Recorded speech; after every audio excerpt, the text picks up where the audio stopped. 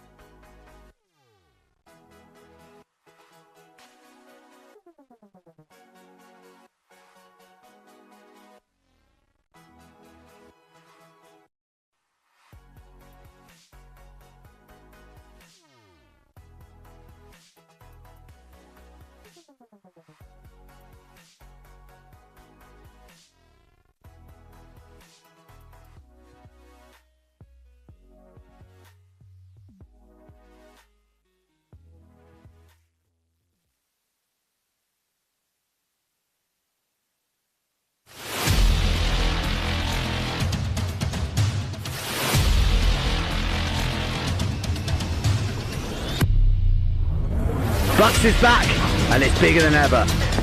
We've got a man in the corner, and it's caught! Can he hold them off? The roof will be raised in Bronzebourne. Like an enemy in the night, mission impossible for two. Both teams hungry, desperate to win that title.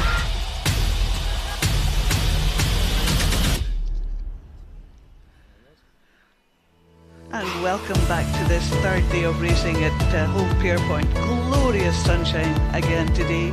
Two days of glorious sunshine. 2 days of some fantastic racing. And I'm sure you'll see some highlights of this racing on the screen just now. And we're looking forward, we've had the time trials, we're looking forward to side-by-side racing starting very, very soon. And this is where it really begins, the side-by-side racing. It's the most exciting points of our events, really, and it's what we, as commentators, live for and what we hope to present to you. So some brilliant races coming up on this final day of BUCS Regatta 2024. We're just waiting for the first race to start, and these are the semi-finals for the Open Beginners Double Sculls. And in our first race, we've got a 7-boat race. There's an incident that happened on the course during the time trial, and it was felt it was only fair to race 7 boats in this first heat. So in lane 1, we will have Plymouth. In lane 2, we'll have Birmingham B. In lane 3, Liverpool.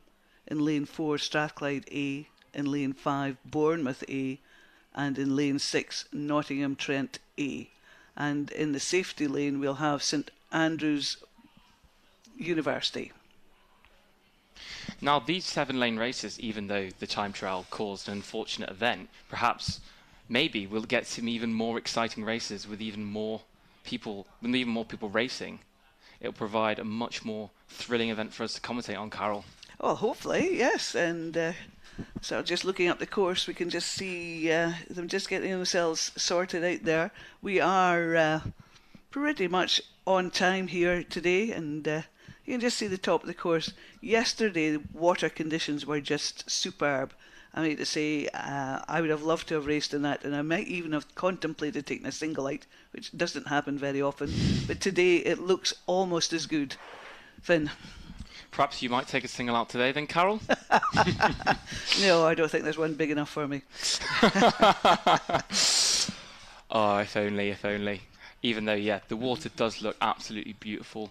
I had some friends today racing, and they flew down the track in their beginner pair today, which is great to see. So yeah, I'm hoping that we can also get some really quick racing on this first race that we're about to commentate on. Indeed, just and they have indeed started. Just got them off the start, and as we said earlier, we have got over on the furthest side of the screen. It will be St Andrews, and they'll have fairly delicately coloured blue kit, and then it'll be Nottingham Trent, usually fluorescent pink. Bournemouth with some blues there. Strathclyde with the polka dots. Liverpool mainly white, Birmingham quite brightly red and blues with stripy blades, and Plymouth, I'm not quite sure of the Plymouth colours. I haven't quite got that at my fingertips just yet. But it's a 7-boat race for our excitement early on. Exactly, and not much in it at the moment, as we need to wait for eventually a clear winner to emerge. I've just heard that the St Andrews boat is in lane 0, not over on the far side, and I thought if I'd thought that through, over on the far side are where the crews head up to the start of the course for their start. So lane 0 is usually the safety lane, where if there's an incident or somebody becomes unwell, they'll paddle down in lane 0. So being the first race of the day and nothing else on the course, it is usually quite safe to have that lane 0 being used. I think making an early show is the Liverpool boat in the middle of the field there in lane 3. I think Strathclyde, and that's been confirmed at 500 metres. It's Liverpool from Nottingham Trent with Birmingham, Strathclyde, Plymouth, Bournemouth, all very tight together. It might be difficult to get a time for the St Andrews boat, getting splits for them, because I don't know if we'll be set up for that. We will try and keep you up to date as much as we can when we get information. With the St Andrews boat, yeah. Not a lot in it between Nottingham Trent, Birmingham and Strathclyde. Liverpool slightly emerging as the front runners at the moment, but it will be an interesting fight for second and third respectively at the moment. I think it looks as though Liverpool have got themselves out in front. They're looking quite relaxed there as they're coming into this middle phase of the race, around about 1,000 metres. I think they're in front. They can see what's happening around them, and they can take time to relax in the strokes. Absolutely. It reminds me of Josh Knight's sculling yesterday, where he absolutely cruised to victory comfortably, Carol. They look like the Liverpool boat as well, is also just taking it comfortably in their stride. In this event and the next race, 3 will go into the A final and 3 will go into the B final. There's the St Andrew boat there that we were talking about going down in lane 0. Just a really nice distinct kit from St Andrews University. And I think they're possibly off the pace there, just looking at the other crews as they head away from us in the screen there.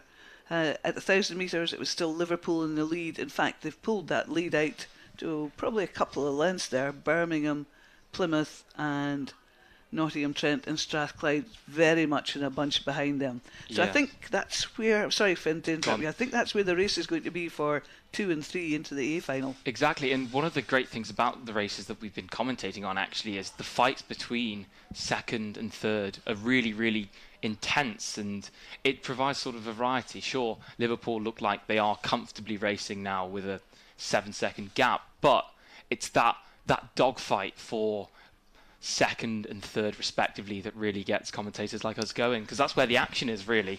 Well, yes, and you don't want to be that fourth one having to settle for the B final. You know, this is you come here to do your best and get yourself as high up the finals as you can, and the A final is where you really want to be. Exactly. 4th place is the worst place to finish really in a race. It's not where you want to be in a sense.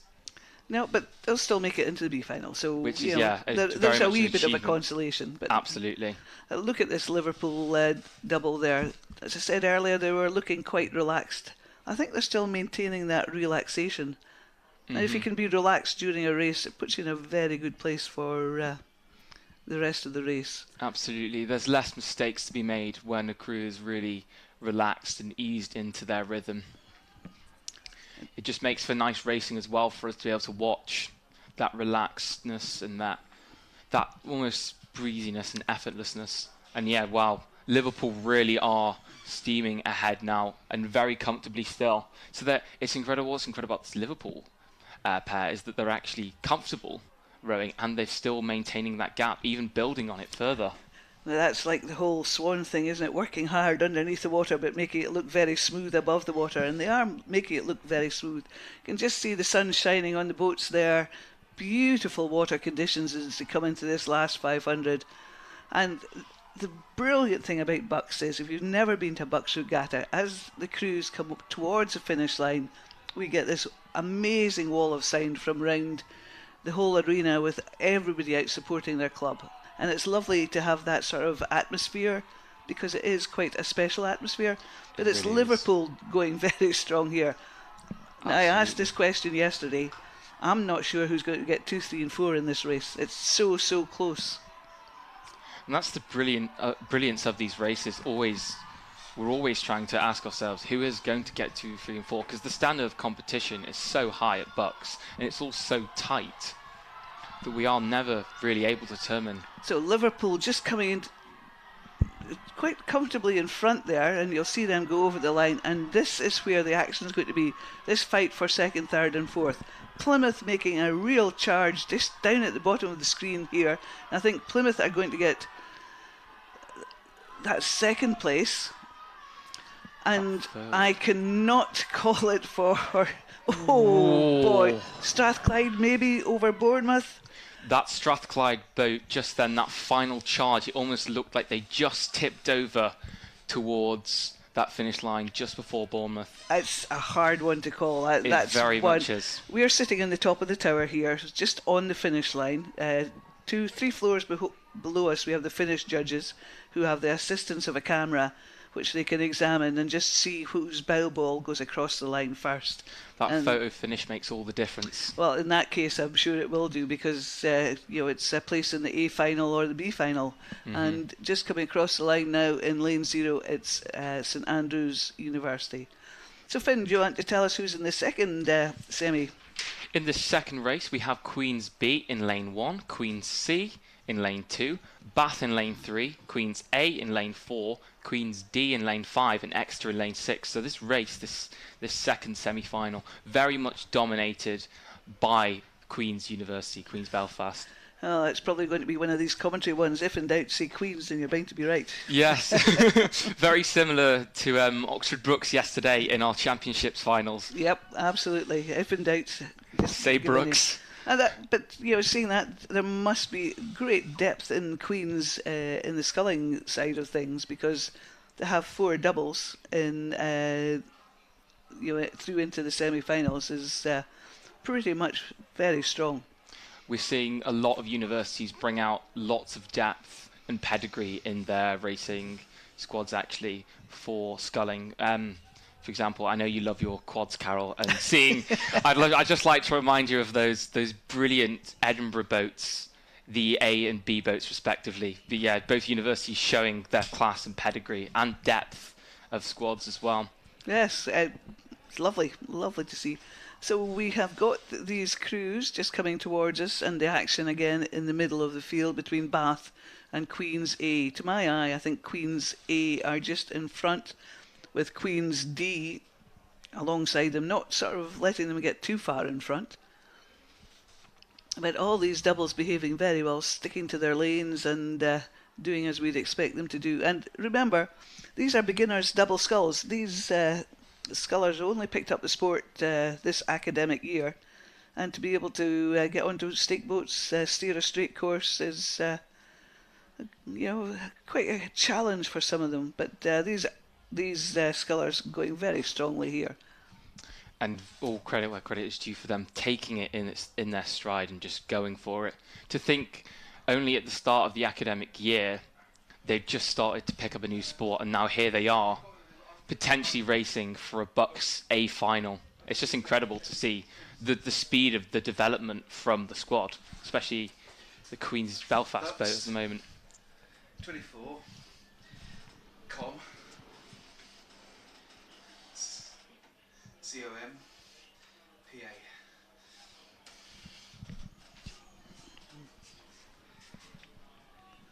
And we just see this Queen's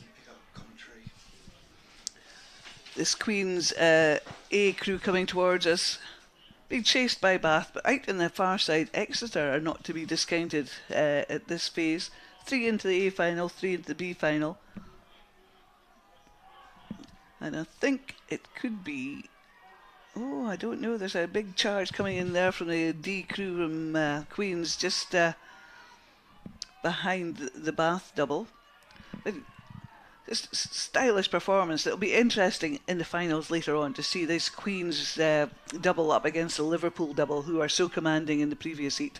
Just see what sort of relative boat speeds they have. So it's Absolutely. going to be Queen's just going through this line, taking pole position there. And real push going on between Bath and Exeter for second and third. Looks like Bath just has it as well. Yep. Yeah. And then Exeter in the third place. And then in the B final, we're going to have 3 Queen's boats. The B boat, the C boat and the D boat. Which is quite impressive to have 3 boats in a B semi. So yeah, well Absolutely. done to the Queen's A boat for getting into the A final. Queen should be very proud of making both sets of finals. I think it's very commendable of them. Coming back to the point that you made about the Liverpool pair there, Liverpool double, I would like to see how it will fare, how both teams will fare, because I think that's the great thing about BUCS. It creates these Clash of the Titans, gladiatorial type competitions together, which is just brilliant. So our next race, we have in lane 1, Edinburgh B. In lane 2, Durham B. In lane 3, Durham A. In lane 4, Oxford. In lane 5, Imperial. And Newcastle in lane 6. So this is a repechage from the time trials earlier. 1 went straight into the final. In this race, 5 are going into the final. So I think the rule of thumb is don't be last. Absolutely. And fight like hell to make sure that you get into that position. So I always think pairs one of the hardest boats to row in racing. It's you have to be very much in synchrony with your partner there, because you've each only got 1 blade, so you have to move together, get the timing very exact. And in these championship pairs, that is what we are seeing, because they are 6 very neat, very tidy pairs there. The beauty of pairs as well is that you almost have to know the other rower that you're rowing with like the back of your hand almost, and it's second nature to be in that boat with them. That takes a lot of trust, usually built up over time, and you can have 2 very fast sweep rowers, but they don't necessarily make a fast pair. Exactly. That's the beauty of having that, having almost knowing that you have to work not just to your best. You don't have to just perform to your best of your ability as a sweep rower, but you also have to perform to the best of your ability as a teammate as well. Yeah. Oh, there's a bit of steering issue in that Edinburgh boat there. Look, you can just see there's slewed across. That's what Finn and I were talking about, that it is very difficult because you have to be in balance, and one of the pairs, usually the bow person, will be steering it with his foot plate. You can see the umpires getting very incensed, and Edinburgh are having to stop rowing so they can get back in their own lane. And they've got a lot of work to do to get back in their own lane. The only thing that might have happened is the steering wires might have broken, or it's very hard when you're steering a pair just to keep your foot sort of square in the foot plate. It does tend to wiggle a bit. So a small movement in a rudder like that under full speed causes a big reaction. So there's Edinburgh just getting back into their own lane. That will have cost them dearly, I think. Absolutely. Unless they can recover now, it's looking like a Durham B, A, Oxford and ICL and Newcastle fight now. Oh, indeed. And looking at the screen, I wasn't sure how far up the course that was. Hadn't realised it was quite so close to the finish. And you often get steering issues as people get tired. Absolutely. Somebody just lightens up and that causes issues. But 5 of these boats going through to the final, and it's Newcastle and Durham having their good old battle there. Newcastle in lane 6, Durham in lane 2, both of them going for that place. Edinburgh now picking it back up, really sprinting for the line there. You can't see them on the screen. I just caught them out the corner of my eye, and they are motoring on. Goodness me, they are trying everything. So it's going to be, it looks like Durham pipping Newcastle. And then Just about. Then the other Durham boat. And then it was Oxford and Imperial. And sadly, despite that amazing charge towards the line there, Edinburgh B will have to miss out. What a gallant charge from Edinburgh B, and very commendable for them fighting right down to the wire with that sprint there, Carol. Basically because they had to stop rowing at one time to get themselves back in their lane, and having to have a detour like that certainly has a big impact. Absolutely. Also unsettles you as a crew. It just makes a wee bit. But they obviously wanted to be into that final. Just wasn't to be, unfortunately. And look at the body language on our screen. That says it all, doesn't it? It really does. It's one of those devastating shots you can actually witness in rowing, really. Just two crew members absolutely exhausted from just sheer effort and determination, yet just not being that bit good enough, or not being that bit quick enough to get there. I think they might have been quick enough. I think there was the steering issues, but you know, I'm sure that will cause a lot of discussion post-race with their coaches. And yes, that's them. Picked their heads up now, squared their shoulders, and are just paddling back to the pontoon. But meanwhile, up on the start, and here's a lovely picture of the start, we have the Women's Championship Coxless Fours. 2 going into the A final, 2 into the B final. In this race, I think from the time trial earlier, maybe 2 went straight into the final. But this is the repechage. So we have Oxford Brookes C in lane 1, Nottingham in lane 2, Oxford in lane 3, Imperial in lane 4, Edinburgh in lane 5, and Imperial B in lane 6. A lovely shot at the start there. I always think that's one of these shots that just sort of shows what happens on the start, and you can just see these crews very tense, just waiting for the roll call, the red signal, and then the green signal. With a bit of luck, we'll see it. Oh, we didn't see the signals, but I just saw the blades start moving. This is one of those beautiful shots in rowing. It captures really the calm before the storm, before everything is put out there on the line. Oh, absolutely. Yeah, it's if you're ever up at a start, side on to a start, wherever regatta you are, there is that feeling of calm, but you know there's a lot of tension out there. You can almost feel it sort of like a static electricity, this sort of buzzing about the air. It's great. It's awe-inspiring to witness really that kind of tension and sort of then this unfurling of speed by the rowers. Yeah, absolutely. You're obviously like me. You love watching a start. Yes. Yeah, it's always great just to be in there. You almost feel involved. You do, yeah. Just sucked along with this. So we're coming up to about 500 metres in this. I would say all 6 crews got off to a cracking start. I don't think there's anybody got their noses out in front yet. It's pretty hard to call. Maybe Oxford, not quite sure. Imperial, just panning across there, the camera lens. Some superb photography we're getting. We've had all weekend, in fact, just helping us out, trying to tease the crews apart. See the yellow blades of Nottingham there, just going well, and then the stripy blades of Brookes. This is going to be a good race, I think. Absolutely, some very high standards of rowing here. I feel like this will make for, like you said, Carol, a brilliant race, and hopefully one that will test us as commentators, making, as you pointed out before, too hard to call at the moment. But as it emerges, though, we will eventually see who has that just about lead. Hopefully we might get some times just for the 500 here and see if Oxford, I think to my eye it's possibly Oxford just sneaking a bow ball or a canvas in front there, but I don't think they are in front by much, if at all.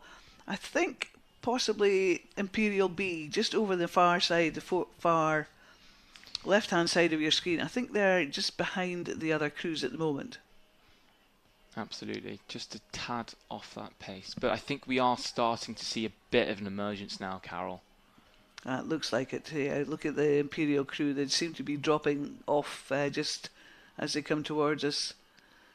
And it's Oxford.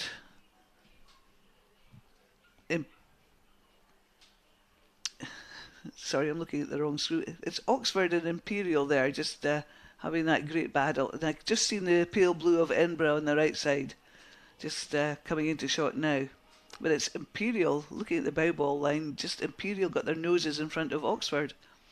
And then Edinburgh, and then Nottingham from this sort of angle. Absolutely. Some really tidy rowing there, as you'd expect in a championship event. And then BUCS on this side, distinctive blades. As you said earlier, about people making it look smooth and easy, but you know there's an awful lot of work going in underneath the water. And these crews are making it look quite easy, but we know, because we've done it, that it's not. But I think just looking on the faces, that's all you need to do. Look at the face of the two-seat there on BUCS, really gunning for it there. These women are really pushing themselves now and really going for it. So at 1,000 metres, despite what I was thinking about Imperial sneaking in front of Oxford, it's Oxford in front of Imperial. That's at 1,000 metres. Things could have changed there. Nottingham in third place, but so close. Edinburgh. Oh, look at those times. We've got 5 crews within just over a second. I love this is what makes racing for me, I think, Carol. The fine margins between these two crews, and this is what we're getting right at the moment at this championship race. Oxford's still just about in the lead from our screens anyway. Definitely. So in this race, four positions. You want to be 1 or 2 to go into the A final, 3 or 4 to go to the B final. You don't want to be the one that is dropped. So that's why they're fighting so hard, because they know what's at stake here. And it's a lot. You want to be in the A final. And it's still Oxford and Imperial there, just having their good old tussle in the middle of the field. I think Edinburgh are still in contention. Nottingham not to be sort of missed out there, and BUCS, BUCS are that dark horse that have amazing finishes. Absolutely. They have really strong second halves of races. Absolutely never write a BUCS boat off for the finish if they're still in contention. We could see potentially, as you pointed out about their BUCS' strong finishes, that we could get a BUCS charge right at the end, which would make for a very exciting piece of commentary for us to be able to perform, Carol. Well, I'm glad we left the door open so the hot air can escape. The two of us might get too excited. At least we're tied to the commentary box, so we can't run around too much and do silly things. But it's Oxford and Imperial, just as they come towards us. I think they've done enough now just to pull themselves in front of Edinburgh and Nottingham. I think BUCS are going to have to work hard to come back on Nottingham there. Just as they come in 250 metres to go. Edinburgh are going to have to fight off a challenge from BUCS though, if they want to stay in the B final. It's Oxford and Imperial, but coming down the course, leads changed between Oxford and Imperial a couple of times, but it's Oxford now just pushing really hard, just lifting it. All these crews lifting it for the last 250 metres. But Oxford, what a performance here, just to pull themselves in front of Imperial. And just head towards the line, about half a length in front of Imperial. What a down to the wire fight that was between these crews. Nottingham did a great push at the end to overhaul Edinburgh, because I thought at one stage Edinburgh were well into third place, and BUCS missing out in the A or B final, as are Imperial B over on the far side.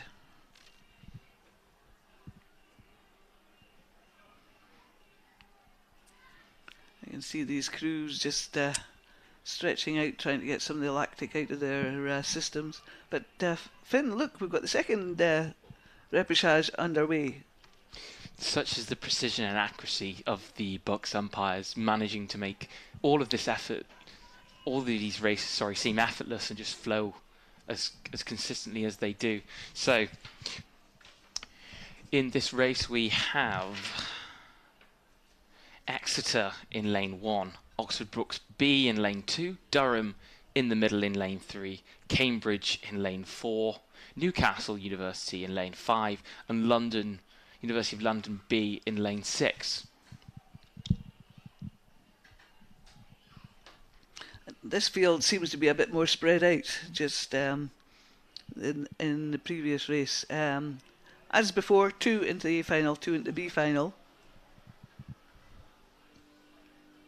I can see the Blue Star of Newcastle there up in contention. I can see Durham with them. I can see Brookes crew there also, just the Brookes B crew just tapping it along there, and Exeter just at the front of our screen, just slightly behind at the moment, I think. And London over on the far side. So it's between Newcastle and Durham, as I thought, and as I said earlier, a bit more pulled apart field here. It's Newcastle in the lead, but then good old battle going on for 2, 3 and 4 there. Absolutely. It's looking mainly like we might be focusing on the Cambridge, Oxford Brookes, Durham and Newcastle boats to see who's going to be top, who's going to be fighting for those top positions in the respective finals.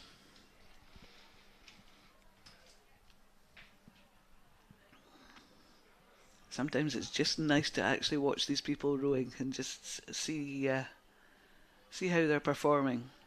Absolutely, just taking the beauty of the sport that is rowing instead of having to listen to us natter on a bit sometimes. And I'm sure there'll be people at home jumping up and down at their screen saying, "Oh, they're talking rubbish." Never mind. You're a beautiful view of Durham there, the beautiful Palatinate colours. And then we've got Cambridge there, just the pale blues on the other side of them. But I think Newcastle on Cambridge outside are maybe in front, just out of shot at the moment. You can just see their puddles being sent down, so Newcastle in the lead. Durham still in that second place. Brookes are looking dangerous on Durham's outside there though. Perhaps that would be exciting if Brookes pull into that second position. I think Brookes would definitely gun for an A final. Oh, definitely. Rather than that B final. And I think they'll work hard to try and get that if they can. Not much in it between Brookes and Durham. About a second in it, so we could see a strong Brookes finish and a strong Brookes sprint for that position. On the screen we're looking at the Newcastle boat. Finn and I have the beauty of being able to look out the window too, and we could see these boats charging towards us. And just as Finn said, Brookes could cause a threat to Durham, I could just see Brookes lifting it as they came into that last 250 metres. Newcastle, I thought were looking safe, but there is a charge going on for the line here between Newcastle, Durham and Brookes. And Brookes are coming back all the time in this last couple of 100 metres here. In fact, I think Brookes have maybe got their noses out in front. Remember, the camera angle you're seeing is taken from the top of the tower, so it is at an angle. You need to get the line of boys to decide who's in front. Wow. But wow, this is so exciting. Newcastle, Durham and Brookes charging for those first 2 places in the A final. I think possibly Newcastle have done enough to hold on to it. Oh, so close. Oh, Newcastle certainly. Whether Brookes or... Well, I think that's a finished judge when that... Absolutely. Whether Brookes or Durham got that second place in the A final. Cambridge having to settle for the B final. And then we've got Exeter and London just coming through to finish their race there. But what a finish from Brookes. Just in that last 250 metres, they really ramped it up. Wow. Absolutely close final there. Newcastle, like you said, Carl, definitely did enough just to hold on to that win for the A position. And Durham then just pipping Brookes for that spot in the A final. So that BUCS charge, unfortunately for them, wasn't enough for the A final, but they certainly qualified for that B final slot there. Yeah. Cambridge consistently held on throughout that race. I think they probably rode a race that they were quite happy with.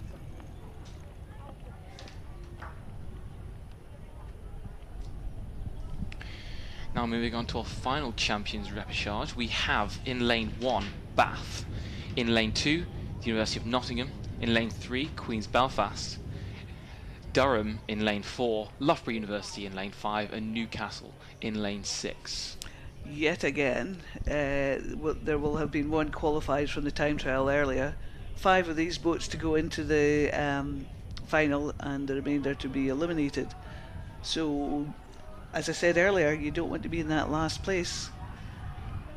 Anything but last place is the thing Well. that probably goes through. It's stating the obvious there, Carol, you know. Absolutely.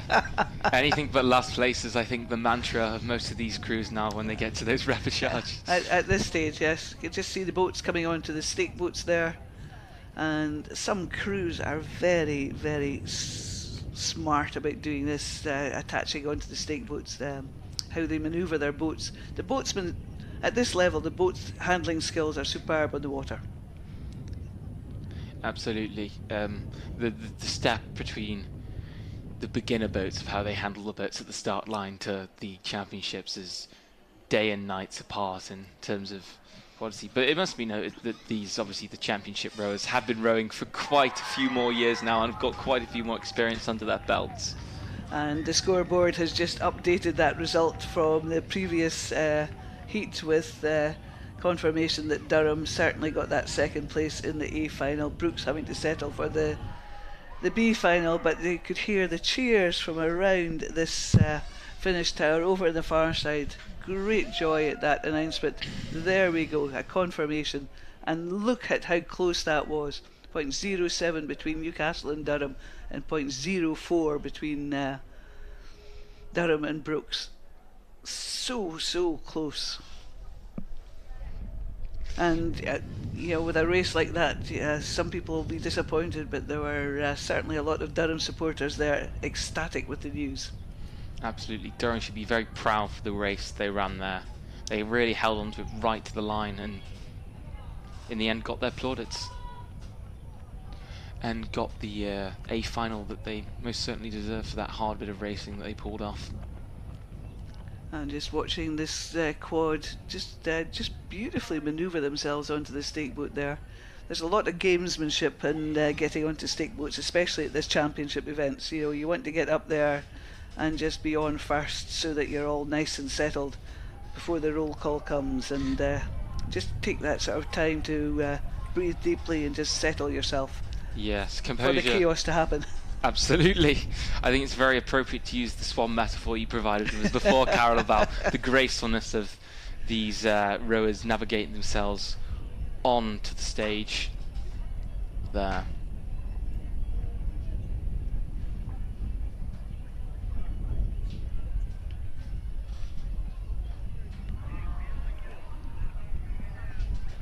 And lovely shot just of them all attached, as you would expect at this stage of the racing. Absolutely. Race due to go off at 11:55. We are a few minutes early. I think after 2 days of racing, all the crews are now sort of well acquainted with what the umpires are expecting of them, and turning up in plenty of time and being attached, just listening and just being ready to go when they need to go. Still got one boat I just spotted just attaching now. With plenty of time now as well, to be honest with you. Yep. More than enough time. I think we probably are. We'll probably set off a bit earlier, Possibly, than scheduled. And as you can see, it's a glorious day here in Nottingham. Just cameraman taking time just to sort of pan around the clouds. And some of the many gazebos along the bank. It's quite muddy over there, and some of these gazebos are sort of sitting in some mud, but bearing the brunt of it. But they're drying out as the days have progressed. So there's still a lot of people hanging around supporting their club mates, which is always nice to see. Absolutely. That dedication of fellow teammates right till the end of BUCS is really, really heartwarming thing to see, really. The fact that your teammates are still sticking with you right till the end of your races.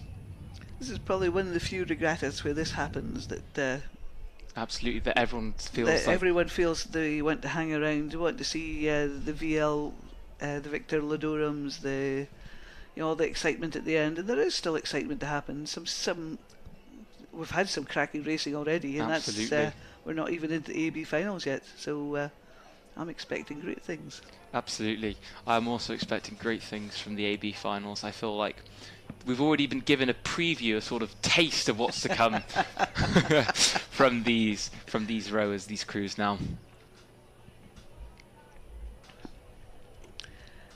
So it looks all calm up in the start, and we just had a shot of that, and these athletes will be sitting there just going through their race plan or their start procedure in their heads, just waiting for the roll call to be given, and then the race starting procedure to go through. And this is a bit where sometimes it gets quite tense. You're sitting there and you're just waiting for it all to happen. I've got two nods in the tower with me. I've spoken to some Olympic athletes, and they say that time sitting on the stake boats is probably some of the most stressful time they have, because they know they've done everything. They're just waiting for it all to kick off. So there's that sort of lull between you've done all the preparation, you're sitting there, and then waiting for it all to unfurl. So what does your brain do? How do you keep yourself preoccupied? How do you keep yourself sort of, in a sense, in the zone? In the zone, but not too much in the zone so that you twitch. Is that us there? I think it is us there. Oh, it is. We can wave hello there if you turn around, Carol. There we go. We're in shot now, just as we wait for the race to begin. Oh, talk about the spy cameraman sneaking up on us then. Oh, I think we're off. We are. Yeah, we are off. So just to recap for you there, in lane 1 we have Bath, in lane 2 Nottingham, Queen's Belfast in lane 3, Durham in lane 4, 5 we have Loughborough, and racing in lane 6 is Newcastle. So this is where you'd really want to be up in the start, just to sort of feel that tension we were talking about earlier, Finn, just to see it. All crews really nice, fast, zippy starts. Quads, some of the fastest boats on the water. And seeing, well, Finn knows how much I like watching quads racing, and championship quads are a delight. But it really is the highest performing class, really, for you, isn't it? At the end of the day, you get to watch the best of the best. Oh, I know. Their best and talk about it. So it's Queen's Belfast and Durham, I think, taking just getting their noses out in front, but it will only be a small margin at this level of competition. And then Loughborough and Newcastle, lovely shot of the Newcastle Blue Stars there, just flicking into view very precisely together. And Loughborough just coming into view, and then we've got the Durham boat. And Queen's Belfast. Queen's always seem to produce very fast quad sculls. And then we've got the yellow blades of Nottingham just flashing in front of our eyes. And then the multicolours of Bath. Just waiting on to see who's going to emerge now. It's looking, like you said before, a fight between Queen's and Durham for who's going to take that top spot. It's very hard to gauge from this distance as to how close they all are. Almost from our angle, it looks as though each of them are pretty much still side by side, although I think there is a bit of an emergence there from Queen's, maybe Durham though. I don't know if you can see. Well, I'm not convinced. I thought Bath were maybe up in contention, but Loughborough seem to have a good push there. Newcastle going with Loughborough because they don't want to be left out there.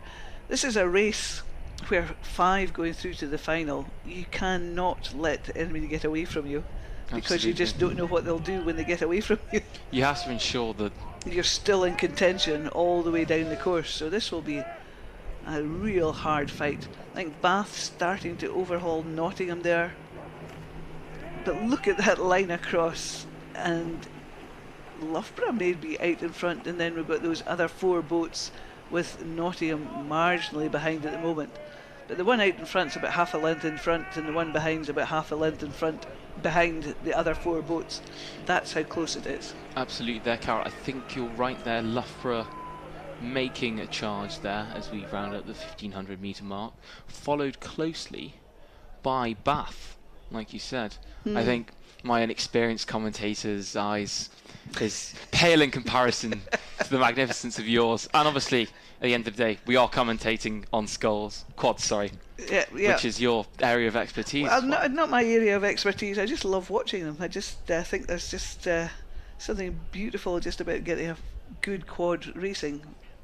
But anyway, it's back looking at Loughborough and Durham there, and Belfast now look as though they've overtaken Durham, catching up with Loughborough.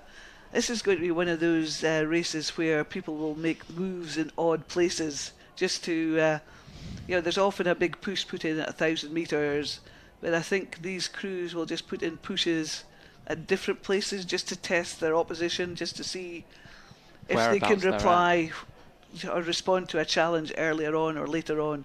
And I think this is going to be a gamesmanship race, this one. Real tactics being pulled out for this quad race. Oh, I think so. I think their coaches will have been having lots of chats with them about where to push, when not to push. But you have to be reactive to what's happening around you. It's all well and good having a race plan, but if it's not going according to plan, you have to be very reactive to what's happening. Rowing very much as a thinking on your feet, or more appropriately thinking on the slide type of sport, where if you have to respond, then you have to respond at the end of the day to ensure that you end up in the best position possible.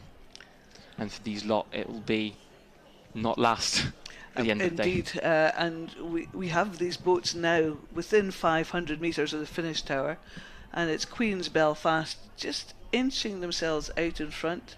I think that challenge from Loughborough has receded, but it's Queen's Belfast and then maybe Bath closest to us in the tower. Oh, very, very close though. Hard one to call as to who's going to get dropped in this, because they are so close.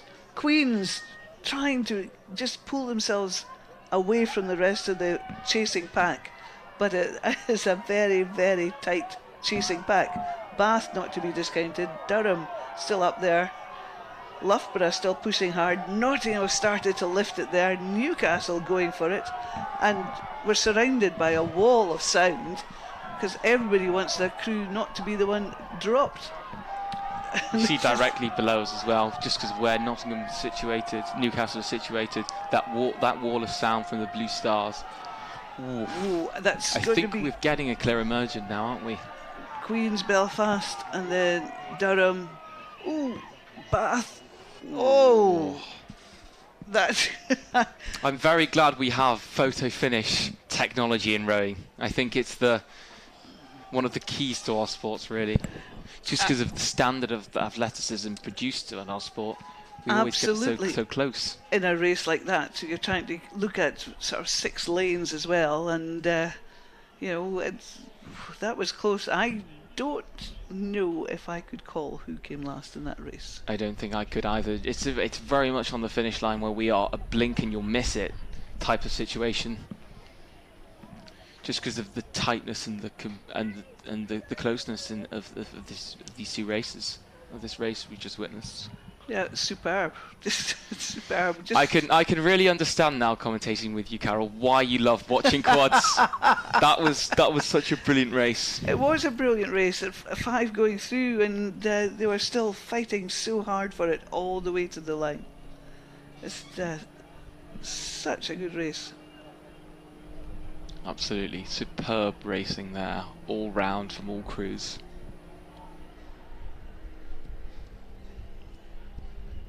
Obviously we'll provide you with the results as soon as we get them, but I think the judges are having a bit of a tough time analysing that photo finish. Some nice shots from further up the bank with all these crews just getting themselves just lined up for their races later on.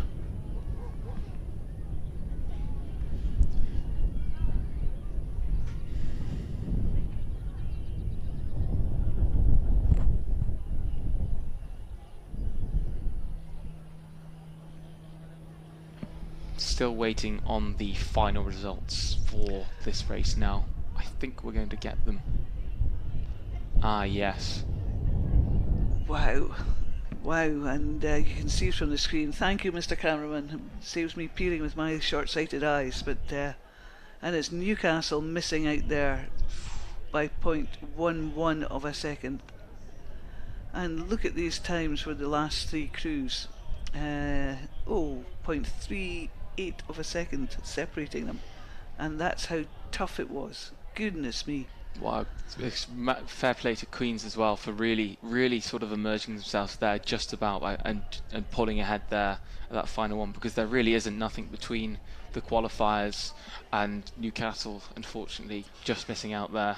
I know, and look at the times, you know, sort of just over 1.5 seconds between 5 boats. Absolutely. I think that's the first thing that I think my eyes gravitated to, not necessarily the position of or where everyone finished, but just the closeness of the times. It's just such fine margins. So have I converted you to Yes. quad sculls yet? Live in hope. Live in hope. You get a good quad skull race and it is a delight. Absolutely. These quad sculls obviously being championship quad sculls, so we really were in a treat for the highest standard of quad skull racing available to us. So there's a slight delay in racing just now, so we'll just leave you looking at the atmospheric shots around the course.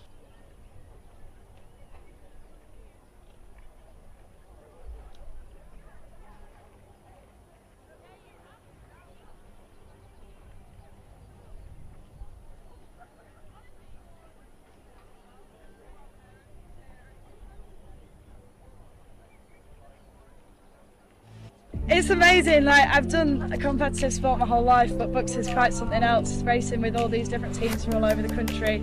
The atmosphere is just incredible. All the crews are so friendly, and everyone's here for everyone. Welcome to BUCS Regatta 2023. Honestly, it's been brilliant. Like, this pub is the best pub ever. Everyone's so lively, cheering each other on. Doesn't matter what level, beginners, whatever. If you make it in a C final, then we're cheering you on either way. So honestly, I couldn't ask for a better pub. No place I'd rather be. It's what it's all about. You know, you've got 7 other good blokes and Rose, who you just can't help but love. That's what it's all about. My last buck, so I just thought I just got to give it everything. It's been so good. You can hear everyone from the banks. Yeah, it's just been incredible. Like, a lot of hard work paid off. That's what we came to do, so I'm so happy. I was 4th here last year, so close to a medal, and to come back and win it just is really special. I've run in a bunch of countries, but there's nothing like it, and for us and for this team, it means the world.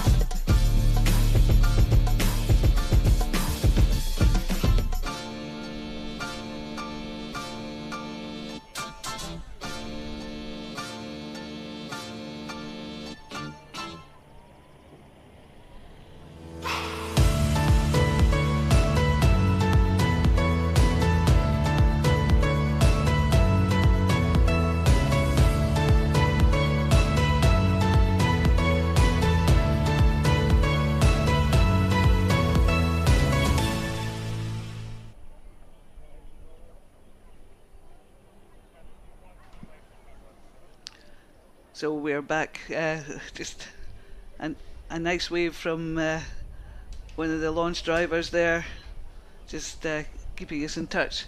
There's been a slight delay in this next race, which is the semi-finals for the women's beginner double sculls. There's a raft of people who help make this regatta run to time. We have the launch drivers who drive the umpires following the race, the umpires in the start, the umpires in the bank, umpires below us in the finish. So there's a raft of people helping make this regatta run to time. And we've got volunteer commentators. So joining me, Finn's just left me to go downstairs and do the on-site commentary. Yusuf Salim's just come and join me upstairs. Yeah, good afternoon. And yeah, we'll have another chat about favourite boats, what's happening, and everything that's happening. So Yusuf, you're from Loughborough? Yes. So that last race was a bit of hard watch for me, but happy to know that they qualified to the final. But wow, what a finish from everybody. Like, we thought that Newcastle crew in lane 6 downstairs was almost out of it, but as you know, they have a really massive sprint and it made the race such a nail-biter.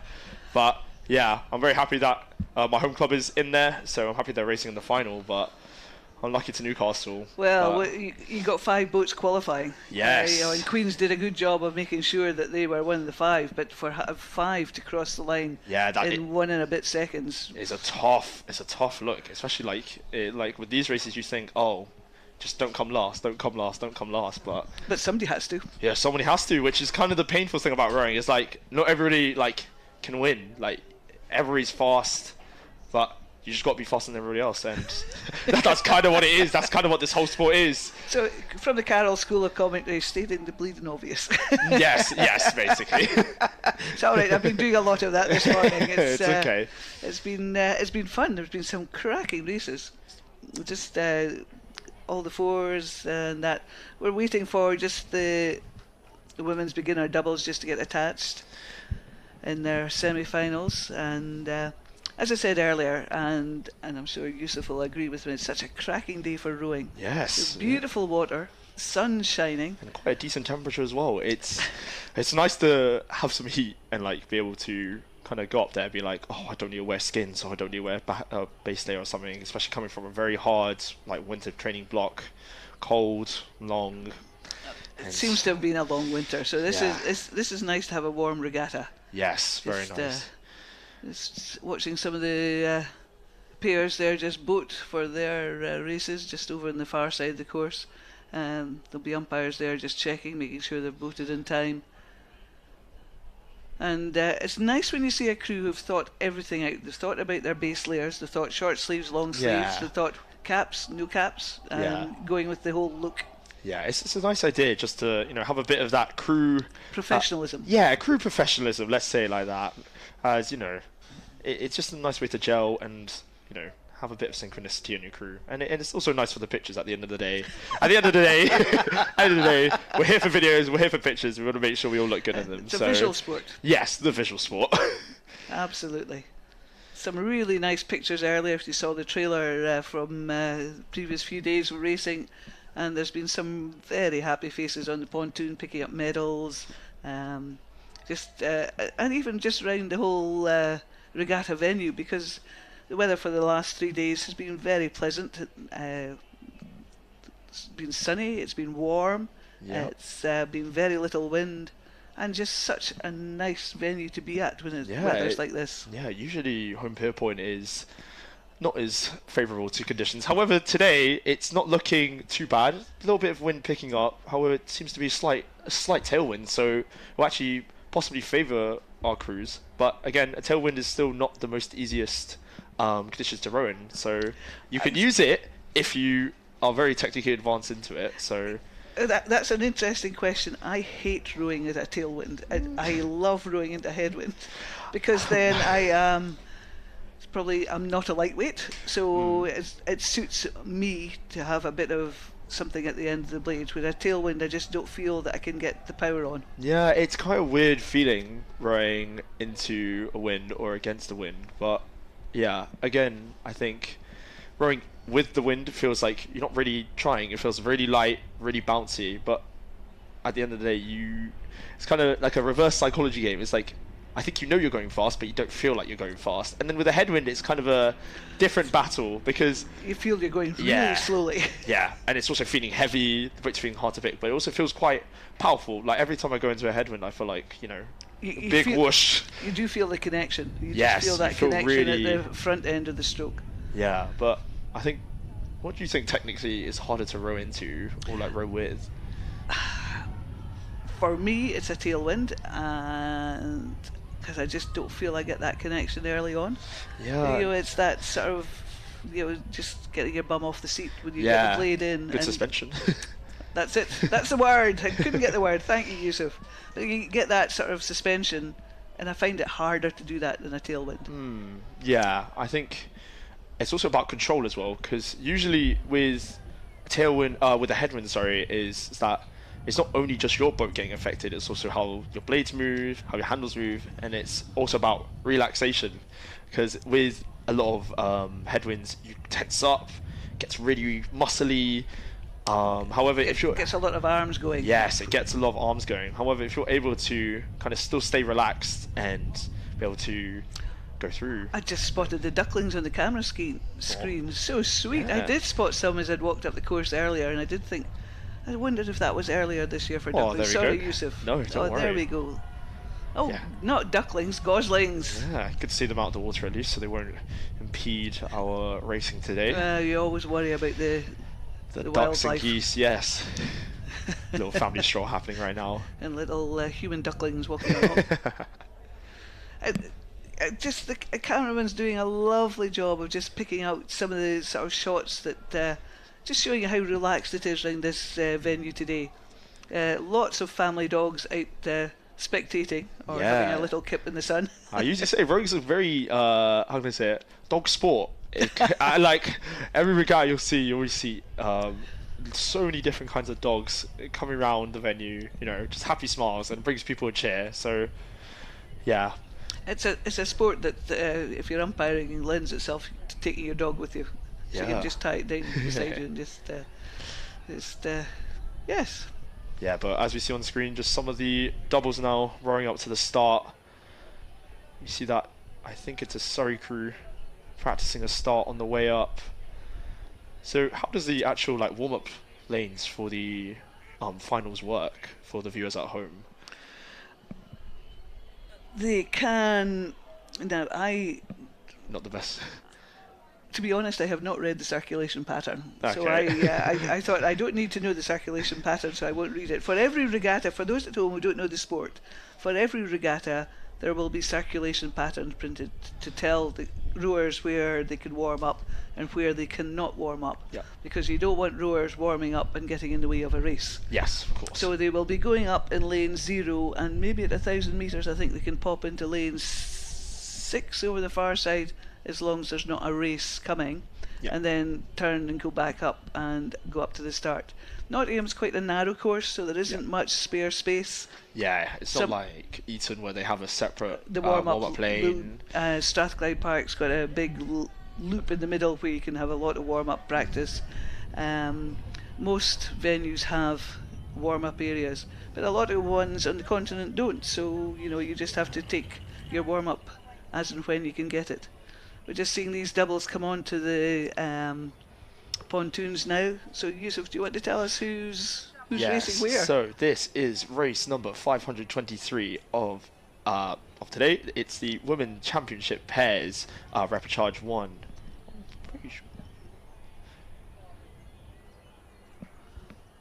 Pretty sure that's Cambridge. Is it? Are we going to 523? I thought we haven't. Sorry, we're having apologies. Apologies for that. Debate here as to we've been so busy yapping with each other. Yeah, we haven't actually looked at the race schedule. We haven't looked at the race schedule, but we had a really interesting conversation. Yeah. So I hope you've enjoyed it if you're watching at home. I think that is the Cambridge crew. Yes, that is the blondie colours. I'm pretty sure. If that is Cambridge, then this is race number 523. It is the first repechage of the Women Championship Double Sculls. For context, it's the first 2 crews will head to the A final, and the last few will get eliminated. In lane number 2, it is Cambridge B. In lane number 3, it is Birmingham University, and in lane number 4, it is Cambridge A. So quite a few Cambridge crews coming down today. I think possibly they decide to take some of their boats from probably the boat races and decide to test it against other universities down today and see where they fare. I think they did that with the sweep boats yesterday. They had the Goldie crew in the 8, I think, in the 8s. So well spotted there, Yusuf. I would have been giving you the wrong information. So obviously a delay with the women's beginner double sculls, and we're just going to go with the... Yeah, we do apologise. There is a delay to both semi-finals of the women beginner double sculls. They are rescheduled for... So the first semi-final is rescheduled for 12:56, and the second semi-final is rescheduled for 12:58. We do apologise. But there is a reschedule for the women's beginners double sculls. As you can see, that is the crews for the second repechage of the women's double sculls. For the championship women's double sculls, I do apologise. So yeah, they will be waiting as they watch the first repechage goes on ahead.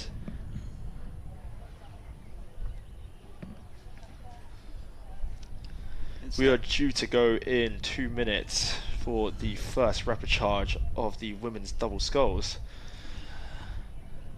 Yeah, who you got your money on here? I know it's kind of hard to give a prediction, especially the impossible question. I want to see them halfway down the course first. especially for university rowing, it's quite a ball game because it's not as consistent as international rowing, where these guys have already known. But I like having surprises. I like seeing sort of maybe not the major universities that you consider to be up there in the rowing elite, but the surprises that you sometimes get from sort of I mean, these names are absolutely no surprise to university rowing.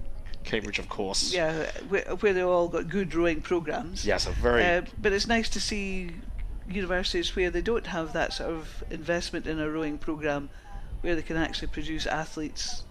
Yes, very. To come and compete here. Yes, it's great to see the smaller universities and maybe not the most known programs in the UK kind of shine through BUCS Regatta, and it's kind of a very good stage to do so.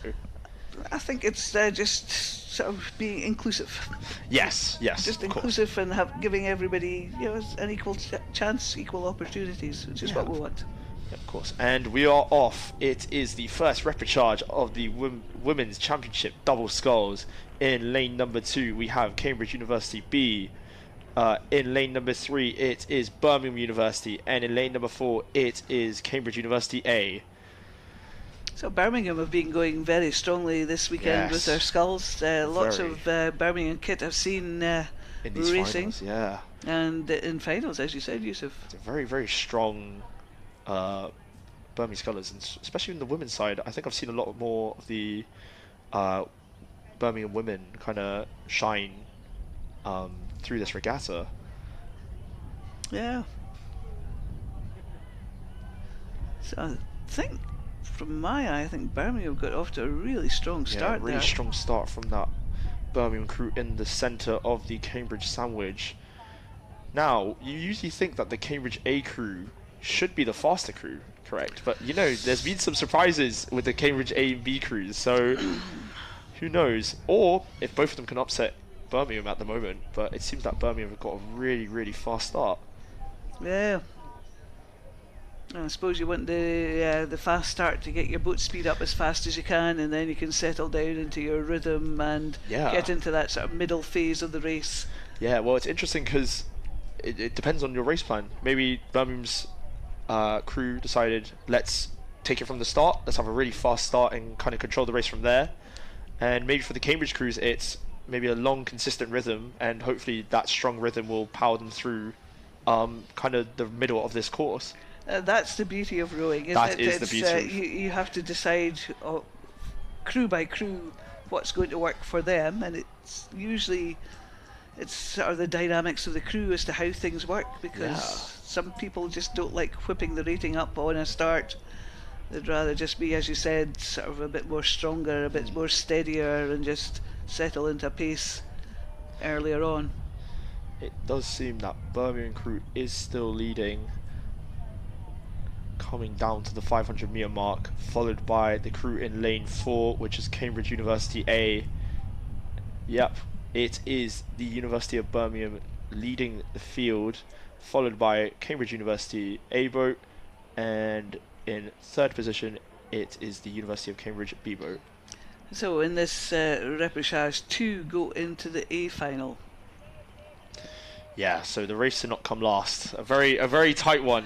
Here as we saw before in that previous repechage of the quad sculls. Yes, and there was another one where it was the pairs where Edinburgh had a steering issue. So it's still very surprising how they managed to make it that close with a steering issue. It really questions, like, if they had a straight course, maybe they would have had a very comfortable row. Indeed. So, you know, it's one of these interesting sort of places to be. But as you said earlier, it's Birmingham leading Cambridge A, and I think it's Cambridge B at the moment, just off the pace. Yeah, off the pace slightly. I think that's well said. However, the Cambridge A boat is still in contact, and Cambridge B is still not completely out of this race yet. So maybe in this middle 1,000, let's see what these girls produce. Indeed, it's hard sometimes just to keep going in that middle 1,000 and sort of try and execute a race plan and also be able to react to what's happening around you. Yeah, coming from being down is possibly one of the most toughest things you can do from rowing. However, if you can do it, it's also the most powerful thing you could do, because if you can sense a crew that you're close to the side, you can obviously make a call to your crew, and that will kind of motivate them and fuel them. But however, with some crews, you don't want to leave that too late. Otherwise, we're going to have photo finishes, and it will be such a tight finish. Yeah, it all depends where you think you're strongest. And I've seen some crews go off really hard and fast at the start and just disappear in the distance and just hope they can hold on. And then other crews quite happy just to take a slower, steadier pace and just go through, eat and the field, then power basically. them in the last 500 or so and just take the sort of crew that's out in front. It's the whole psychology of it all is just brilliant. Yeah, rowing from an outsider's perspective might really be a simple sport, but once you're into the depths, into the thick of it, then yeah, it gets really complicated, really technical. However, we come to these 1,000 meters with timings. It is still that crew in lane 3, Birmingham University, taking quite a dominant lead over the 2 Cambridge crews. However, it is the Cambridge A boat leading their B boat by about 4 seconds. Who knows? 4 seconds is still... 4 seconds is about a boat length? It's something if you can feed off it. But again, rowers is one of the most mentally challenging sports. I feel like you could talk about it, but rowing is so tough. I don't think you can describe how hard these athletes are working. Physically, they're working very hard, and as you say, it's a very tough mental sport. I always think a technical training outing tires me out much more than a 4 2Ks or something, because you're having to think all the time. Yes, exactly, and especially for these rowers here, again, it's a lot more. I think it's a lot tougher on these athletes because it's, again, only three people racing, so it's a lot more separated, a lot more isolated, and it's also the fact that you are fighting for the top 2 spaces here, so you really just want to try and make sure you're not last. But however, it's still this tussle in between lanes 3 and 4, Cambridge University A and Birmingham University. It seems Cambridge is still holding contact with this Birmingham University crew.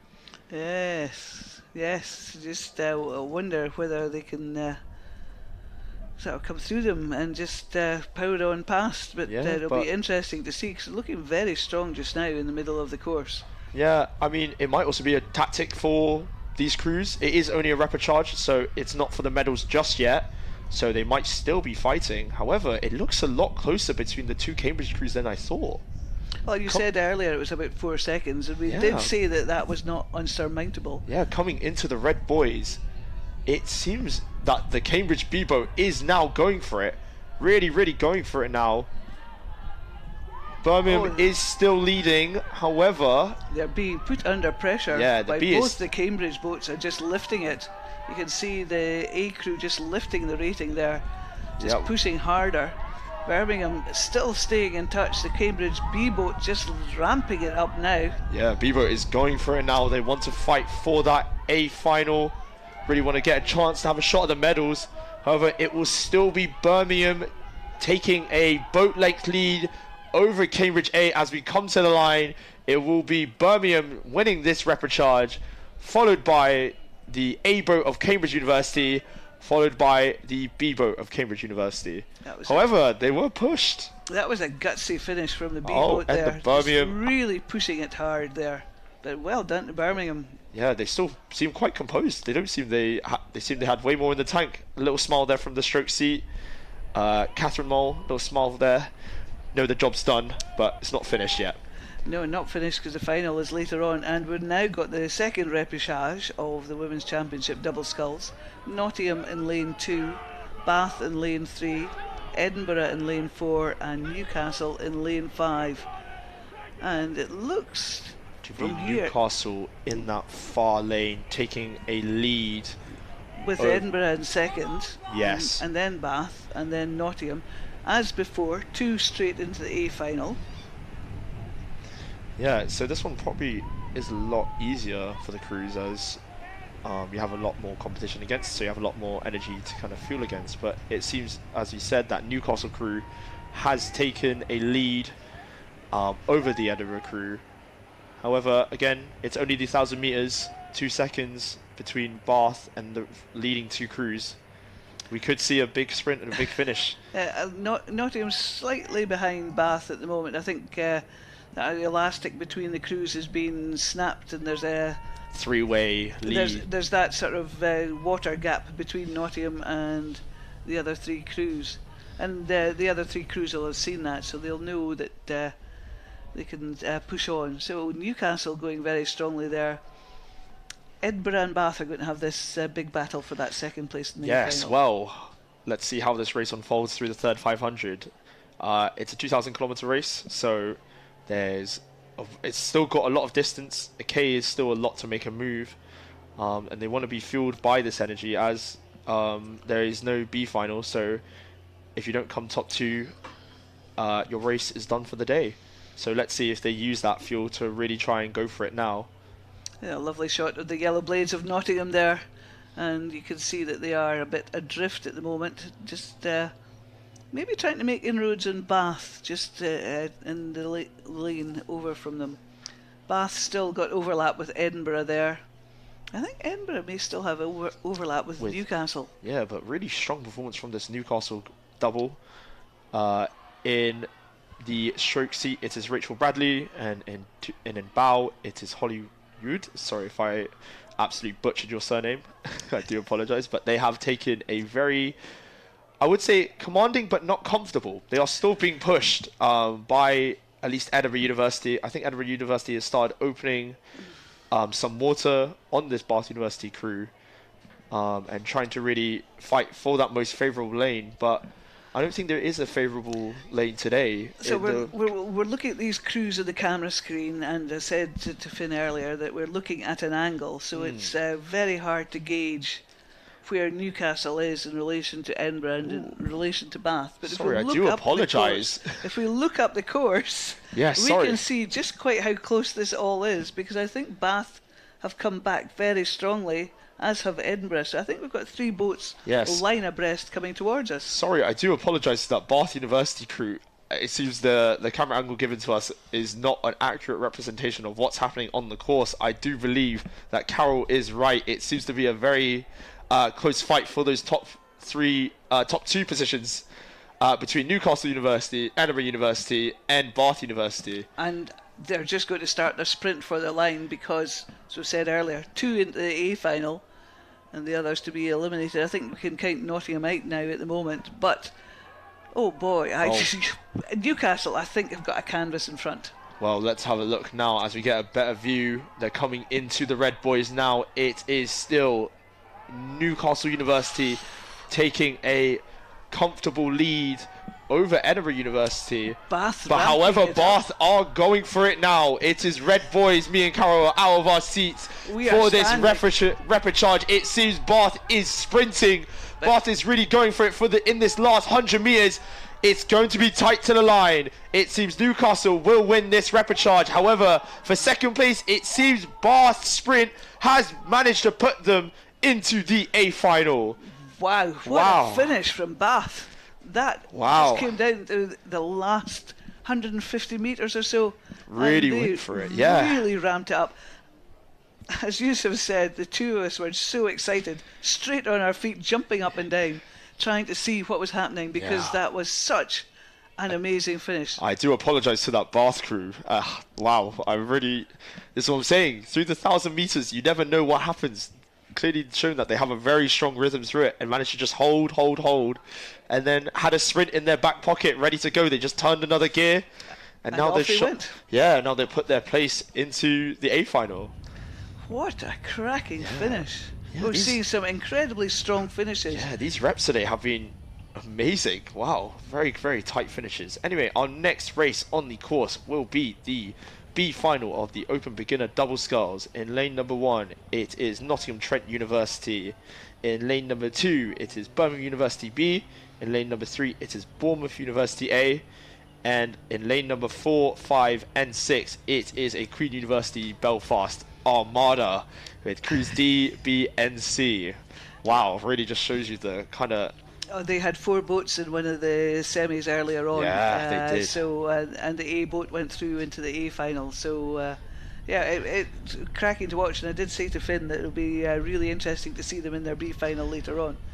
Yes, it seems to be a very... it's kind of a message for Queen's University Belfast A final. Here's the results of the second rep of the Women's Championship Double Sculls. Really tight again, separating the top 3 by about 2 seconds. So again, very, very quality racing given to us today. And to the cameraman, thank you very much for sharing those results with us, because it is great to have them on the big screen. And from the other side of the course, we could hear the cheers for the Bath supporters. Yes, but on the course currently, it is the final B of the Open Beginner Double Sculls. A little sit rep for everybody again. It is Nottingham Trent University A in lane 1, Birmingham University B in lane 2, Bournemouth University in lane 3, and in lanes 4, 5, and 6, it is Queen's University Belfast D, B, and C crews respectively. It's nice to see Bournemouth University up here. I don't think I've seen a Bournemouth University here today, but it's good to see that they are into the major finals. It seems that their beginner program is very strong to have these 2 athletes. Let's give them a shout out now. In the bow seat, it's Oscar Lofthouse, and at stroke, it is Alex Volcott. Good to see these boys from a maybe not very well-known rowing university program kind of show through. I was just trying to trawl through the memory banks, and I think Walcott did very well in the singles, in the beginner singles. That's good to see then. Earlier on, and the name rings a bell. You know how you use that. I think I've seen that name. It's to me, to my eyes at the moment, it looks as though the Queen's Belfast D crew in lane 4 has a lead there. Going with them, we have the B crew on their outside. And then pretty much line abreast we have Nottingham, Trent, Birmingham and Bournemouth on this side. It seems to be, again, quite a tough position to call from our camera angle, but it is that Queen's University D crew taking a lead. And for beginners, they are rowing very, very well. I remember from the heats, the semi-finals earlier, the Belfast crew that won that semi went out and took the lead early on and stayed in the lead and just made the lead bigger and bigger. And maybe this is a Belfast trait, to go out hard and pull yourself away from the rest of the crews and out of any nonsense that may happen. Yes. And I think the crew on the outside, the C crew, seems to be going with the D crew as well, leaving their clubmates slightly behind. Yeah, it seems to be quite an elastic band between all crews, especially with the Queen University Belfast, but it seems that it is, yes, Queen's University Belfast D taking the lead in this final, followed by Queen University Belfast B, and for third position it's quite a tussle between Bournemouth and the Queen's University Belfast C crew. It's distinct colours of Nottingham Trent, the bright pink, and then they're outside with the red of Birmingham. Just, I think they're trailing the other 4 crews at the moment. Yeah, I mean, I think there's still overlap, but yeah, you can see the Bournemouth and Birmingham crews really going for it. You can see that bowman in the Birmingham crew, Luke Howard, See the pain on his face. You can see the little smiles every now and then. Yeah, having a little look out, seeing where he is to the rest of the field. And here we've got the Belfast crews coming towards us. Yeah, we're heading towards the 1,500 meters done of this race. 500 meters to go. It is still a Queen's University Belfast 1 and 2. Still in the elastic band. However, all can unfold in these beginner events. You never know. These beginner events are, I think, some of the most exciting races at BUCS, because it's not like the championships where they're very solid, very amazing, and usually very standout crew that races it. And it's also not like the intermediates where they're got a good base layer of tech. But with these beginners, it's anybody's game. Yeah, it only takes a wobble from somebody for a disaster to happen, or a sort of meander in their lane to hit a boy, to sort of knock the timing off. Yeah. But these crews are rowing very nicely. They've come through their time trials, they've done their semi-finals. So this will be their third race of the day. So you'd expect them to be a bit more practiced. Yes, expecting, like, especially as the beginners. So this year they've only started picking up rowing at the start of this academic year, and for almost 8 months of rowing, very, very decent from all crews. It seems that the two Queen's University Belfast crews, that is D and B, are having a very close tussle. It is the crew in lane number 5, Queen's University Belfast B, overtaking their peers to gain a lead. However, that fight for third position is close between Bournemouth University and the outer Queen's University Belfast C. Let's see how it all unfolds as we come to the last 250 metres now. Yusuf's right. I think Nottingham, Trent and Birmingham are just off the pace here. These other 4 crews seem to be taking the lead there. But as Yusuf said, it's the crew in lane 5, Belfast B, now out in front. As you mentioned before, Carol, some crews could clip the boys. I just saw the Queen's University Belfast B crew just kind of approach the one side of the boys. Let's see. The commentary kiss of death. Yes, let's see. Let's see if this D crew could come back on them, and let's see if Bournemouth can row through this final. Bournemouth are looking very strong. Yes, a very strong as they double come right towards here. us. Just looking very strong. I think they've overhauled the Belfast crew in lane 6, the C crew. Let's see if they're going to overhaul the D crew in the middle lanes. I think they're starting to motor. Yes. Bournemouth have kept that very quiet, just stayed in contention, but kept something just to pull out the bag in the last 250 metres. As we approach the Red Boys now, it is the crew in lane number 5, Queen's University Belfast B, taking a very good lead, or not comfortable lead actually, over their D crew. And Bournemouth University having a very strong and powerful row. Are they going to be able to take this second position? We come to the finish line camera. It is Queen's University Belfast B, and Bournemouth, I think, provisionally take that second place position, followed by Queen's University Belfast D, and then it's Queen's University Belfast C crew, followed by Nottingham Trent, and finally is Birmingham University. That was another one of these races where both Yusuf and I had to get to our feet, standing on our tippy toes, just to see. But what a performance from Bournemouth there! What a performance from Bournemouth! Sneakily pulled that one out of the bag. Yes. And just took a cheeky second place in that B final.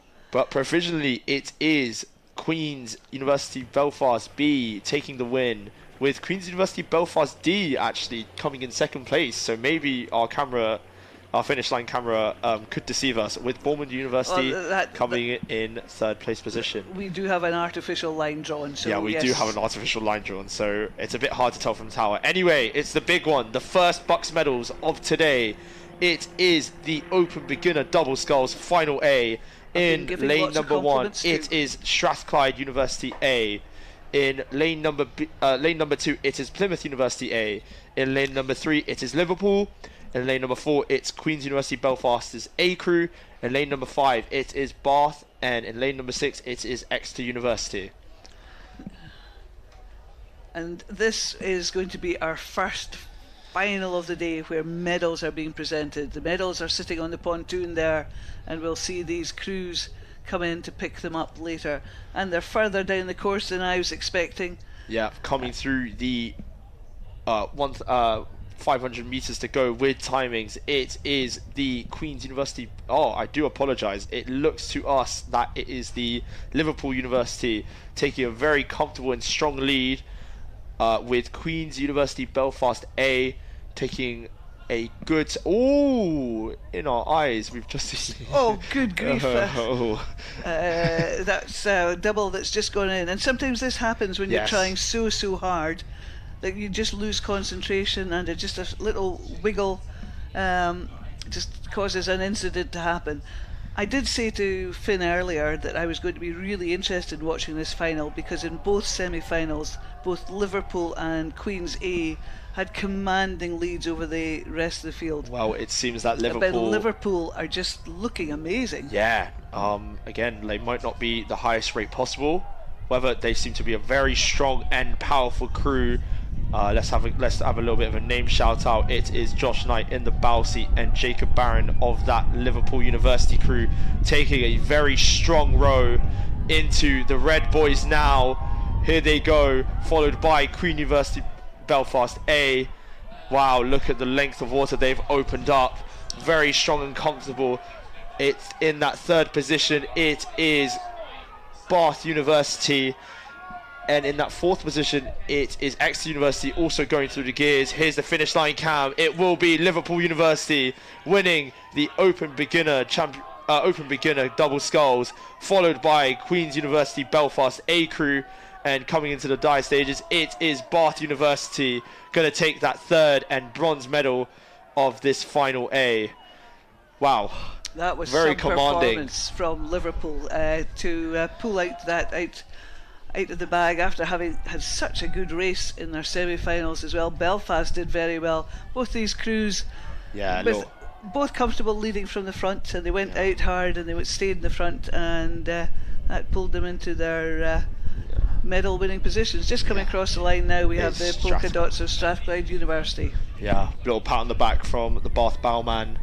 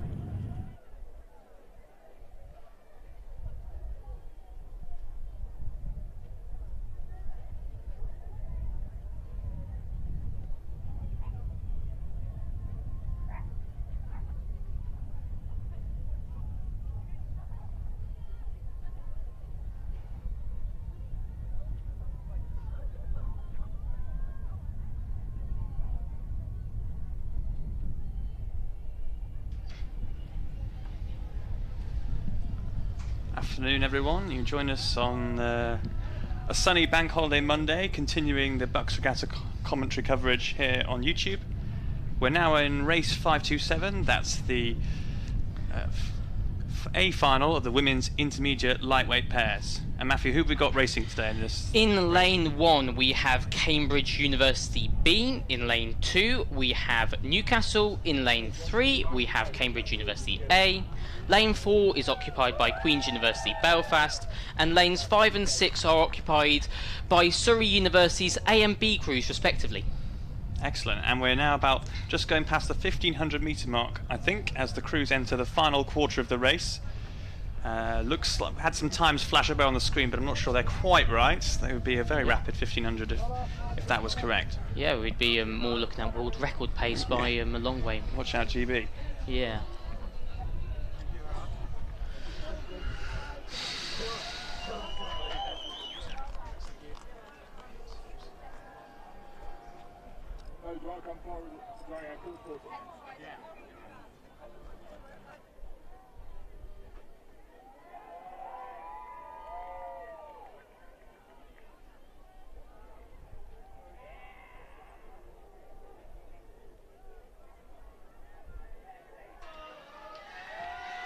As we're entering now, probably almost the last 250 now. It looks like Cambridge have a pretty comfortable lead there. I'd say probably at least 2 lengths, possibly more, over their opposition.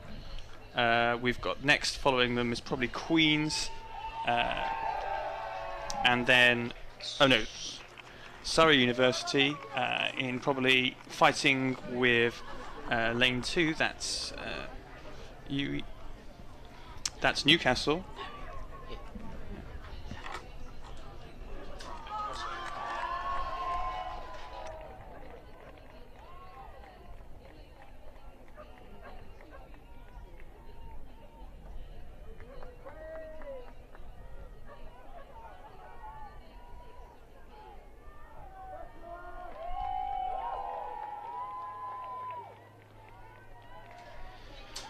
Coming into the closing straight now, Cambridge University's A crew pulling away comfortably, holding a 2-length advantage that they've held through at least the last 200-300 metres of the course. Screens pan round. It's a very tight battle between Cambridge's B boat and Surrey University's A boat. It looks as if, from my position, the Surrey A boat is just holding it by half a length, maybe down to a canvas. They're followed in by Surrey's B boat.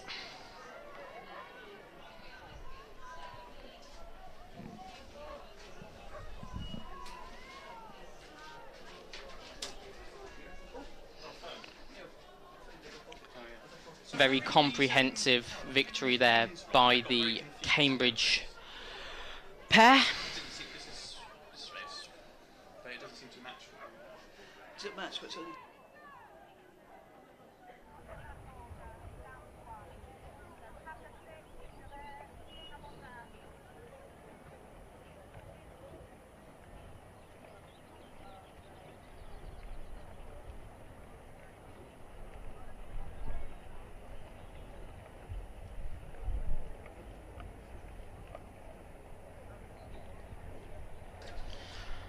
The next race on course is the B final of the Open Intermediate Lightweight Pairs. This race number 5 to 8. In lane 1 on the near side is Bangor University. Lane 2 is East Anglia.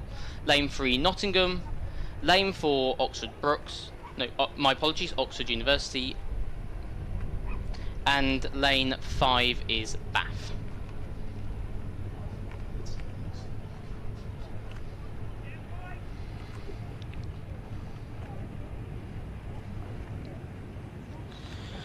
The crews come through the 1,000-metre mark. The Oxford pair holding a roughly length advantage over the crew from Nottingham.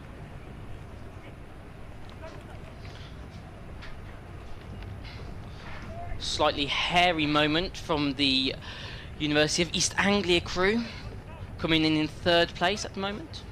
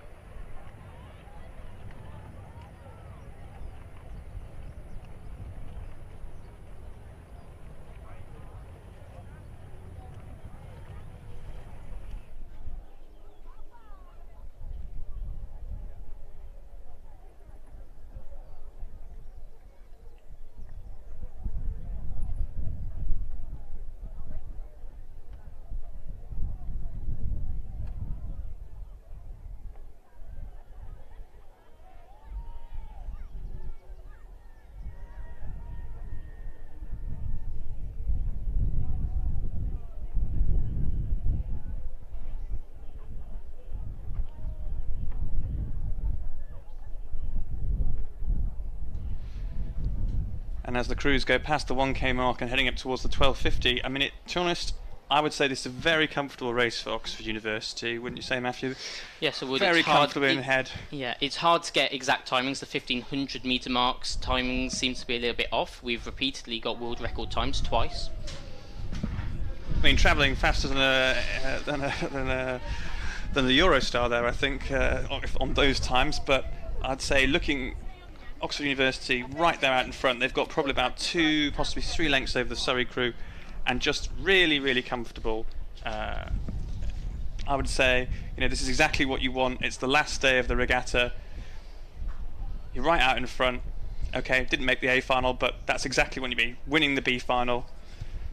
Looking very commanding. They've got everything under control. They can see exactly where their opposition is, and it's now coming up to the last 300 metres of this race for Oxford University. Indeed.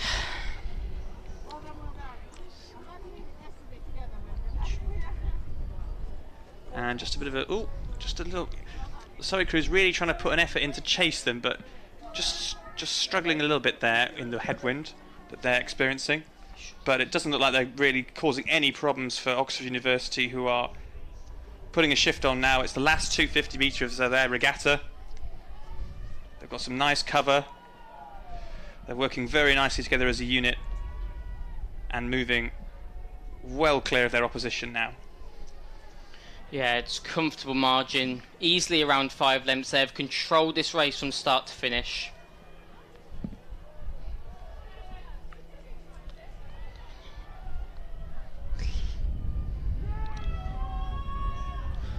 The Nottingham crew putting in a final effort, trying to close that margin. They're making a slight inroads, but one has the feeling it's very much too little too late as we head into the Red Boys, signifying the final push. Yeah, excellent. And well spotted, Matthew. I was talking about, sorry, but it's actually Nottingham crew, as you're quite right to point out. But there we are, Oxford coming across the line now, winning the B final with great comfort. Closely followed by Nottingham about 4 lengths behind, and then in the race for third, looks like UAA have got this in the bag. The 2 crews behind them, much further behind, I'd say probably 50 metres behind. Sprinting to the line now, they're giving it absolutely everything they've got from UEA. There we go. And there's about, I would say, a length as they're just coming into shot, potentially, maybe not, between the crews in 4th and 5th, between Bath and Bangor. But a comprehensive performance by Oxford University. Indeed, that battle for 4th and 5th coming across the line now. Yeah. The Bath crew coming through comfortably. And the Bangor crew looking, sorry Matthew, looking very nice. Looking very nice, but doesn't look like they've got the power to quite make it there. No. Still a strong performance. 11th overall in the event. That's nothing to frown upon. No, not at all. And we'll be swiftly followed on by the A final of this event, which by the looks of things, just having a glance up the course, is well underway. Yeah. And I think they're just coming up to the 500 metre mark now. Yep. In lane 1, on the near side of your picture, we have Lancaster. Lane 2, we have Surrey's A-Boat. Lane 3 is Edinburgh. Lane 4, we have Oxford Brookes. Lane 5, Surrey. And lane 6, Newcastle. From the early shots that we have, it's incredibly tight. I would say that the Edinburgh crew's just starting to hold an advantage, but it is anyone's game. Very tight battle between the Edinburgh, Brookes and Surrey B from our pictures. Yes, and Aidan Matthews and Andrew Wright of Edinburgh University, they're just slipping out shot well ahead. It's hard to tell on this angle, but I'd say they've probably got clear water now on their opposition from Brookes. Yeah, as you get a clearer picture, it appears that the 2 Surrey boats are close together. Just getting the scores through now for the 1,000 metre mark, and indeed the Surrey crews are split very tightly, only by a second, but the Edinburgh crew just squeezing away there, looking very comfortable, but it's all open for the medal positions. And it's interesting the Newcastle crew is so far back off the pack there. I mean, 16 seconds off the leader, because 2 of that 4 won the lightweight 4 on Saturday. Yeah. That's a big time margin for 1K. Yeah.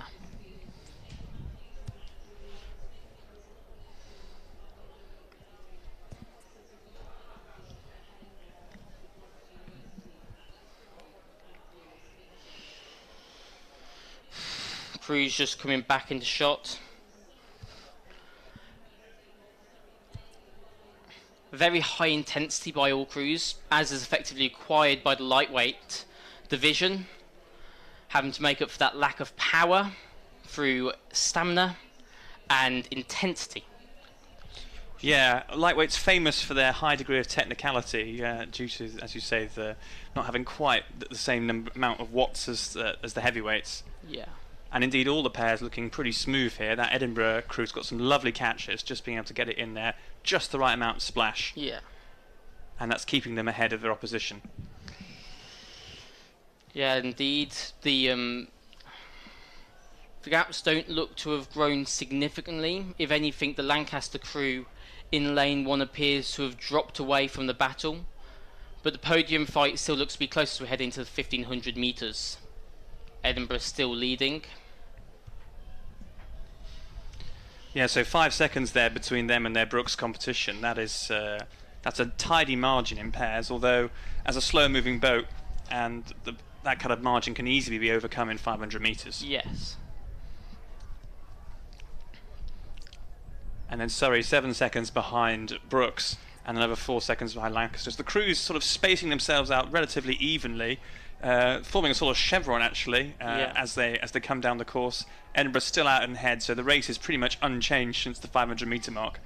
But we'll have to see whether BUCS put in a wind in that last 500. They seem to be making progress from what I can see. Yeah, just clipping the boys there on the bow side blade. Yeah. Camera angle can also sometimes be deceiving. I'd still say that Edinburgh have got at least a length on BUCS. Yep. Yep, both crews starting to wind for the finish. They're taking the rates up. This is the last 250 for them now. Last 200, in fact. Yeah. It's BUCS and Edinburgh, that's it, fighting for the medal, fighting for the win. Still a very tight battle between Surrey, both Surrey crews in fact, and the Lancaster crew for bronze. But as we head into the last 150 or so, Edinburgh really taking it up now, fighting off that attack from BUCS. They've made a significant headway into what was pretty substantial gap at the 750, down to about a length to 3/4. Yes, you can see that expression of concern on the Edinburgh crew as they're just looking for the line. BUCS are coming back onto them, but they've got it. And absolute jubilation from the bowman. He's let go of his blade completely. But watch that. It's been one hell of a surge from that Lancaster crew looking to take 4th. Surrey take the bronze, but it's neck and neck. Crews fighting against each other, and Surrey's B takes 4th. Lancaster by a whisker head home in 5th, and Newcastle come home in 6th. What a race. What a race indeed. Always promising from the lightweights. You can always get a good race out of them. I mean, you see that at the Olympic level as well, not just here. All of the lightweight races at the Olympics in Tokyo were incredibly close. I think there was one of the semi-finals where there was a length between 1st and 5th. Yeah, just shows why it really needs to be preserved as a category, as it is under threat at this moment. Yes, indeed. The lightweights, I think, were introduced in the mid-90s to try and broaden the range of international competition, and that's flowed through into university rowing, both in the UK and in the United States.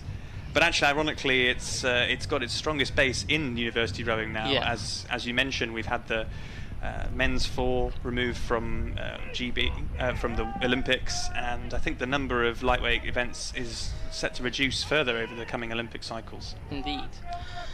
We now move on to the delayed semi-final after the mildly controversial time trial that happened earlier on of the women's beginner double sculls. This is the first semi-final. Lane 1 is Birmingham, lane 2 is Edinburgh, lane 3 Bath, lane 4 is Edinburgh D, lane 5 is Nottingham Trent A, and lane 6 is Plymouth.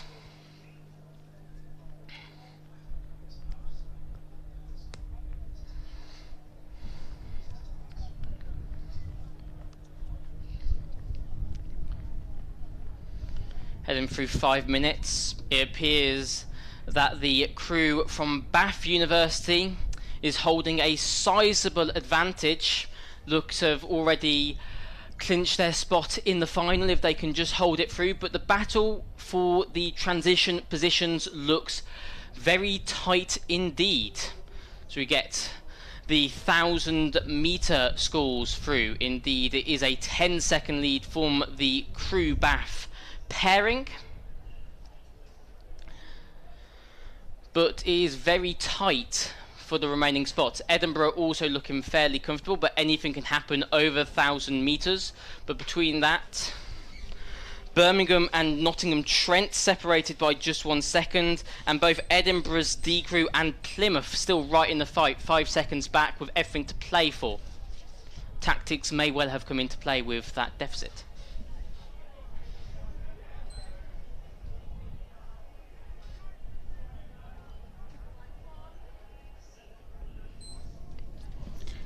Bath crew looking very comfortable out there at the front. They've got this completely under control.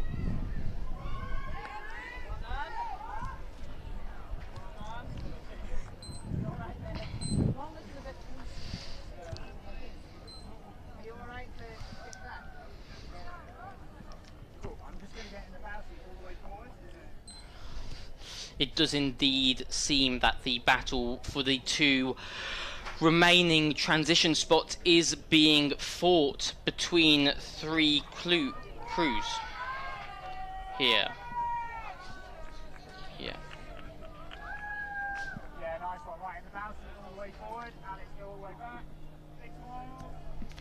The crews here being a bit more conservative with their rates than some of the previous races we've seen. I think where the lightweight pairs we've just watched were going over the course at almost 40 over the line. The Bath crew out in front here is chilling at a rather conservative rate 25. Yeah, I can definitely understand that, both with the relative inexperience, although you wouldn't know it looking at these Bath crews looking like they've been rowing for years, but also at this point the final is probably coming through their minds. Need to conserve energy for that as they head into the last 250 metres. It is indeed still tight for those transition positions, though it looks like Edinburgh have also got a strong shot. It's the Bath crew just taking it very steadily across the line, not to conserve too much energy. It's got it fairly comfortably. They will transition through to the A final. Very tight towards the end though for the remaining spots. And they just come into view. The Edinburgh crew also looking fairly comfortable.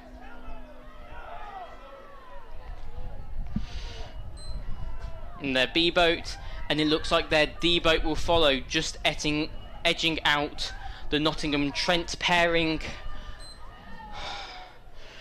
The double from Plymouth.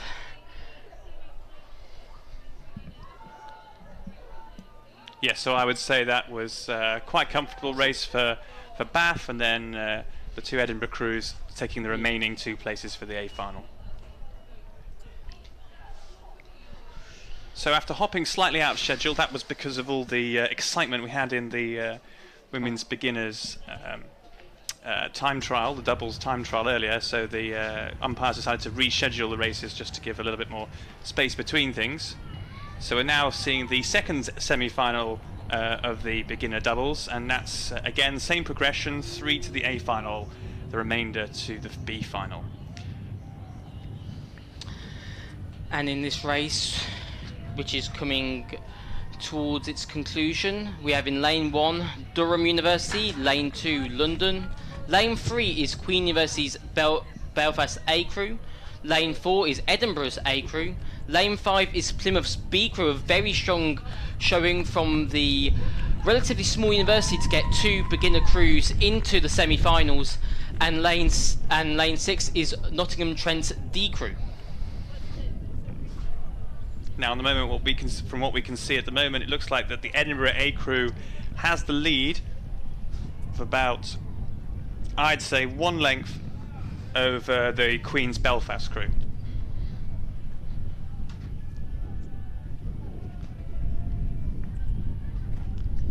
So it looks like both of those crews battling for those first and second place progression. The third place progression seems to be much more up for grabs. It's quite hard to tell at the moment as we just approach the 1K. Looks like that it's going to be Durham, and it's only a second between them and the Edinburgh crews. In fact, seems like quite a big margin between the 3 that are going to go through and the 3 that aren't. Indeed. Yeah, but for the win in this race, it is incredibly tight. It only can mean good things for the A final when it comes around later. I mean, indeed, a very tight battle between Queen's University Belfast and Edinburgh, and indeed Durham. London especially are not out of this. There's still a long way to go. 6 seconds is certainly not an insurmountable margin. No, indeed, in a double, 6 seconds is absolutely nothing. I mean, it's probably about 2 lengths. That's it, and that can easily be taken back with a powerful wind in the last 250. Yeah. Crews just approaching the final 250 now. They've all gone through the last 500 from what we can see. And I think actually it looks like that the Edinburgh crew has been caught by the Queen's crew, and the distance between them is now nothing at all. I would say, in fact, maybe Queen's have just edged out Edinburgh. Yeah. Looking pretty level from here, from what we can see on these pictures now. Very similar with Durham. From what we can see out the window, it looks as if they may have dropped off slightly, but that can easily be a trick of the angle. Yes, and in fact, actually, it looks like the Durham crew has actually put in a shift and is now caught up with the Edinburgh and Queen's crews. In fact, it could be hard to predict who's going to go over the line first, especially on this angle. Pretty hard to tell from even where we are on the commentary tower. And I'd say definitely advantage there to the Queen's crew. I'd say probably half a length over Durham, and then a little bit further back, probably a quarter length further back, is the Edinburgh crew. But it looks like pretty clear who's going to be going through to the A final in this race. Indeed, as we head into the final 250, that Queen's Belfast crew just put in a slight squeeze, edging away about a length from the Edinburgh crew. The Durham crew making a surge as well. They may make their stake for second, potentially giving them a more favourable lane. It's a very tight. Belfast crew seems to have this under control, pulling away from the Edinburgh crew, but indeed, yes, the Durham crew is just surging through very tight. I think the Durham crew just squeezed that, but we'll just need to make for official confirmation. Indeed, from what we can, from the timings, they've beaten them by 0.7, a remarkable comeback from what appeared to be quite a margin. And just crossing the line now, the other crews in this race, London, closely followed by Plymouth, and then Nottingham Trent now just taking up the final position in that race. Quite interesting, the rates there. The winning crew there going about 32, whereas in the previous race the Bath crew were chilling over the line at 25. So clearly a more competitive battle. Yeah. It's also worth giving a shout out to Nottingham Trent and Plymouth, two smaller programmes punching above their weights there, getting two crews each into the semi-finals of a very competitive wide open category. As we now head into the B final of the women's intermediate Coxed Fours. Lane 1 is Surrey, lane 2 is London A, lane 3 is Durham A, lane 4 is Oxford B, lane 5 is Cambridge A, and lane 6 is Durham B.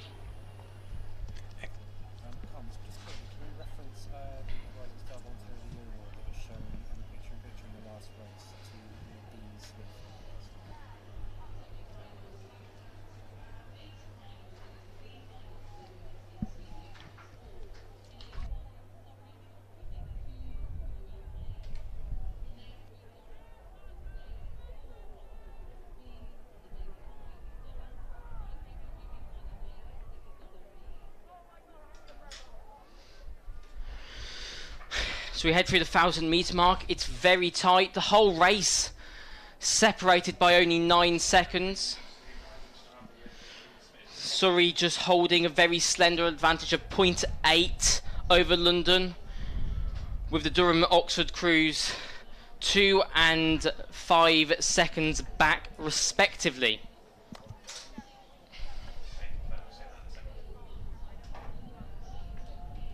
And we were just seeing some pictures earlier of someone being given an award, and that is the Rising Star of the Year award, which was being given to Nadine Smith. So congratulations, Nadine.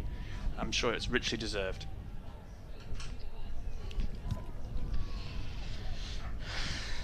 And this looks like an absolutely cracking race. Race 5:30 here, the B final. Although it's only the B final, it's looking like it's going to be pretty tight now into this last, as we approach the last 250. In fact, I would say that it's the... Yes, there's the Surrey crew here on the nearest side to the commentary tower that's got the edge. I'd say they're about quarter length up on the next crew but behind them, which is Durham. I'd say, yes, Durham, if they were 5 seconds apart at 500 metres, then they've clearly closed that gap quite significantly. And then on the far side, yes, the Durham crew just edging it out now. It's going to be interesting to see who takes the win here. Indeed, as we head into the last 250 metres, Durham crew on the far side seem like they're holding off from the Surrey crew on the near, but it's very tight yes, indeed. I'd say Surrey have just the slightest advantage, possibly a canvas over Durham. Yeah, going to be right to the line. Indeed, it appears that Surrey takes it by a whisker from Durham. And then UL taking the third place in that final. Oxford University 4th, Cambridge University 5th, from what it appears to us. Indeed, that was very close. Just 1.5 seconds between it. Barely a canvas. And the London crew very tight as well. Only 2.6 seconds separating the top three. Highly competitive race, just showing the quality of the field, going all the way down through this flooded women's intermediate Coxed 4 category. And immediately we are followed from that action with the A final, the main event of this category, race 531. In lane 1 we have Edinburgh's A boat, lane B Oxford A boat, lane 3 is Brooks's A boat, lane 4 is Glasgow's A boat, lane 5 is Newcastle's A boat, and lane 6 is Bristol's A boat. Now, if I were a betting man, which I'm not, I'd be looking to back the Glasgow crew. They did extremely well at BUCS Head in this category. I think between them and Surrey, they were comfortably ahead. But I don't think any of the Brooks crews were racing then, so it looks like that will be interesting to see how they are. And it looks like that one of those Brooks crews has taken at least a length on everyone else. Looks like the Glasgow crew in second, Newcastle only about a canvas behind them, and then nearest to them, just a nearer in your shot, only another Edinburgh crew just rounding off the front of the pack.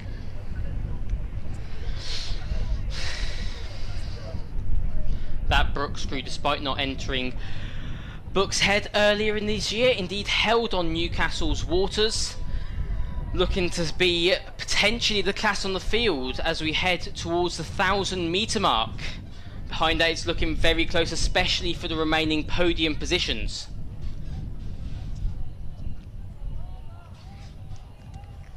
Yes, and I'd say that Brooks crew is just maintaining a 1 length lead on their opposition, but it's very, very close for second place. I'd say the Oxford University crew really right up there with the Brooks crew, probably about a length behind, and the Newcastle crew also putting in a good shift there.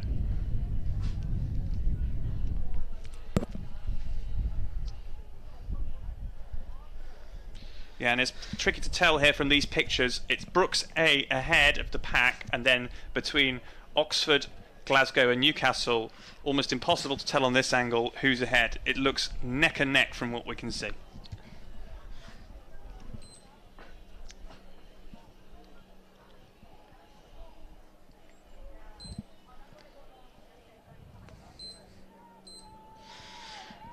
And that Brooks crew looking pretty commanding. I don't think they're rating much more than 32 there, while the Glasgow crew behind them is clearly a couple of pips higher than them. They've definitely got they're out in front, they're in the middle of this race, and they're feeling extremely comfortable.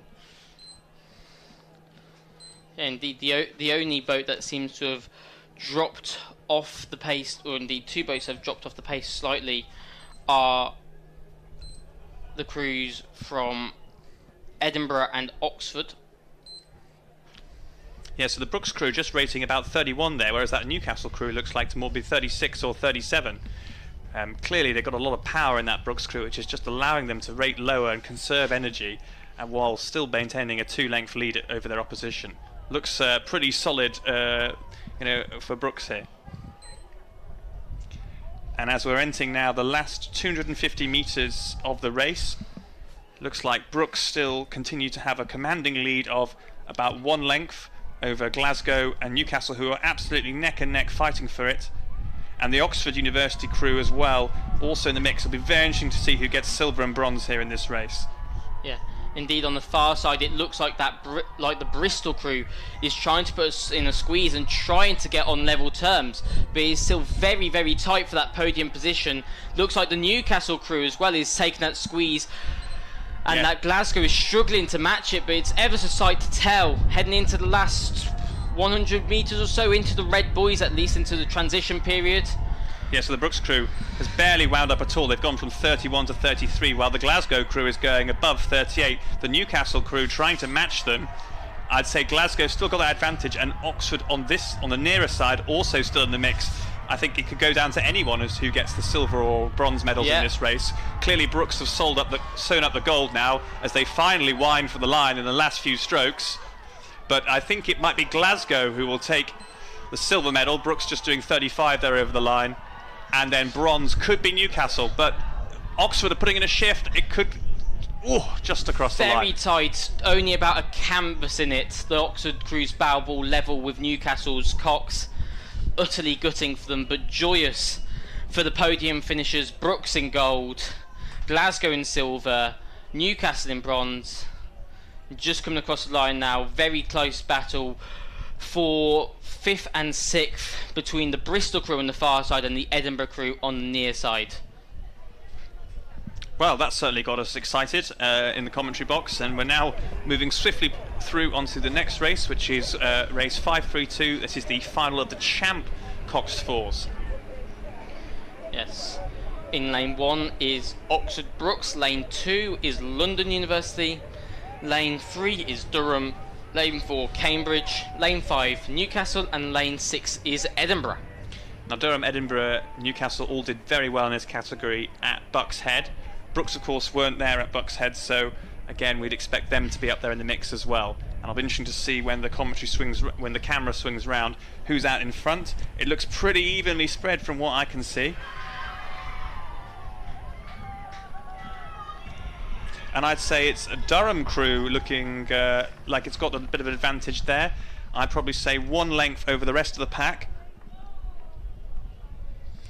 Then closely followed by Edinburgh and Brooks as the leading 3 of this pack. Looks like that Newcastle and Cambridge a little further back.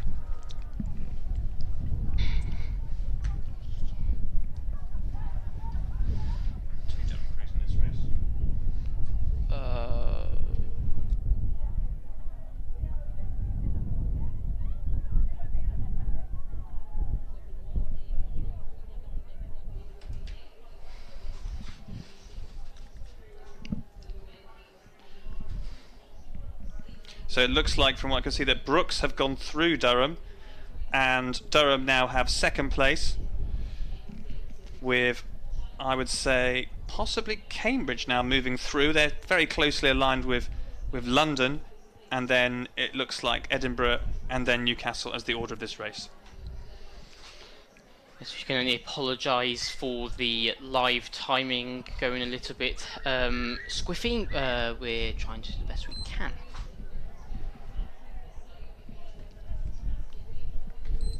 And that Durham crew really going for it now. They've gone over 35. Brooks are also, unlike the previous race, properly going for it. They're now approaching 35 as well. Both crews matching for matching. Looks like Edinburgh and Cambridge pretty level as well. So I would say Brooks out in front, Durham 2nd, then Cambridge and Edinburgh racing for 3rd. But actually, do you know what? The London crew is also in the mix. I think if I were to bet now, with 200 metres to go, I'd say gold would be going to Brooks, silver would be going to Durham, and then bronze is wide open. I've got no idea who's going to take that now. Yeah, it's a 3-way fight for 1 position there. Absolutely neck and neck. So the boys just start transitioning in the last 250 metres. It's very, very tight for that final position. BUCS on the near side, looking like they are leading, taking it up into the last 100 metres or so. Still all to play for, especially for that bronze. And looks like all the crews now racing pretty similarly on 35, and BUCS going out ahead. They think they've got this in the bag, and to be honest, I wouldn't disagree. They're only 10 strokes at most away from the line, and they've got at least clear water on their opposition. Heading up to the line, I'd say that's looking pretty good for BUCS. And then Durham still maintaining that lead, but bronze, oh my goodness, who's it going to be? It's bow ball to bow ball here between London and Glasgow. Edinburgh. That's too close to call. That's too close to the call. We're going to have to wait for the umpires on that one. It looked identical. That one's over to the umpires, I'm afraid. They'll have to work that one out. And I'll tell you what, I can't hear myself think. The commentary box is filled with noise of people cheering those crews that have just gone over the line. And indeed, you can't quite see it, but there's a medal ceremony going on. Here we are on the screen right now. So Newcastle getting bronze for that race we've just seen for the intermediate Coxed fours.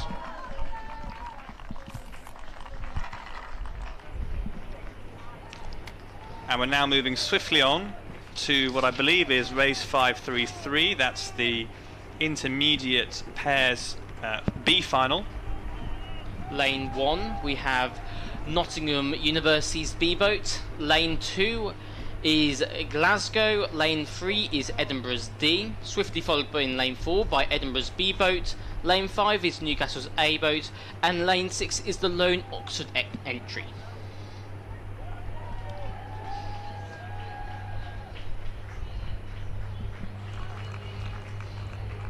And we're just seeing some more inset pictures of the medal ceremony from the intermediate women's Coxed fours.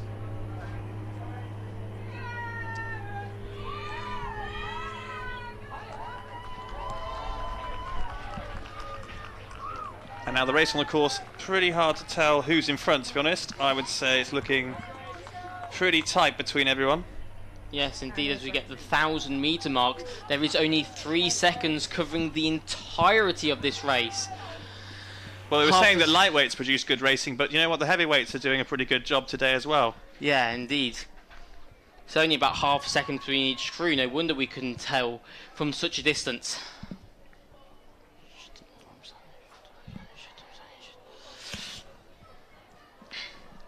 Yes, indeed. It's frankly, we're struggling to give you any decent commentary here because we're trying to figure out whether anyone's actually in front of anyone. But I would say, just look, I can see that it looks like the Glasgow crew may have the slight advantage there, and I'd say maybe Nottingham second. But do you know what? Those Edinburgh crews and that Newcastle crew are also in the mix.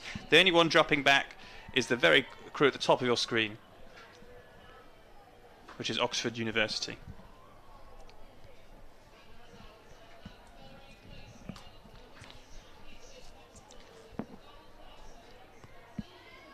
Yeah, I'd say the Glasgow crew just out in front, possibly then... Oh, do you know what? I think the Newcastle crew has just gone through the Edinburgh A crew. Nottingham starting to drop back. Oops, some steering issues there in the Glasgow crew as they're just clipping a buoy now on stroke side, but they've corrected that and sorted them up. As they say, I think they're starting to drop back, the Glasgow crew. Maybe they went too early, as Newcastle and Edinburgh right up there at the front, bow ball to bow ball, I would say. And Nottingham also starting to drop back with the second Edinburgh crew. Yes, as we head into the last 250 metres or so, it looks like it's a straight fight between Edinburgh's B-boat and Newcastle. Yes, and indeed both these pairs on a cracking pace now. Edinburgh rating 37 there as they enter the final 200 metres. Newcastle not quite matched that yet on 34, but I think they've spotted that the others have taken it up and they're trying to match them now. Rating 35 as Edinburgh starting to go a little bit backwards compared to Newcastle. They've got length, they've got cover. I think they could do this now in the last 150 of this race, but do you know what? It's really, really close of Edinburgh. If anything, they're heading back towards the grips of Glasgow and indeed their sister boat, the Edinburgh D boat. And in It's fact, the still race for to play bronze, the race for bronze is going to be absolutely cracking as we approach the line now.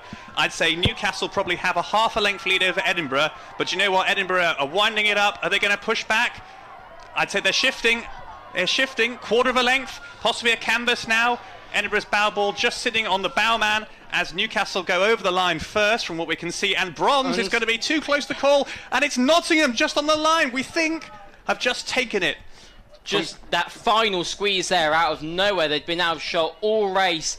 Just to come through, squeak it at the line from that Glasgow crew. That must be gutting. Edinburgh only narrowly behind. That battle separated by merely 3 seconds. Oxford bringing in the rear, but what a race. A second between first and second, and only 3 to 4 seconds but for the podium. Simply fantastic racing, and we've still got the A final to come. And you could just see the look of delight there from the Newcastle crew. It was only the B final, but they looked like they'd won a medal. Absolutely chuffed with themselves. Right, we move on now to the actual A final. Indeed, yes. In lane 1, it is Durham University's A-boat. In lane 2, Exeter University. Lane 3 and 4 is locked up by Bristol A and B. Lane 5 is Durham University B, and lane 6 is Strathclyde University B, resplendent in their black polka dots.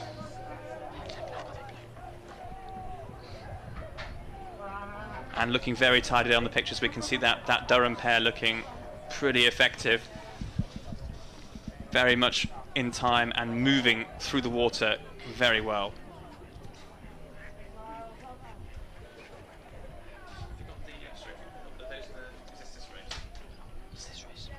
Now.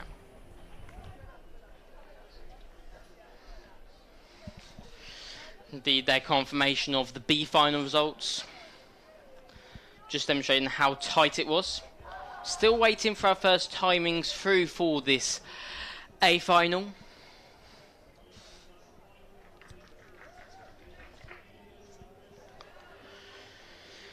Looks as if Bristol's B-boat holds the advantage very tightly from Durham. Indeed, it is tight then as well with the Exeter crew as well. Anything to play for the podium positions. Durham A just starting to drop off along with Strathclyde.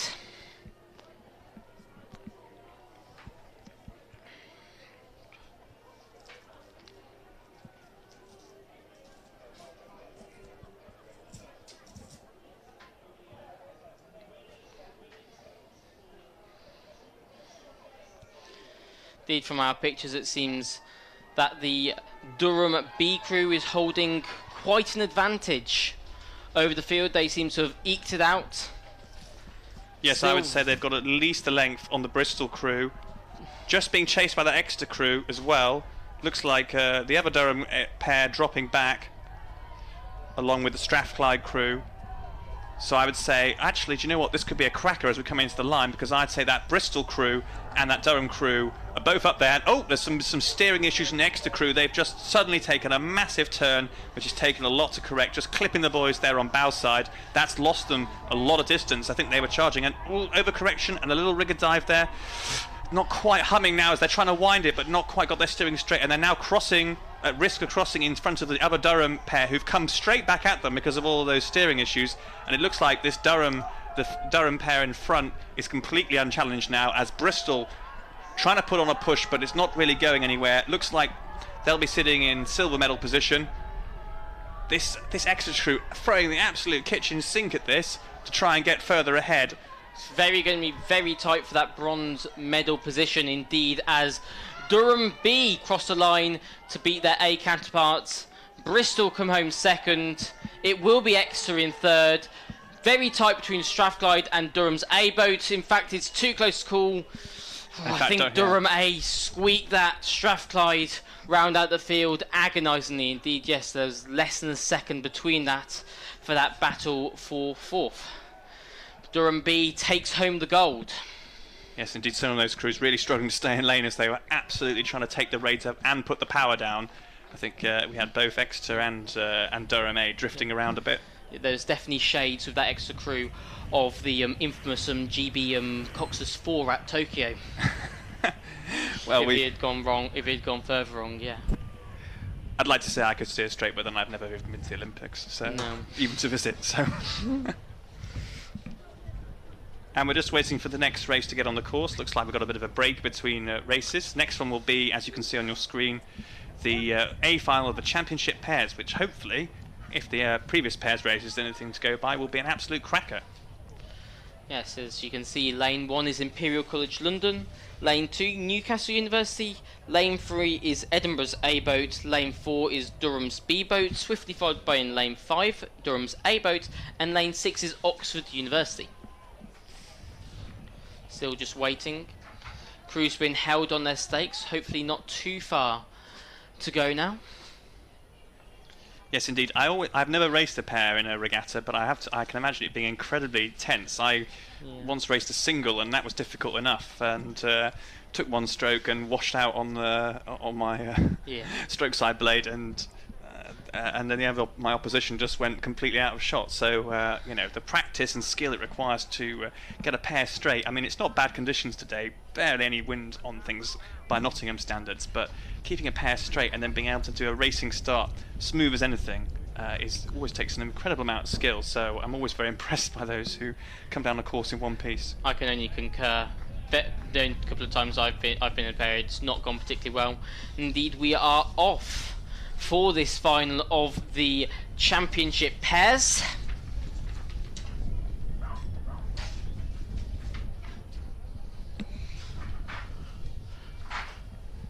And unfortunately, this camera angle tells us basically nothing about how the race is going.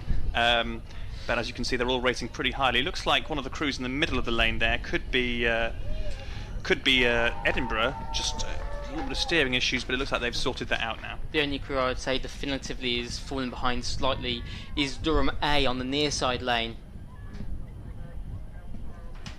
My apologies. Alright. My apologies, that's Imperial College London.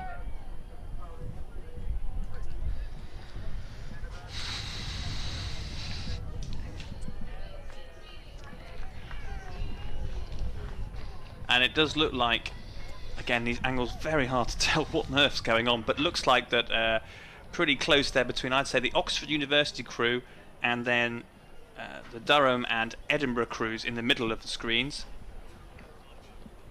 Looks like the Newcastle crew has fallen back a little bit as well, not quite as far back as the Imperial crew, as was mentioned. So I'd say currently it looks like Edinburgh and Durham are the ones battling out for the front of the race. And we're just seeing. Indeed, it's Durham's B boat that is in the fight. It looks like Durham's A is slowly drifting away. And just seeing on your screens there, one of the Bristol crews from the intermediate pairs receiving their medals.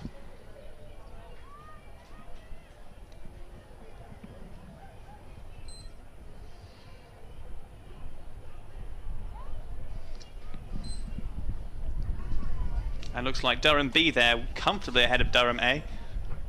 All the pairs rating about 34 as they come down the course now. We must be at about the 500 metre mark. Hopefully we'll have some times on the screen in just a second. Yes.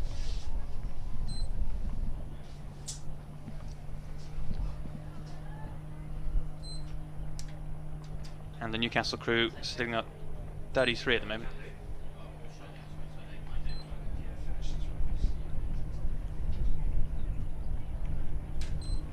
You know, the angle is really quite deceptive, and I think actually it's probably a bit closer than we thought a few hundred metres ago.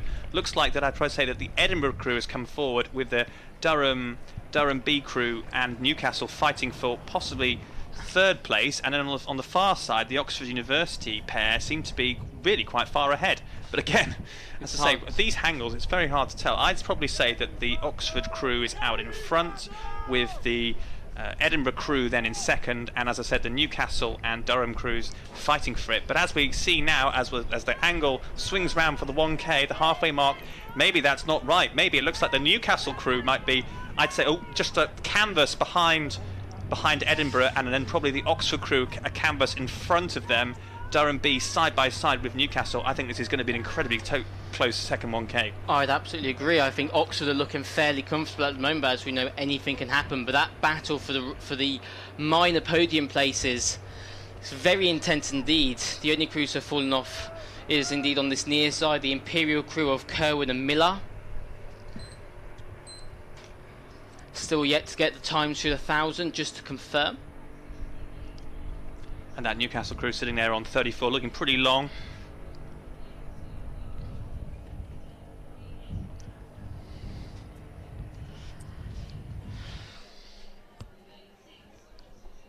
And there's that Oxford crew, probably still in head. They had about a quarter of a length at the halfway point, as the crews are now approaching 12:50. And this is absolutely where it just starts to hurt. You've really got to put yourself out there. You've got so much distance to go, and yet your legs are hurting so much at this point. And this, I always say, the third 500 is where races are won or lost. Anyone can do a snazzy wind, and anyone can do a great race start, but actually, where champions are made is in that third 500. You've just had the excitement of the 1K fly past, and you're now in that world of pain. Still loads of distance to go. That Newcastle crew just taking a quick look from the bowman there to see how he's doing relative to his other crews. We'd like to be able to give you some insights, but at the moment we can't see much on the screen, and out of the window I'd say it's looking still pretty level. I'd say that Oxford University still have a little bit of advantage, but to be honest, I'd say them, the Durham B crew, Edinburgh, pretty neck for neck. Newcastle are slightly further back. I'd say they've probably lost about half a length to the Edinburgh and Durham B crews. But do you know what? All to play for here. There's definitely medal potential for all 4 of those boats, but of course only 3 available. So we'll have to see what happens over the next 500 metres now. The last 500 coming up.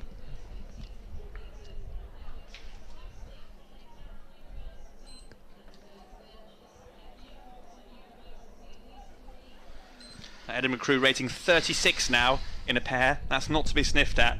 That shows that they're really trying to see what they can do, stick their hands on the fire and work for it. And I would say that they are just making more and more progress on that Oxford pair on the far side, who have taken the rate up. They are absolutely flying, but I don't know if it's going to be enough to keep them ahead of the other crews. They're rating now 35.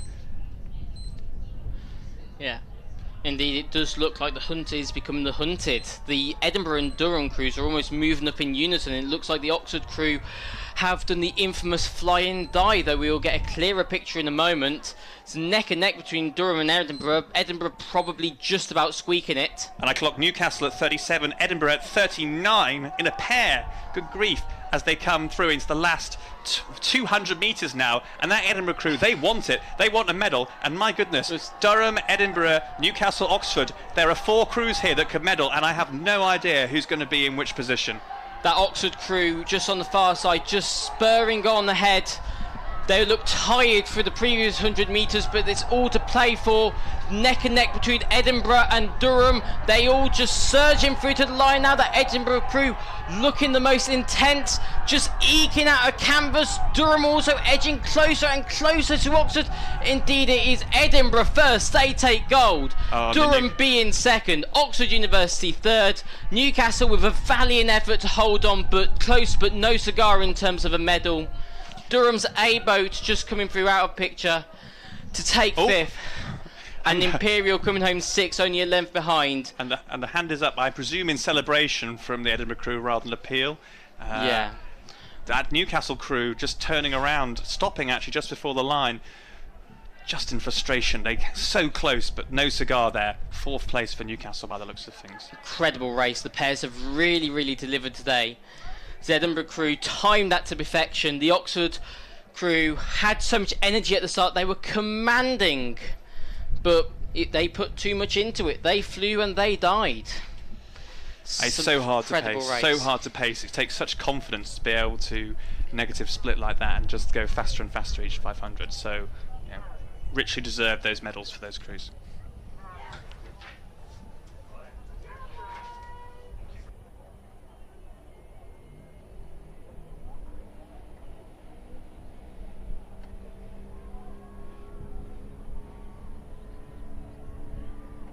And just going off now is race 536. This is the final of the women's intermediate lightweight quads. That's quite the category name.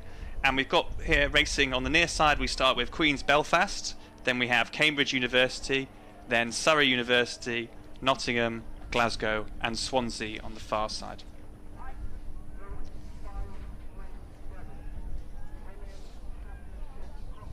Now, Obviously a little early in the race to be able to tell how people are doing.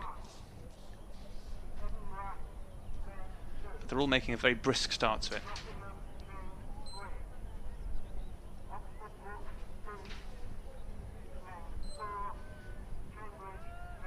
And indeed, looks like the I'd say the Cambridge crew actually, probably just out in front, close to Surrey.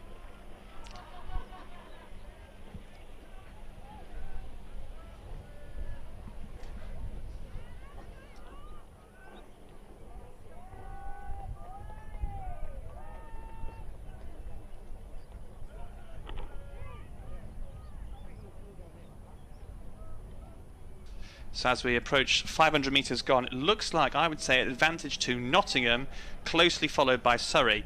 But this angle is pretty hard to work with from a commentary point of view. Both crews looking exceptionally tidy, as you would expect in an A final. And lightweights, of course, famous for technicality. And we're just seeing inset now at the Edinburgh crew that won the champ pairs that have just had such an exciting race. Many congratulations to them. They're on the stage now getting their photograph taken. And actually I'd say probably that from where I can see now, looks like that Queen's Belfast crew is looking rather racy. Probably them and the Surrey crew right up there with Nottingham. So I'd say looking like the Swansea and Glasgow crews have fallen a bit further back, although again, hard to tell on this angle. Yeah, I mean, this is the part of the race now where crews will start to settle into their rhythm. They'll really try and find a race pace that's consistent, something that they can hold for the 2,000 metres. So what we're going to see now is crews that have different expectations of what that might be and what they think sustainable. And we're just seeing inset pictures a second ago of the Oxford pair from the champ pairs final, who decided that the only way to get a medal in this race was to go as hard as they possibly could for the first 1,000 and see what happened. Always impressive to see. Reminds me of Jean-Pierre Rilland from the French pairs famously in, I think it was 2000. It's commendable though. It's one way to race a race, one that's not advisable by most, but definitely admirable. Well, you've been training that long and working that hard over the season. You know, you've only got one race of this regatta left in many cases, so why not? Why not? Yeah, I mean, when most of your season's race based around 5 kilometre racing, 2 kilometres doesn't seem that bad. So as we go through the 1K marker there and the camera swings back round, it looks like, I'd say, that Queen's Belfast got the advantage there, with Nottingham then in second, and I think Surrey in third, fourth with Cambridge. Yes, we can see, and actually pretty tight there on the times. It's only half a second between Nottingham and Queen's, and then a bit more of a gap back to Surrey, and indeed pretty evenly spaced now out to Cambridge and Glasgow. Yes, there's very little between these leading crews, but what we'll see is some of the crews that we've seen have repeated success throughout this weekend, especially in the sculling events. It's very difficult to predict what's going to happen here. Obviously we're only halfway through the race, so there's still enough time for anything to happen. And I'd say that we just got on camera here, I think the Nottingham crew and is that the Surrey crew, I think? And I'd say just that Nottingham crew looking very tidy, very together, and also pretty relaxed, to be honest. Even though they are more than 1K into this race now, they seem to have things pretty under control. But actually, that's not because they're in front, because I'd say that the Queen's Belfast crew is about a length and a half ahead of them actually at this point. I mean, it's a testament to their rowing, really, that still at this point in the race they're holding the same technique that they were 1,000 metres earlier.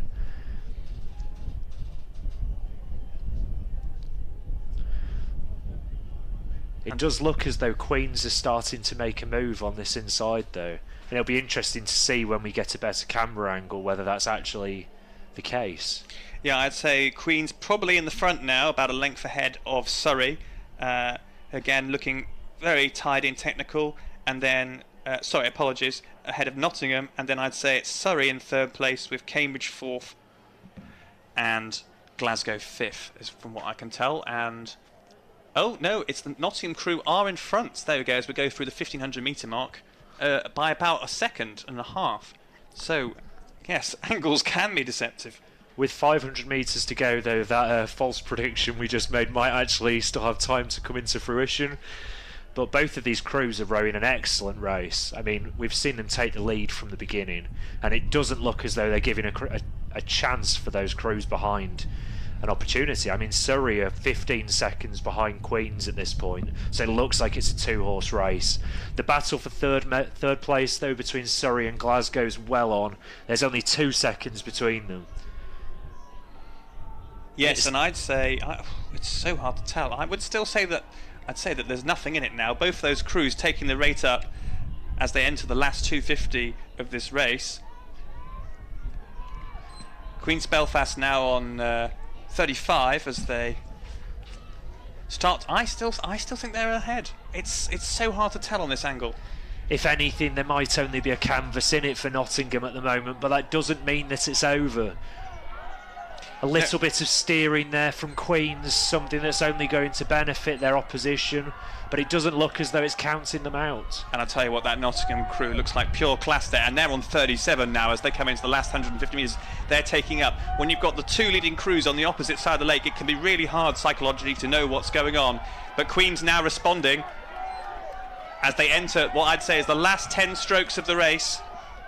It looks as though Queens have started to put their bow ball in front. Yeah, I'd say they're in front there by about a seat, if that. Oh, that's a matter of feet, but that is a win for Queen's Belfast as they high-five each other in the sterns.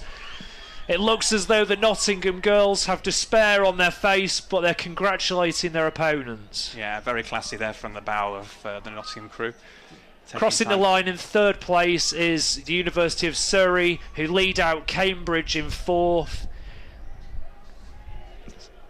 And Glasgow now just coming across the line.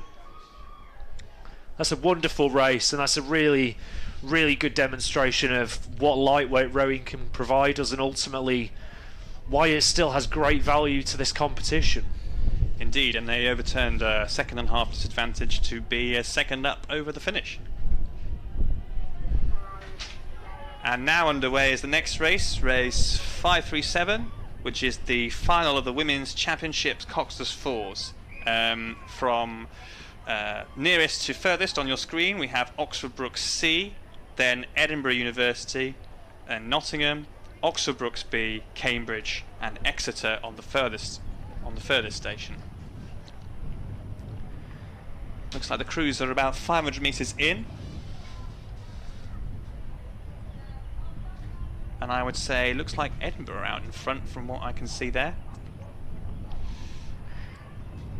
I mean, this is a really high calibre B final by all standards. I mean, we've seen great success from crews such as Oxford Brookes and University of Edinburgh, as we always do at these events, and you'd expect nothing different in this final. Yeah, absolutely. I mean, you think these people have been training all season for this, and you know, I'm involved with club rowing these days, and it's hard enough to get people out on the water 3 times a week. And you know, these university crews, yes, they might be in a B final, but you know, in the run up to BUCS, they might be doing 5, possibly 7 water sessions a week or more, and therefore we would expect the technicality of these crews to be really high. And it looks like there, as we come through the 1K, that it's actually Brookes who are out in front by about a length, and there's nothing between the Edinburgh crew and I think it's the Cambridge crew there on the far side. Absolutely nothing between those crews. So Brookes up, and then Edinburgh and Cambridge fighting for silver. Oh yeah, there we are, 0.6 of a second between the two crews. Brookes have managed to put a few seconds on their opposition at this halfway mark. It seems as though they've gotten off the start really well, and they're doing what Brookes just do. They've found this race pace that allows them to leave the rest of the field. I mean, it'll be interesting to see whether they continue to build that gap as the race proceeds. Yeah, Brookes, very interesting club, because used to be famous for their brutality and their pure power over skill, but actually I'd say in the last 5, 6, 7 years Brookes can make heavyweights row like lightweights, and that's not to be sniffed at, and that's why they're so good. I mean, they have such a ridiculous strength in depth. I mean, it's understandable why anyone who has any skill at a junior level looking for a university club would look at Oxford Brookes. They'll see the performances at BUCS Regatta, and they'll see that if they want to win races, Oxford Brookes is the club to be at. Yeah, it's not necessarily a healthy development for university sport as a whole, but no, it is the reality. It's a shocking indictment, if anything, but here we are, and we've got to celebrate ultimately how amazing they are, and it's a testament to the programme that they've built over the last 25 years now. Well, such a cheery spin on things, Ryan. I think it is tricky, you know, because there's so many options available to people now. There's a lot of competition from universities in the States which are looking to recruit, and so it's not the same recruiting context that it was even 10 years ago, and of course 10 Absolutely years before not. I mean, the university rowing landscape is something that's continued to change. I mean, even as little as 10 years ago, there was let's say a little bit more competition for Brooks than there is now. But now it seems as though they're starting to find a groove, and that's been reflected in their Henley performances as well. Yeah, and indeed, you know, you think probably about till I think it was about 2015, British crews had never won the Temple about twice in the previous 20 years. And how many have they won since? Well, indeed. And when I say British crews, I mean Brooks. So we're coming through the 1500 metre marks now, and Brooks have a lead of only 0.3 of a second over the University of Cambridge, followed very closely in third place by Edinburgh. It seems very much like a tussle between the three for the medals. Well, I might having to eat your words there, Ryan, about Brooks. Maybe I spoke a bit too soon. Those times of play out in the next few hundred metres as we go into the last 250, but I would say despite those times, I think Brooks have pushed off, and they are still about a length up on their opposition. I'd say they're looking very comfortable there. They are rating 37 though. They know they need to wind because Edinburgh are pushing them. Edinburgh are now rating pretty high. I'd say also 37. Both crews matching it, but I'd say the Brooks crew, although they're rating the same, they look so much more in control, so much more command. Although Edinburgh are pushing them and pushing them, there's overlap between the crews, a little bit of water being gained, but I think probably Brooks have got enough to stay ahead. But who's going to be third? That's the question we're sort of forgetting here. It looks like Brooks will go over the line first, Cambridge second, and then it could be either Nottingham or Edinburgh to take third, but probably Nottingham at this point. Yeah, as Cambridge goes second, Nottingham third, and closely followed by Edinburgh. Brooks C coming over the line now, and in a second, just coming to view, will be Exeter. Well, you can rest easy, Ryan. Your predictions. That race definitely was closer than the statements that I'd previously given. I mean, Brooks were really given a run for their money by Cambridge there. But I mean, it'd be expected in the championship boats. I mean, these are athletes that have been around the Cambridge squad throughout the years, if not people who've been in the boat race themselves. So you would expect that they would be the ones who are able to go toe-to-toe with the Oxford Brooks crew. But wonderful row by those two boats. And then Nottingham themselves, again, though they weren't competing with the leading two in the pack, they put in a wonderful performance. And we're just seeing on screen now the winners of the women's intermediate lightweight quads. That's Queen's Belfast. As you expect, all smiles around there. And we move on now to the A final of the women's championship, Cox's Fours. So nearest to you is Imperial, then Oxford University, then Oxford Brooks A out in the middle. Next to them is London A, Newcastle, and then Durham on the far side. So it'll be interesting to see how this one plays out. And I think you can rest easy, Ryan, because it looks like Brooks are also out in front on this one as well by quite a comfortable margin. And as we go through, I think just about 750 now, looks like Brooks have got a couple of lengths on their opposition. Very nice place to be in a 2K race. Yeah, this is a field that has an array of university crews in it, all of which are some of the leading names. But like you said, Brooks seem to have gotten out to a really good start, and from what we can see on the screen, they've got a length on their UL crew, and potentially the Newcastle crew that's next to them. It looks as though they're really lengthening, and obviously this is the Oxford Brooks A crew. The one that won the B final just now was the B crew, so we should see from this race what the difference really is between the depth of athletes in the Brooks programme. So I would say, from what I can see, yes, in fact we've got an excellent side-by-side view here. With Brooks out ahead, it's then Oxford coming in through second, London third, I think. and then maybe Newcastle third. Oh no, I'm wrong. These are very difficult camera angles to work with, but we have BUCS in the lead, followed by the University of London and Oxford University, who have little more than half a second between them. And half a second over 1,000 metres, I mean, that's nothing. That's just nothing. one bad stroke from somebody in the crew. I mean, it makes all the difference at such a high level. A little cheeky rigger dive for the crowds in the last Exactly. 150. But in a race like this, you're looking for anywhere around 250 perfect strokes is what it's going to require for victory, especially when the competition's so strong. And indeed, I mean, rowing is quite a strange sport in that respect, because, you know, you go to the gym and you say, I'm going to do 10 reps of the deadlift, or I'm going to do 10 bench pulls, but no one goes to the gym and says, what I want to do is 300 reps of this. No. But that is rowing. And you don't think when you're doing your 10 squats, you don't think, oh, those 10 squats have to be exactly the same. They all have to be virtually symmetrical to one another. I was going to say, I'd like to see you doing synchronised squatting. You should line up your crew in a row and have them all squat.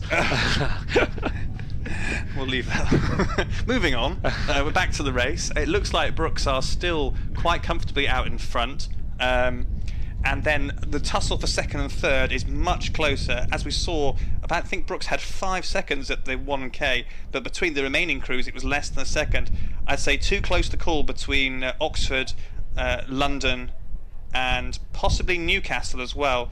Although Durham also putting a good showing, I'd say they're slightly further back, and then Imperial behind them as well. Yeah, Oxford BUCS have still got the lead. They've come through the 1500 metre mark on around 5 minutes, followed closely by the University of London as well. Oh, look at that! Nothing between Newcastle and London. 0.3 of a second, and then actually Oxford a bit further back. So and Durham, Imperial, and then Durham. Interesting. But that Oxford University crew has a number of people who were in their boat race crew. I mean, it has the stroke of the blue boats in this crew, yet they find themselves scrapping for a bronze medal as we come into the last 500 metres.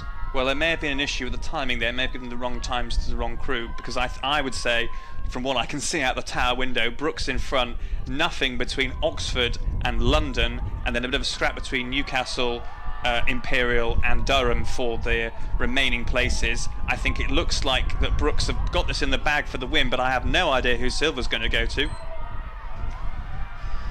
Oxford BUCS have about a length on the second and third place crews as they're coming into the tented area with 150 metres to go.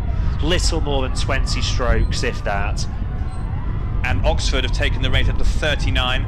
BUCS just sitting out in front of them slightly lower on 37, as they know they've got this, and they're looking technically very snazzy as they've upped it up slightly to 38. The University of London are pushing Oxford all the way here.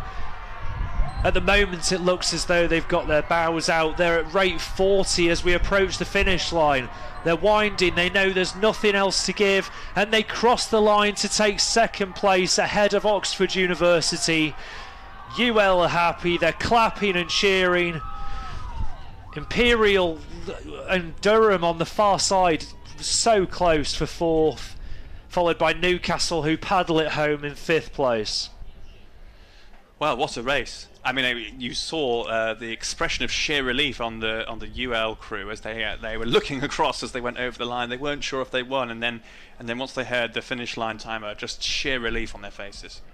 Yeah, I mean, that's an excellent result for the University of London there. I think if you'd have asked them at the start of the race, they'd have taken that very gladly. Well, on that note, we must move on to the B final of the Open Intermediate Quads, and we've got in this race nearest to the screen, closest to you, Glasgow, then Newcastle B, Nottingham B, Nottingham A, Newcastle A, and then Nottingham C on the furthest position. Yeah, I mean, there's 5 crews here who are all A and Bs and 5 Cs. crews from 2 of the universities. Yeah. So I mean, it really shows you how much these universities involve themselves in sculling as a discipline. I mean, I never knew that Newcastle had so much depth in the sculling department, but I'm here to be surprised. You see, you can't see this, but I'm wearing a blue star top right now in the commentary tab. But the The Monday of BUCS Regatta was always my favourite as a Cox because we'd got the serious business of the 8s out of the way on the weekend, and then it was over to the rowers to do the pairs and the quads, and I could sit back having a full English breakfast in the hotel B&B. A Cox turned spectator, one might say. Yeah, exactly. Supporter. So the quads in my time at Newcastle were always a bit of fun at the end of the regatta for the guys. They've been doing sweep for months and months, and now they got about 2 days prep, and they were thrown into a quad. And I don't know if things have changed, but that was how it was, and so it was always a sort of bit of an added bonus for the Newcastle crews. Certainly they weren't in sculling every day like someone like Loughborough or Reading. No. And it looks like, from where we are now, that it's Nottingham B who've got the lead, I think. Although, to be honest, I think it's both these Nottingham crews are right next to each other as we go through the 1K, and then the 2 Newcastle crews. It's turning into a bit of seat racing here by the looks of things. Followed by Glasgow, I'd say, and Nottingham C rounding out the remaining 2 places. So, yeah, exactly as you saw. So, less than a second between the 2 Nottingham crews, and then about 1 second between the 2 Newcastle crews. I imagine seat racing between these crews was very interesting with how close the times are that we're getting right now. But you have Nottingham leading out Newcastle. Glasgow find themselves at the tail of the field, but no more than half a second. They'll be really looking to latch on to that Nottingham crew and pull themselves back into it as the race progresses. Yes, maybe there's a bit of a home advantage for the Nottingham crews because they train not just on the Trent, which we can see out the window on the far side, but on this brilliant lake. Absolutely excellent facility. I've come here a couple of years to do a training camp, and it's just fantastic.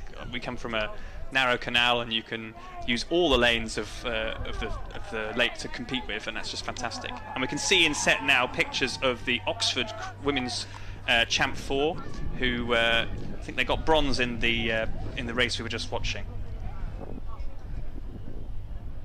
I think one of the advantages to Nottingham training on this course is that it's a sailing lake by nature, so it's actually quite windy. And if I look out the window, I can see slight ripples on the water that weren't there this morning while the sun was shining. But these Nottingham crews are going to be perfectly prepared for whatever they might face when they turn up here at BUCS Regatta. Refreshing breeze, I think, is how I put it. Good for training, certainly. It isn't helped by the odd bit of launch wash here and there. I'll tell you what, those quads are getting an absolute shift on. I think the Nottingham crew out front at 36. And one of those Newcastle crews not far behind them, 36 as well. And I'd say possibly the Newcastle crew on the far side, that's Newcastle A, have just broken free of their competition and are coming closer to the Nottingham B crew. But it's very close to call. It could be an interesting sprint for the win of the B final, as we have the 2 Newcastle crews and the 2 Nottingham crews all in the mix. And to be honest, I wouldn't say that the Glasgow crew is that far behind either. And I'd say probably now, actually, maybe that Newcastle crew on the far side, Newcastle A, maybe they're just drawing level with the Nottingham crew in the middle. Nottingham, I think it's Nottingham B, actually. Nottingham are finding themselves sandwiched between the 2 Newcastle crews that are advancing here. Yeah, it's a pincer movement, isn't it? Yeah, definitely. I think Newcastle A out front now. I think they've got about a quarter of a length on their Nottingham competitors. They'll be able to see them out the corner of their eye, and they'll know that as we hit the tents, it's time to go. But that Nottingham crew, they've found their extra gear. They've started their final wind. They're now on 38 as they enter into the final thing. The Newcastle crew on the far side have started to wind it up, and it looks as though they're pulling themselves a few feet clear of the Nottingham crew and the other Newcastle crew, who are also winding, and I think they're going to go through it. Could be a Newcastle 1-2 as we go across the line now. And indeed, look, Newcastle in front, and look at that Newcastle second crew. They caught them. Oh, it's just a bow ball between that. Fantastic and racing there. Those Newcastle crews cheered by rows of supporters to our right. You often see a lot more blue here than you do anywhere else. I mean, the Newcastle supporters vocal as always, and that's what's taken the win here. Yeah, 0.2 of a second there between that Nottingham first crew and indeed that Nottingham, that second Nottingham crew, who were dead level for front at the 1K, have fallen about 5 seconds, 7 seconds in fact. And Glasgow pulled themselves out of last place. They managed to overturn the Nottingham crew that was in front of them. Yeah, well, good discipline, good resilience. Yeah, the Blue Star is famous for its sort of sense of community and strong support. I think it's fair to say they're always the loudest crew on the bank, cheering each other on, and it's not like some clubs perhaps where the crew that's no longer racing disappears off. They all stick around. They're all here anyway from Newcastle. Exactly, and this is the third day of BUCS Regatta now, so these athletes will have been racing for the previous 2 days and maybe even today. So it's a wonderful thing to see that the club spirit's alive and well. And we're just seeing inset there some pictures from the Oxford Brookes crew that won the Champ 4- race just seen previously. And we move on from the B final onto the A final of the Open Intermediate Quads. And this is between St Andrews on the near side, Reading C, Reading A, Reading B, Sussex A, and Queen's Belfast B. Bit of a, to be honest, Reading University, incredibly strong sculling university. Their A crew and their B crew absolutely smashed it at Bucks Head. So I think if you were to put any money on here, if it's sort of the foil to Brooks, who might lock up the sweep events, Reading probably going to lock up the sculling events if you were to see nothing of this race, just looking at it on paper. Yeah, I mean, if you're to look at the skyline of sculling, you often see that it's Reading that's the ones that take the spoils. I mean, you've got 3 crews here that fill up the middle of the race who are wearing the Reading colours, and I very much expect one of them to be taking home the gold medal. But that's not to say that there is a Queen's crew in this race, and Queen's have done very well in the sculling disciplines this weekend. So if anyone's to contend, I'd imagine it would be them. Well, in a shock result, we're seeing Reading out in front. Looks like Reading A, by the looks of things, which again, very surprising, of the 3 Reading crews. I'd say they've probably got a length now as we go through the 1K on Reading B, and then Reading C, and oh no, actually it's St Andrews there, who've probably picked Reading C and indeed Queen's for the 3rd spot there, but we'll wait for the times to confirm.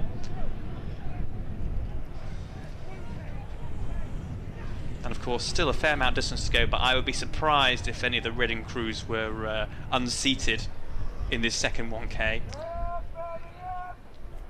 I mean, it's amazing what Reading have managed to achieve. I mean, they've dedicated themselves solely to sculling as a discipline, and I mean, it's paid off tenfold. I mean, they come to events like BUCS Regatta, and they're the holders whenever they come to these events. I mean, you see some wonderful athletes pass through there. They're currently home to the recent GB Trials winner, Matt Long. They have international athletes. Reading University is the place to be if you're into sculling. Yeah, absolutely. It's interesting, isn't it? Some universities specialise. There were a number of years where lightweight rowing, some universities specialised in that, and I think it's one of those things, isn't it? People go where they see success. I mean, the easiest way to win a rowing race is to find 7 people faster than you and get in the boat with them. Don't fight them, join them. Indeed, and that does lead to those sort of dynamics where one university or rowing club becomes particularly strong in a particular discipline. Currently Thames Rowing Club and London Rowing Club quite strong in the men's side in sweep. For a very long period, Thames Rowing Club was basically the place to do women's rowing, particularly in the 90s. And London was the place to go if you were a lightweight. Yeah, exactly. And obviously that dynamic's changed slightly now with... Rowing's an evolving landscape, and it only takes a few years for things to change in their entirety. So as we get the results coming through the 1500 metres, it looks as though we have a Reading, Queen's for 1, 2, 3. And there's very little between those leading Reading crews, who are followed closely behind by Queen's.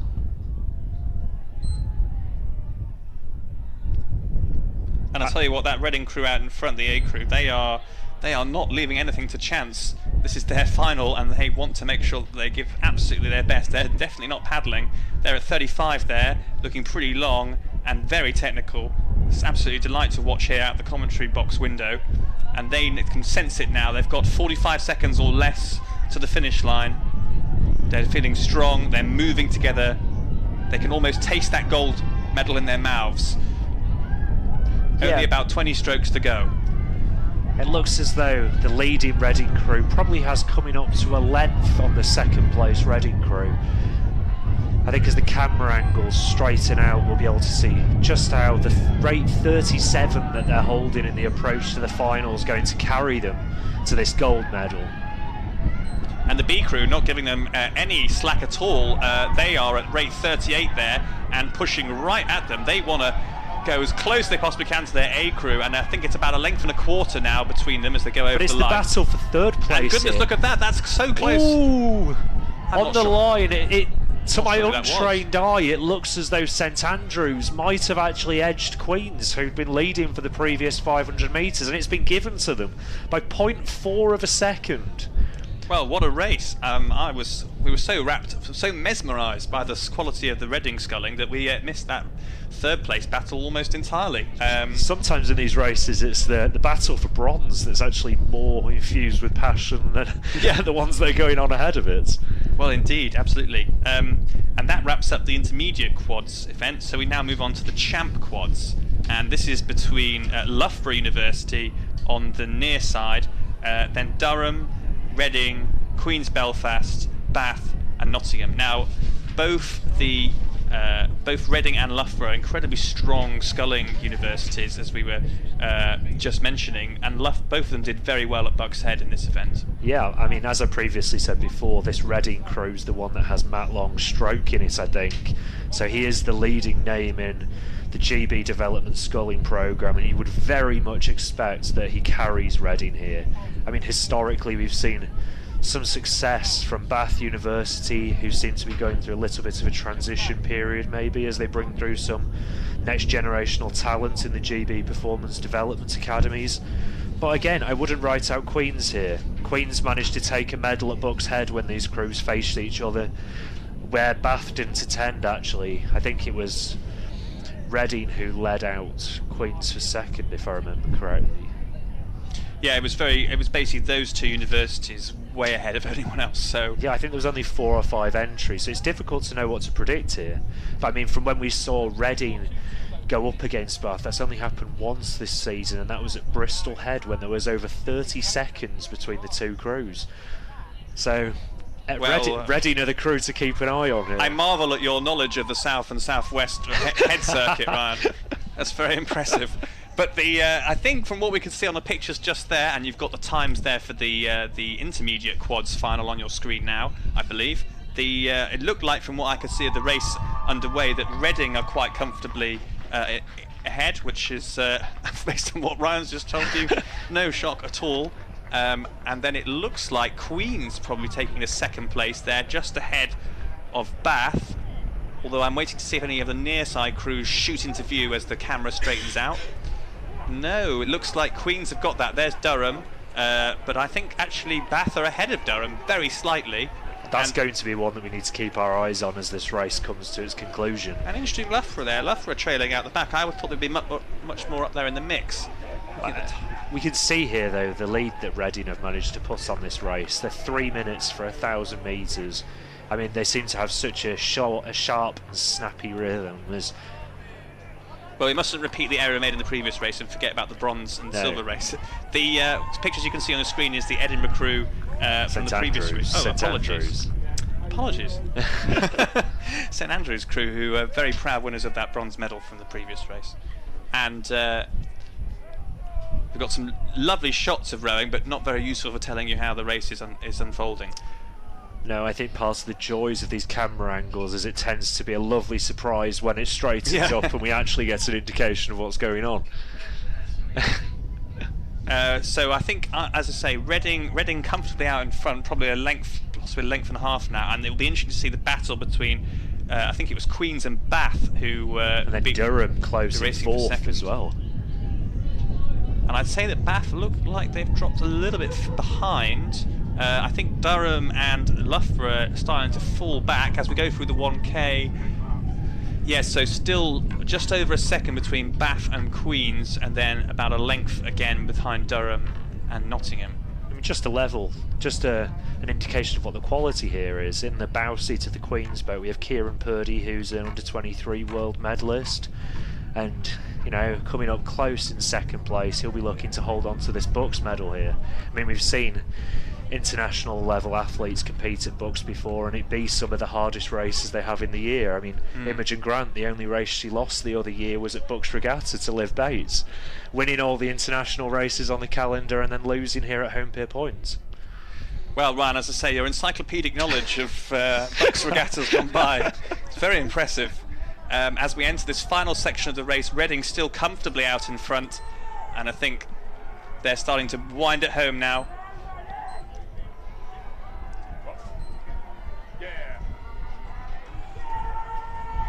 Yeah, that Reading crew just clocking at 37 there. They are moving away from the pack, and I think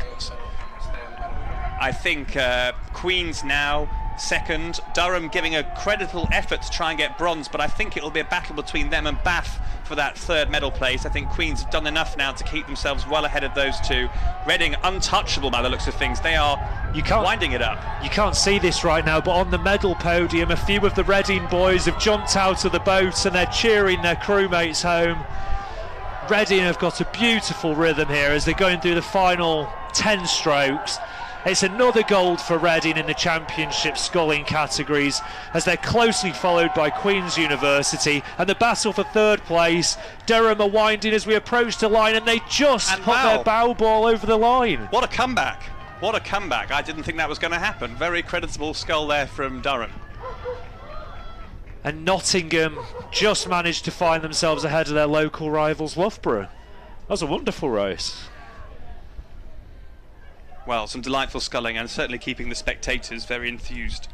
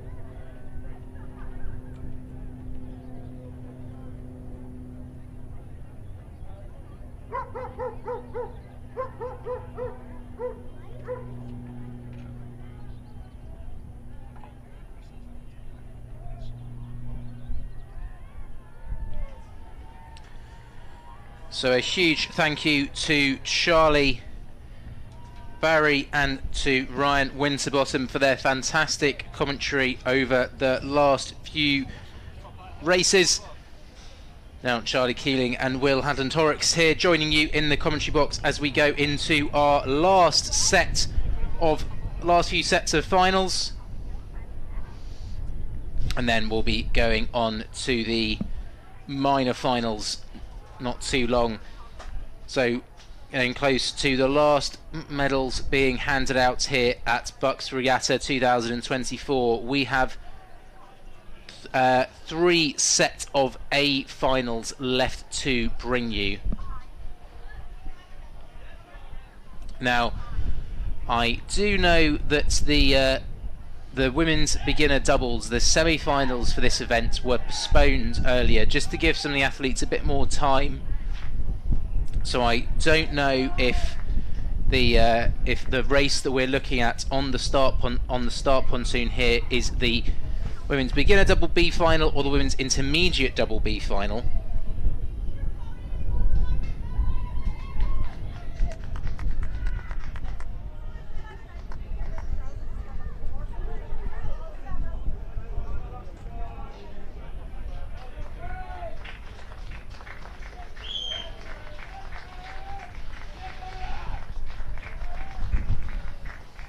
It does look like, Will, whatever race this is, they've just set off, just coming down for their 200-metre stretch down the river. I'm sure we can get back to you with what race this actually is. We do apologise for that.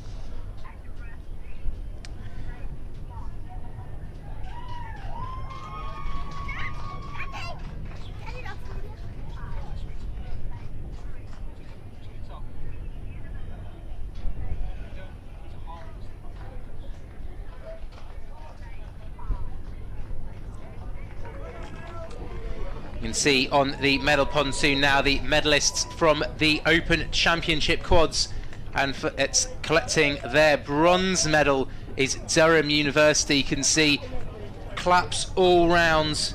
It's Will Fletcher, the coach at Durham University there, just giving a hug to one of his athletes. Really strong performances by the Durham University men this weekend, and their women, who I believe at the end of yesterday were leading the women's Victor Ludorum, and I think they'll be hoping to get that over the line. No, Oxford Brooks have been pushing hard today with their success in the fours events. But I'm taking a look at the blades that we've got in this race, and I'm fairly sure this is the women's beginner doubles. Yes, so we've got Plymouth A on your right in lane number 1, Birmingham B in 2, Nottingham Trent A in 3, University of London in 4, Plymouth B in lane number 5, and Nottingham Trent D over in lane number 6.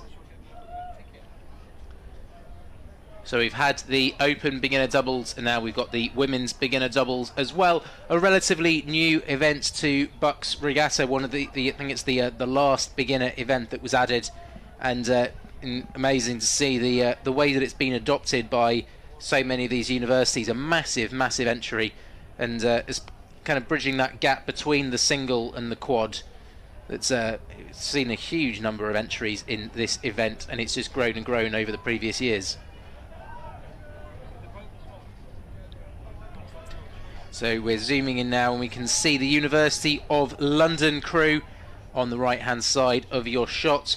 They're in one of those favoured centre lanes. Plymouth B just over their left hand shoulder, and Nottingham Trent D over on the far side. We've got the other Nottingham Trent crew in lane 3, Birmingham in lane 2, and Plymouth in lane 1. Again, Will, it's good to see that Plymouth University have got good representation in this race. We haven't seen too many of their boats through this weekend, but it's good to see that they've got 2 boats in this final here. Yeah, they've been really strong all weekend, especially in some of these beginner categories. We can see on the screen now collecting their gold medal in the championship quads. Reading University, it's a clean sweep in the sculling events for them this weekend. They took a gold and a silver in the championship singles. They took a gold in the championship doubles, and now they've taken a gold in the championship quads. And when you add that to their gold and silver, they got an intermediate quads. I think they got a silver and a bronze in intermediate doubles. I can't remember intermediate singles off the top of my head. That was 2 days ago, and all these races blur a little bit together, to be honest with you. But it's I know that Reading focus on their sculling, but it's been a really strong regatta for them. I think possibly one of the strongest that I can remember for them in recent years, not just with the strength at the top end, but the real strength and depth that they have. Now, Will, just coming into the last 1,000 metres, in first we have the University of London, and in second behind them is the University of Plymouth, with third following is Nottingham Trent A team in third. We'll see if they can hold those positions all the way down the line. Maybe the University of Plymouth will close on London.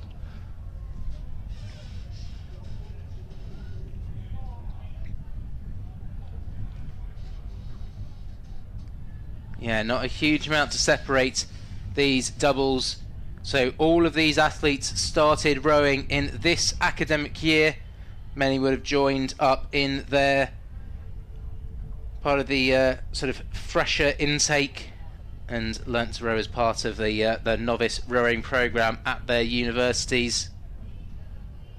University of London in lane 4. University that's not, I would say, obviously incredibly high performing in the senior events, intermediate and championship. We saw that fantastic performance by their women's 4 just a few minutes ago, taking silver behind Oxford Brooks and beating the Oxford University crew that's stacked full of boat race competitors. But say the beginner crews hasn't really been their main focus over the last few years. So impressive to see this University of London double with Josephine Hussell and Mila Camden in it, leading through 1,000 metres. They're coming up towards 500 metres to go now, so hopefully we'll be able to bring you the times there in just a few seconds time. And a great shot you see all across. So University of London do go through in first, but Nottingham Trent just over a second behind. We've seen some pretty amazing sprints, so I don't think that the University of London can rest on their laurels just yet.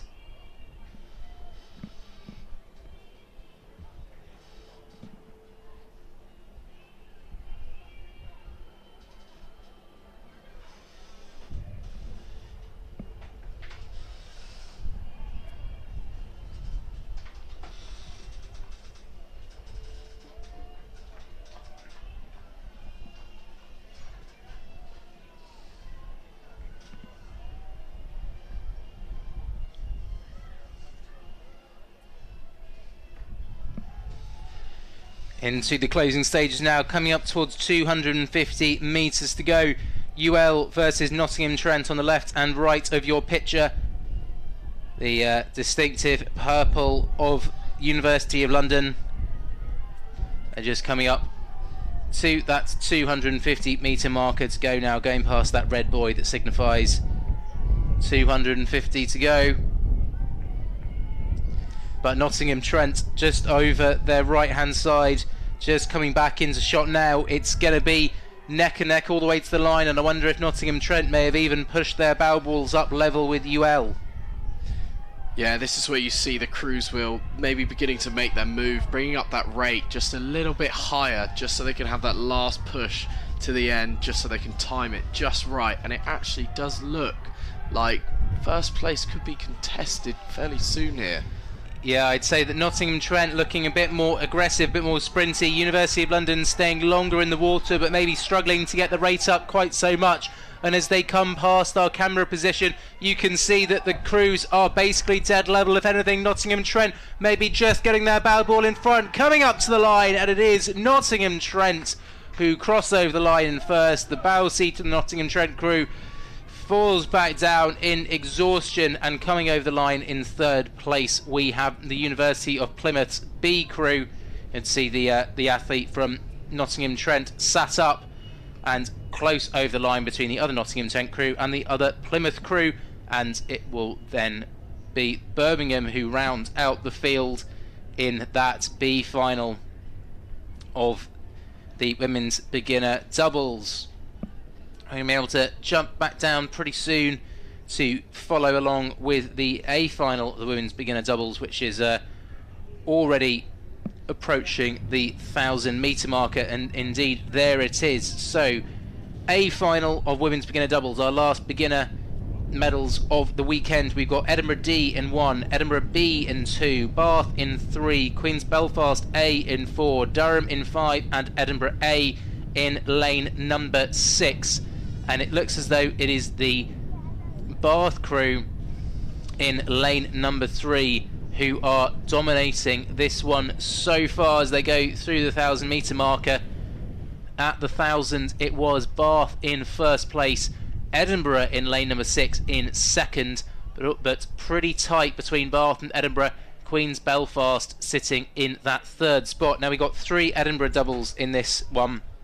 If you were watching yesterday, you'd have noticed in the women's beginner quads, Edinburgh managed to get a 1-2 in that event. So they had 8 athletes, and I think 6 of those athletes are racing here in this A final.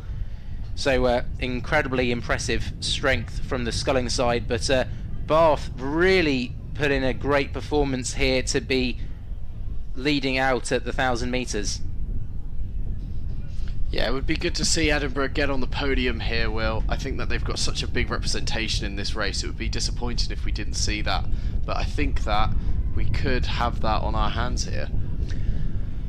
I think that they're probably going to want a bit more than to be on the podium, if I'm honest with you. I think they're going to be wanting that gold medal, although at 500 metres to go, Bath have extended their lead. It's now 5 seconds the Bath crew of Izzy Langley and Freya Ridge, leading over Katie Robertson and Millie Drury of Edinburgh University.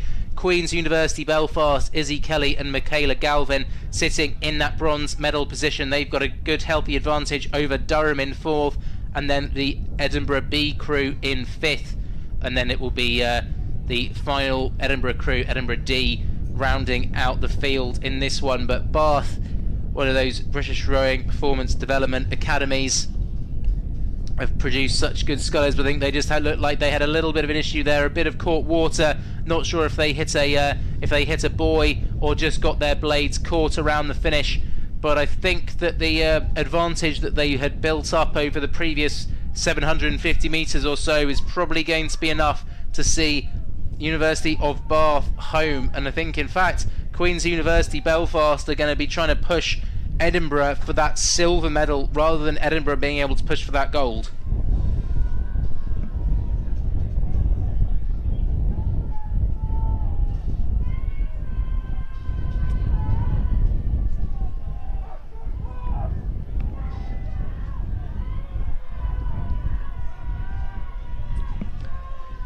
So we get to go through the sequence of women's doubles events here, because we get women's beginner doubles, women's intermediate doubles, and we round out the A finals with women's champ. And the first set of medals, the first gold in these women's doubles events, looks like it is going to go to Bath University. A little look over the shoulder from the bow seat, and coming into our picture now, it is Bath who have pushed away in this second 1,000 metres, and over the line the hands go up for Izzy Langley and Freya Ridge. Edinburgh, Katie Robertson and Millie Drury come across in second, with Queen's University Belfast, Izzy Kayla and Michaela Galvin. Look how delighted those two Bath athletes look. Absolutely chuffed for them. It's Durham in 4th, Edinburgh in 5th, and the final Edinburgh crew will round out the final. So that is the first women's sculling gold that hasn't gone to Edinburgh. Bath have been able to topple the Baby Blues.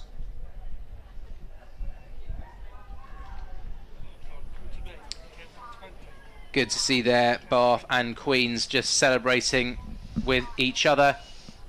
As we look back down, we've got our last B final of the day on the course. That is the women's intermediate doubles. Durham A in 1, Edinburgh A in 2, Reading A in 3, Durham C in 4, Newcastle A in 5, and Loughborough A in lane number 6.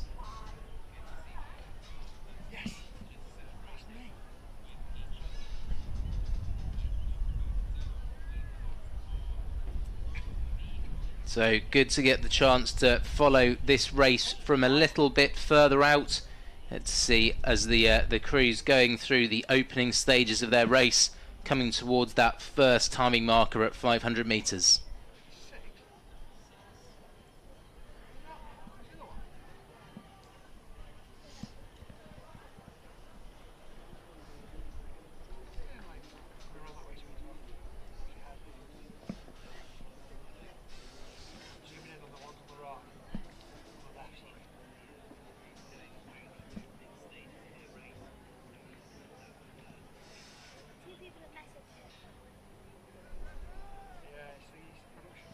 So through that first 500 metres, and it is Newcastle who hold a very slender advantage. Look how close that grouping is of the first 5 doubles in this B final.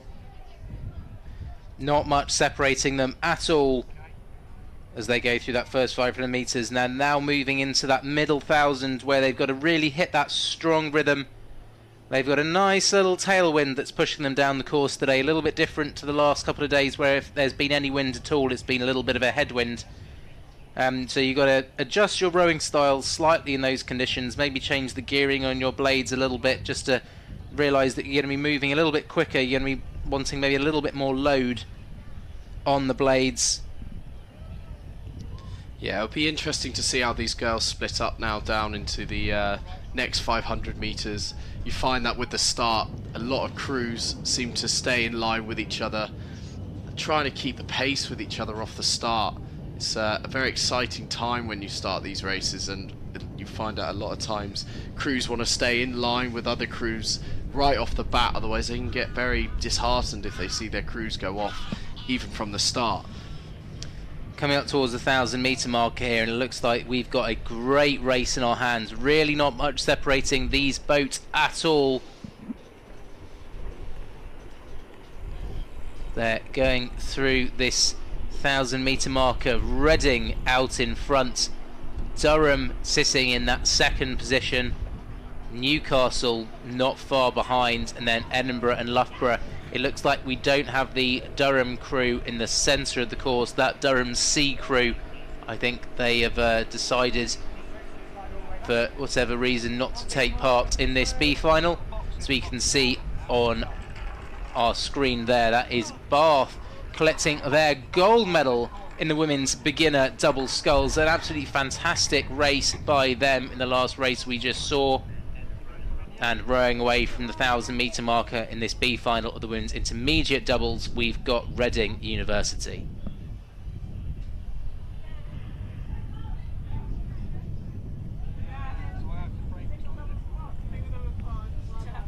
The Edinburgh A crew now collecting their silver medals. Fantastic performance by them.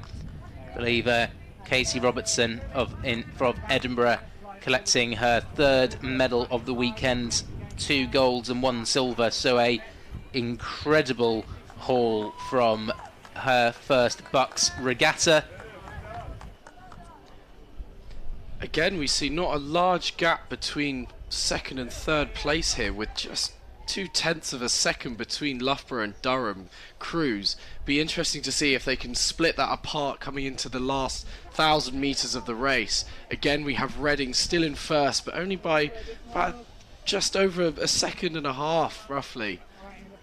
So you also see Queen's Belfast collecting their bronze medal in the women's beginner double sculls. Huge congratulations to them for picking up another medal. But coming up towards 500 metres to go now in this women's intermediate doubles B final. After this, we've just got 2 A finals left to go before we move on to the minor finals to round out BUCS Regatta 2024. And a great one it looks like we've got here to finish us off. I would say that Reading in the centre of the course do have the advantage as it currently stands, but not much separating. There we go, Reading through 500 to go, 5:33.2.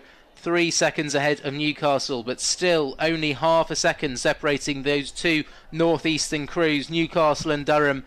They, I would say that they're the best of enemies, Newcastle and Durham. That they you often find that if one of them isn't racing, then you're likely to see a Newcastle crew begrudgingly support Durham and vice versa.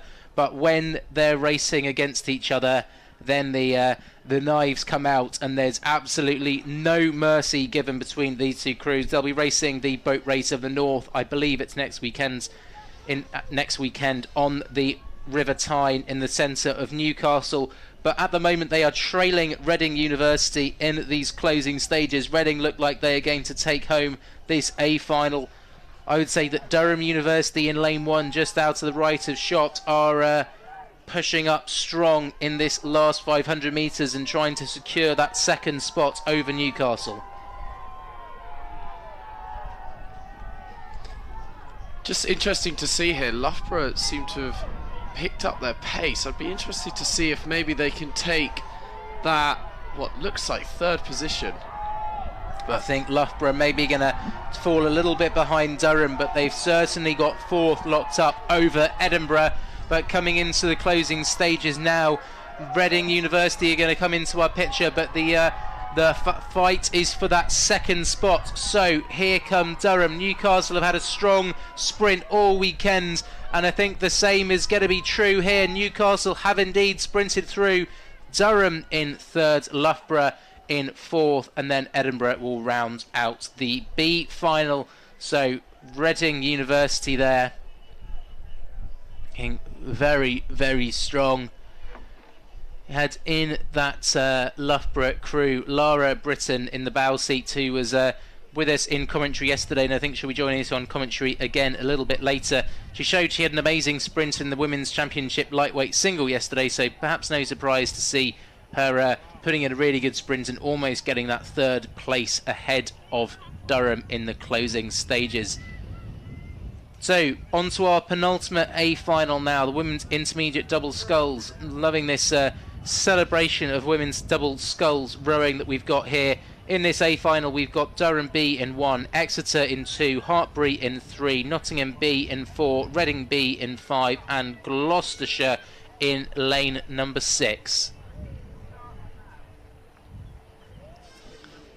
That Hartpury crew, I believe they picked up 2 medals, a silver and a bronze, in the women's intermediate single sculls yesterday. You can see us in the commentary box up here on the top of the finish tower at the National Water Sports Centre. We've got, I think, probably the best view in the house, where we can see all the way down the lake. Glorious sunshine all around us here, and we get to enjoy some fantastic rowing and bring it to you here on the final day of BUCS Regatta 2024.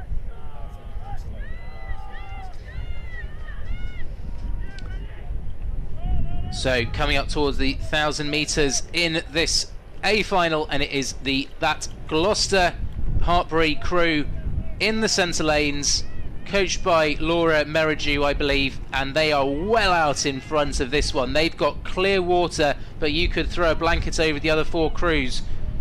Durham, Exeter, Nottingham and Reading, the other 4 boats in the middle fighting for those other medals. But the Hartpury crew here, Ellie Dash and Chloe Shepherd, they really look like the class of this field so far.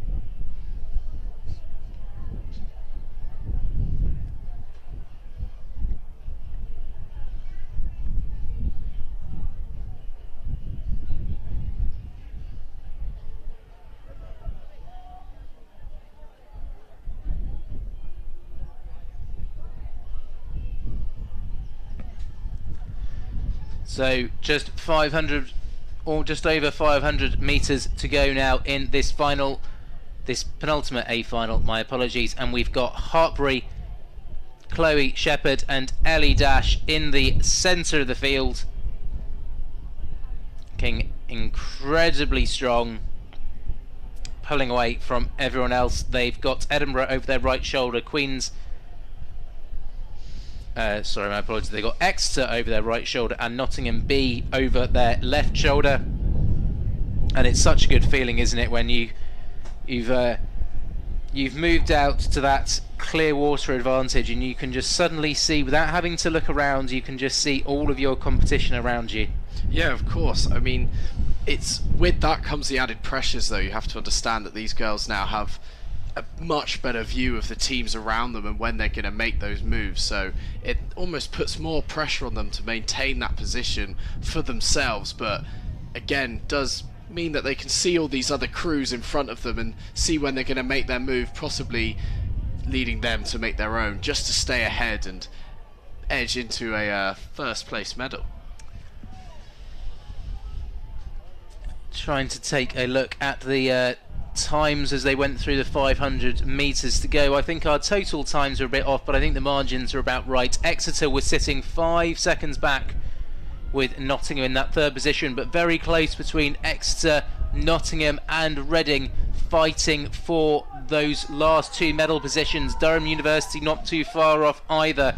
I think Hartpury are going to be the ones to secure the gold medal, but the battle for silver and bronze behind, it really is anyone's guess. Who's got something left in the last 250? Who's able to pull on all of their reserves, probably for their last race of BUCS Regatta 2024. Exeter in lane number 2, I think currently looking the strongest of those 4 remaining crews behind Hartpury.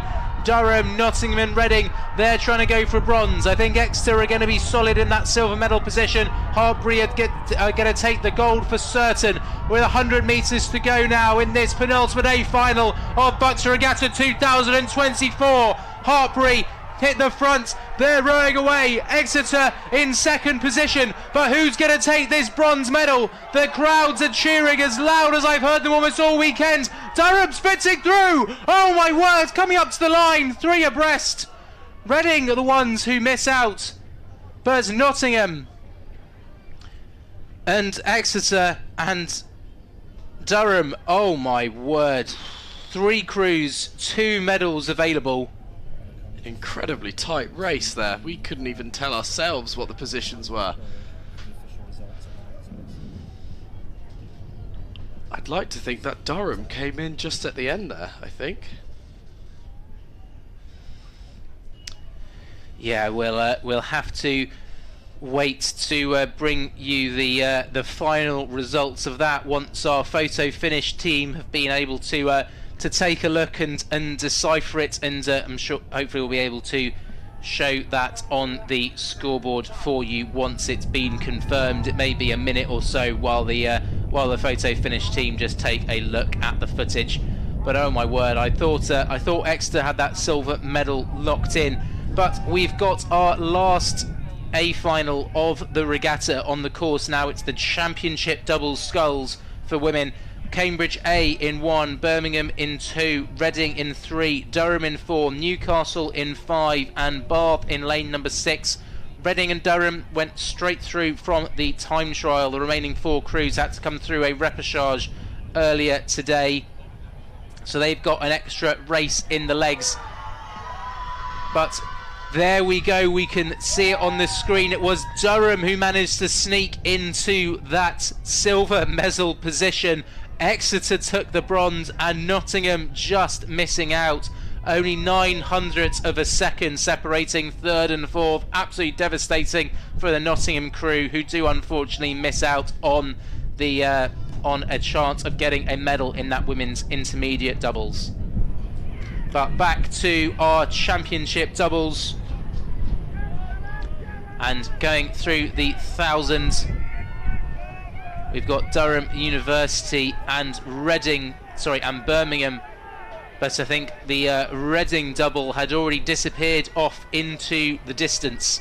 So the Reading double, as I just bring up my timing screen, Ellie Cook and Zara Povey, they had a 6-second advantage. You can see them there on the left of your screen over Durham University's Anna Grace and Izzy Sellers, with Erin Meredith and Casey Mole of University of Birmingham sitting in that 3rd position, another 2 seconds back. Bath in 4th, Newcastle in 5th, Cambridge in 6th. This Birmingham double, a mix of lightweights and heavyweights.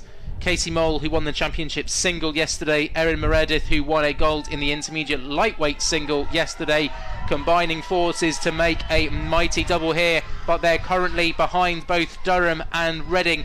Reading, who's shown such proficiency in the sculling events so far this weekend. They really dominated on the men's side, and it looks like they're going to do likewise here on the women's side as well, and take home the women's championship doubles.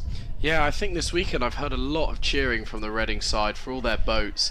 I mean, that seems to be one of the main crews I've seen this weekend, especially just sat over under my tent on the far bank under Uwe. Yeah, they've definitely been vocal. They've turned up in force this weekend. It's not just about having the top level athletes, but as they showed earlier in the open quads, taking gold in the championship, but a gold and a silver in the intermediate as well. Real strength in depth that was very impressive to see. But as you can see, our final A final of the weekend's coming down the course. Reading, Durham and Birmingham are leading 3 with 500 metres to go.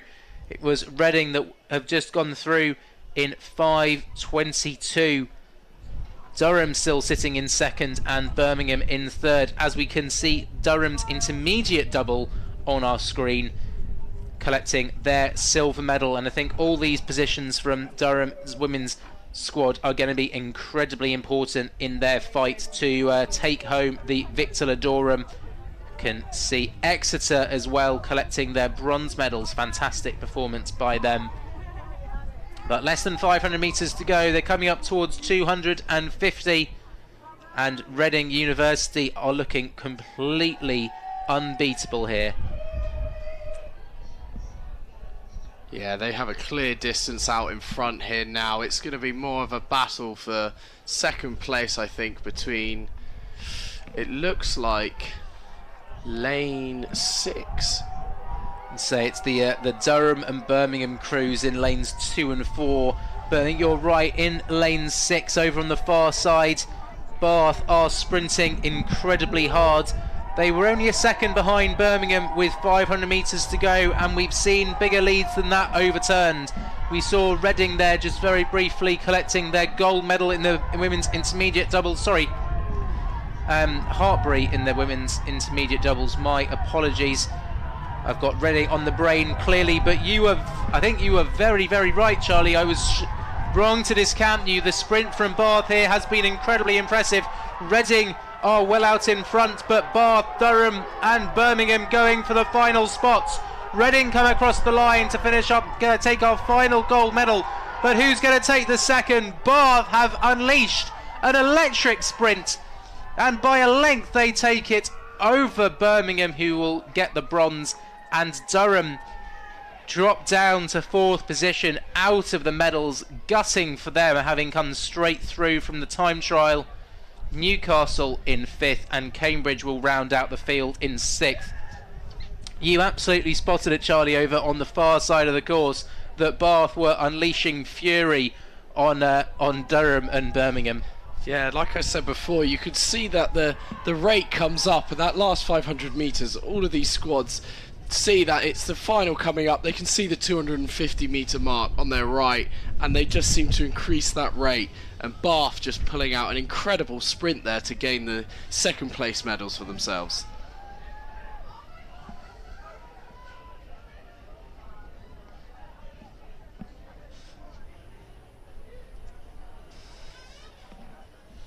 So that was our final A final. We'll hopefully be able to show you the medal presentations for that event before long, but we're now able to go to our minor finals.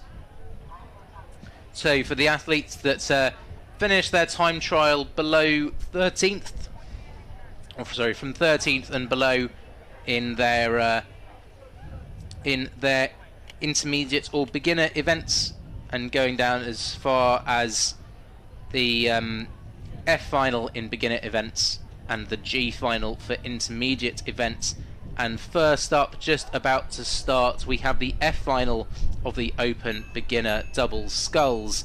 So we've got Northumbria in 1, Liverpool John Moores in 2, York St John in 3, Loughborough A in 4, Aberystwyth in 5, and Harper Adams A in lane number 6.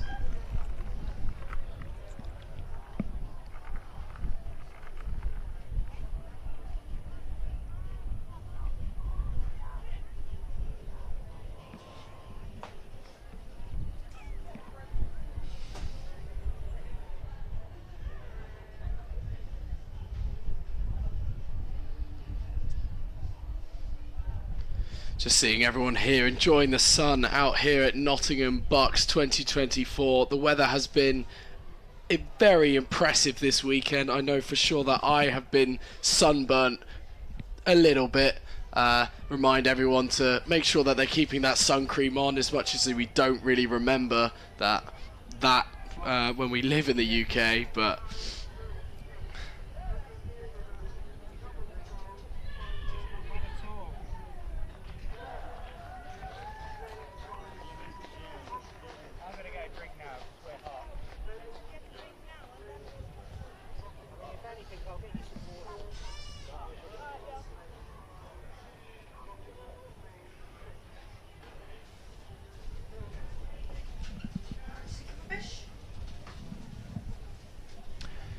So off they go in our F final of the Open Beginner Double Sculls. Great to give these beginners the opportunity to have a side-by-side race, as we can see Birmingham there collecting their bronze medal in the open beginner doubles. They look absolutely delighted by that. I'm guessing that is the heavyweights carrying the lightweight rather than the other way around. Otherwise, I think poor Erin's back maybe would have been put in even more pressure than doing 3 days of racing. But bronze medals there for Birmingham in the Women's Championship double sculls. Superb performance by them. Casey Mole backing up her gold medal in the championship singles yesterday with a bronze there, going through the 500 metres. And I think one of my favourite pieces of kit over the weekend are the bucket hats in the Aberystwyth crew. Yeah, I just noticed those. Very colourful, quite impressive. A bit better than my bucket hat I have, to be honest. Maybe you can try and find an Aberystwyth rower and do a trade. We've got Bath University now on the medal pontoon, collecting their silver medals in the Women's Championship double sculls. That is Ella Fullman and Rebecca Court. Superb performance by them to collect that silver medal.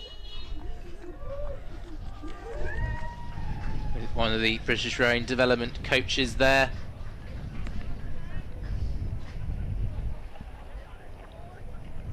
As we're coming up towards 1,000 metres now in this F final of the Open Beginner Doubles. And it is the Liverpool John Moores crew in lane number 2 that are out in front as we come up towards that 1,000 metre marker. And finally collecting the gold medal in the Women's Championship double sculls, the University of Reading, represented by Ellie Cook and Zara Povey. Don't see hugs all round from all 6 of our fantastic medalists in the Women's Championship double sculls. Great to see that level of camaraderie in between all the different clubs, that they're very much competitors on the water, but as soon as they get off the water, I think everyone is very, very supportive of everyone else. Everyone knows how much training, how much dedication has gone into getting to this point. So back to our F final, which has just gone through the 1,000 metres, and Liverpool John Moores with a 6-second advantage over Loughborough.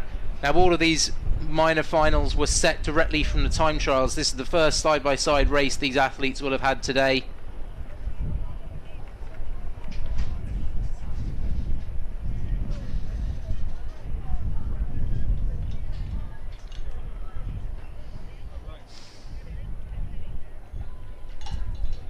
And it's a very different beast, isn't it, Charlie, between doing a time trial where you're just trying to get you're rowing almost a little bit in a vacuum.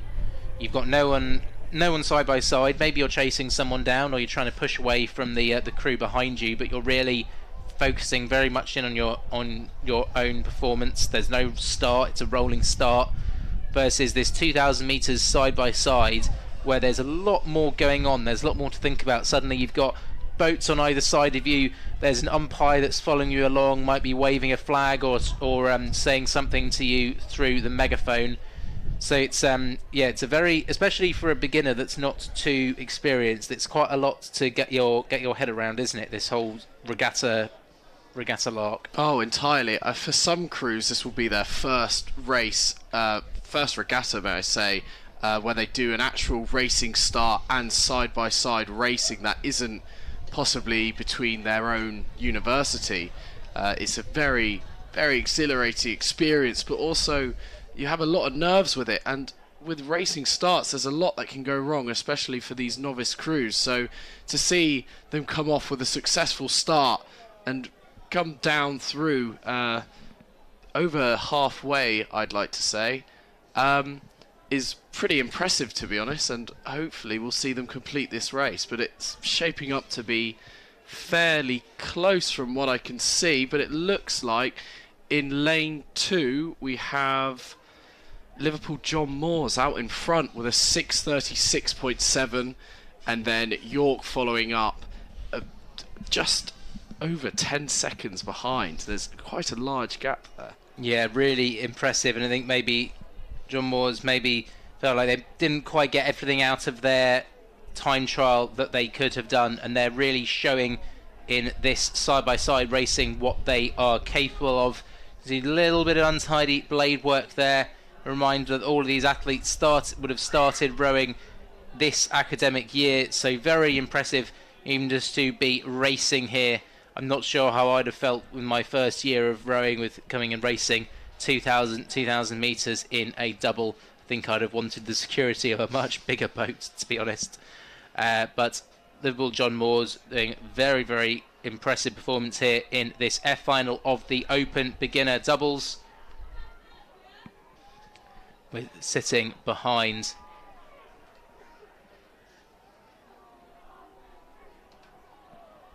the remainder of the crews in this field, where with 500 metres to go it was York St John. So two of the smaller university boat clubs that we've had racing here this weekend leading out this F final. I think that's so fantastic that we've gone from that women's championship double where we had those really big programmes, Reading, Durham, Newcastle, Cambridge, all racing, to these minor finals where the universities that don't have the funding or just the general resources available, the coaching, etc., to be able to perform at that championship level, but they still get the chance to have this intense side-by-side racing. Of course, it's nice to see a representation of the smaller universities here, with the, as we said, the lesser funding. But coming into the finish here, we see Liverpool John Moore just eking out the rest of the energy that they have left, just to come in and finish for that first place. It looks like they're going to have that quite comfortably, but we see here Aberystwyth coming in the final stretch, just to very close finish there. Aberystwyth and York St John fighting it to the line. We've then got Loughborough coming over in the 4th position, and it will be Northumbria and Harper Adams to round out the field there. See our Liverpool John Moore's athletes on the screen there. What a fantastically close race that was. So as we go on to our next race, we're going to say goodbye to Charlie Keeling here in the commentary box. Thank you very much, Charlie, for all of your efforts over this weekend. I know you've got a little bit more time on the other commentary out in the venue, but we're going to be handing over now to Lawrence Harkin, who's going to be joining us here for the next 45 minutes of minor finals.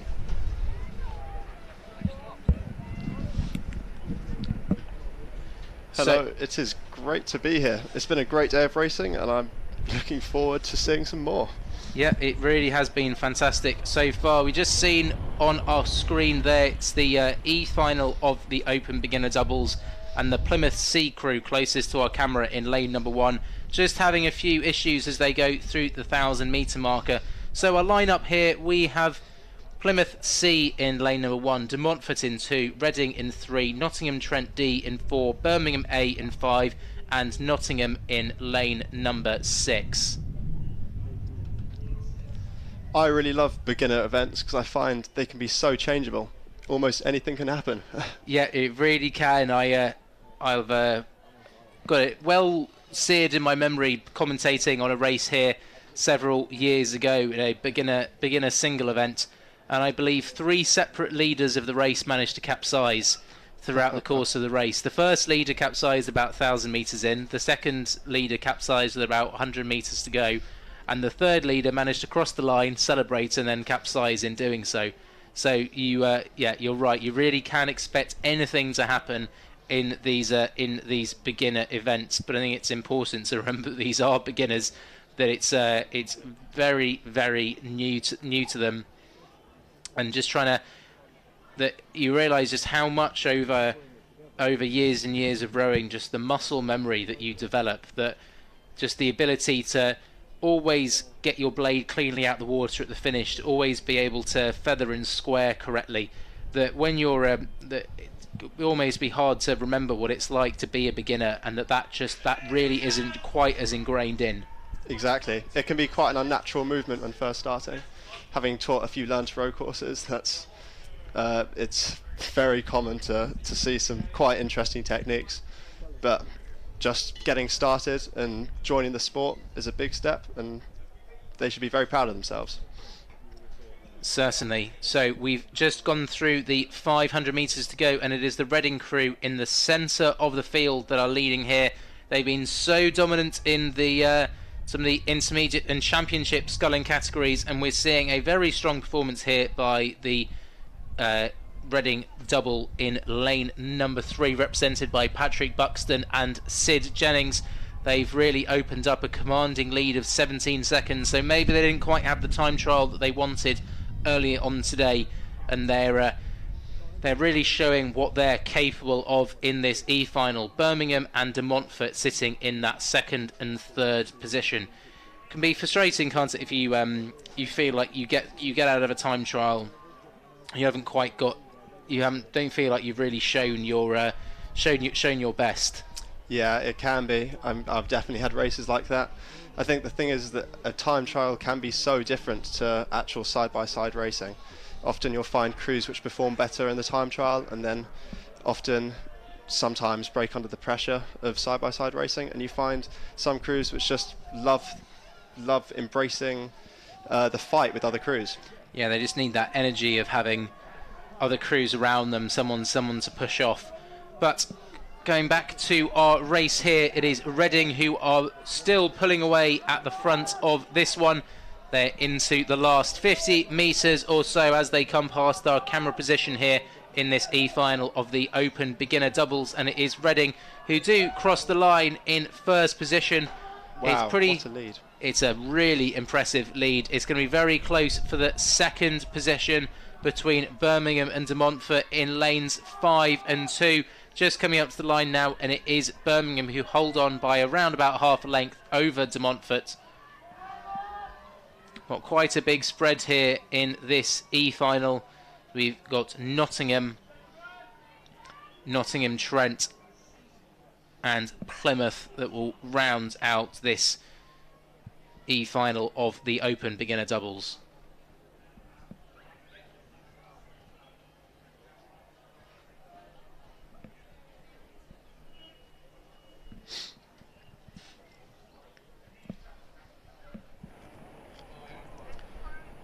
So racing coming thick and fast, because I can see out of our position here in the tower that the D final is already coming towards 1,000 metres. Here it is. We have Chester in 1, Nottingham Trent B in 2, Plymouth B in 3, Sussex in 4, Durham in lane number 5, and no crew, it seems, in lane number 6.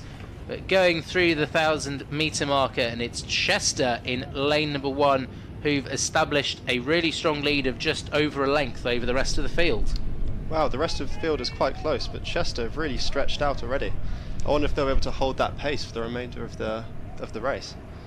Yeah, this Chester double of Reese Nixon and Tom Messenger with a 3-second advantage over Durham, who are currently sitting in that second position.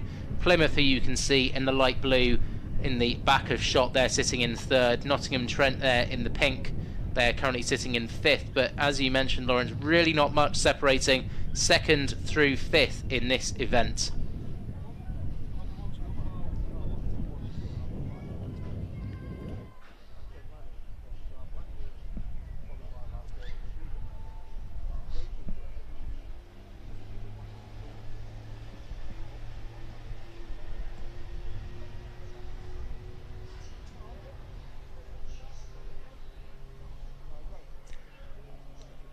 I'm always so impressed by these beginner boats, and just the level of the sculling that we start to see now in these beginner events. I think that when they were first introduced, that maybe there wasn't a huge amount of effort put into them. It was like, oh, we've got some athletes around, we'll throw in an entry to this. But I think it's really shown over the last few years the standard required to perform well in these events. I think the athletes who are winning the medals, they would really look at home in the intermediate events, because they're just so experienced, and to get that to that level so quickly is just a sign of how well they're training. Absolutely. Some of these crews, just looking at the live stream now, are actually looking really quite clean, and their technique is is actually very impressive for novice rowers. It still looks as though it's the Chester crew on the right-hand side of your shot who are currently in the lead in this D final. They've just gone through the 500 metres to go with a 4-second advantage over Durham. Plymouth still sitting in third. Nottingham Trent have moved up into fourth ahead of Sussex, who've dropped down into fifth. But it's a case now of what is left in the tank for these rowers. Have they been able to pace their 2,000 metre efforts? I think, again, something that you can sometimes take for granted when you're a little bit more experienced is just how much effort needs to go into making sure that you're staying within yourself, you're staying on that kind of red line all the way throughout the race, but never going too far beyond it, because especially in a small boat like this, you can really feel it if you go out too hard and run out of steam towards the end.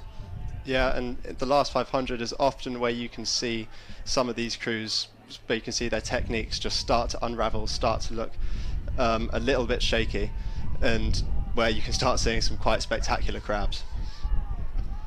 It doesn't look like we've seen anything quite like that so yet, although Chester are getting fairly close to the boys.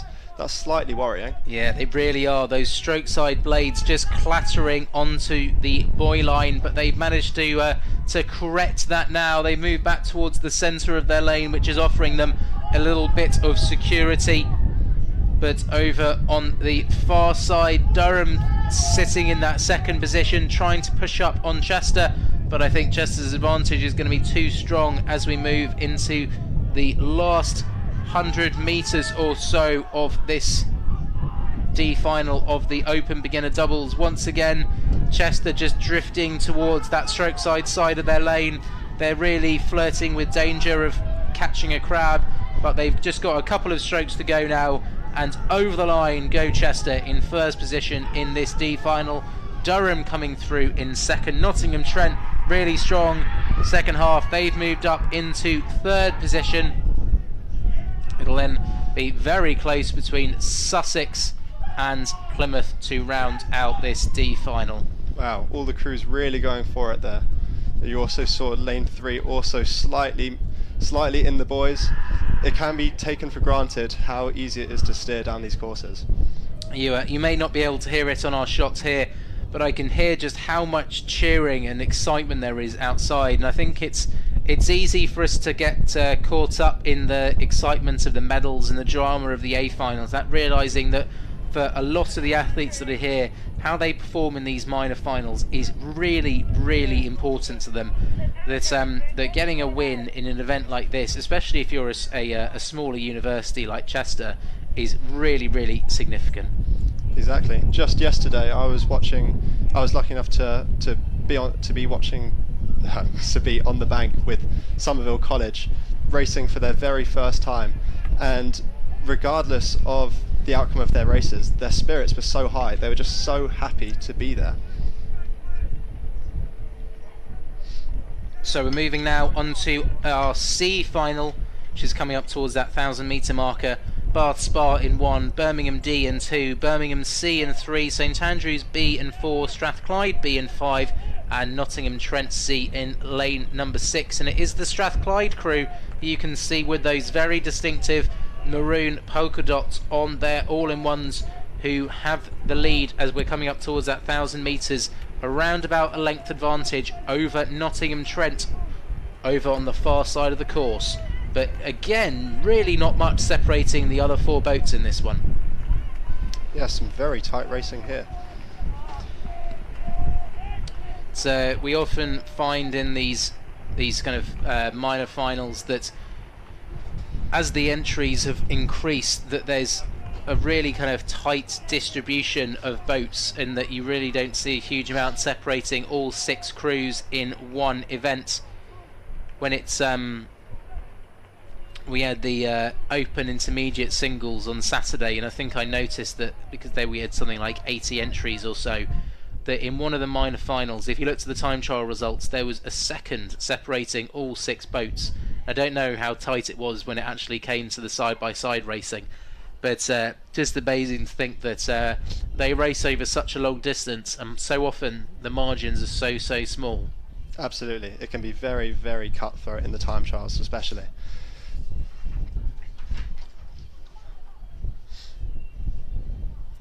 So coming up towards 500 metres to go, and that battle between Strathclyde and Nottingham Trent continues.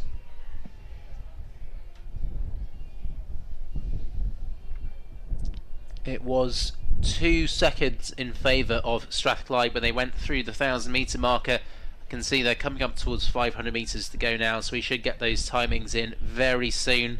You can see the umpires launched there, just keeping a very close eye on the crew in lane 4. Just making sure they don't get too close to the crew in lane 3. Haven't seen the, and can actually now see the flag out, so the umpire out behind the St Andrews crew, warning them and just requesting that they move away from Birmingham, moving back into their lane. All of these doubles are what we call pressure steered, so there's no rudder on these boats, and again you can see the umpire with the white flag just asking St Andrews, politely but firmly, I would probably say is the best way of describing it, to move back into the lane to make sure there's no risk of them impeding. So all of the crews here, there's no rudder, it's done entirely on pressure steering, so you just push a little bit harder on the stroke side blades or the bow side blades, and it'll often be whoever's making the calls in the boat will be responsible for managing that steering. And so the fact that you haven't got a rudder, if the steering does start to go off, then it can be pretty hard to react to it, can't it? Absolutely. Sometimes you'll find boats as well with slightly bent rudders, and even just a little bend can create really big drifts. So through 500 metres to go, Strathclyde still holding a lead, but only a second over Nottingham Trent. So they're having their private battle over on the far side of the course in lanes 5 and 6.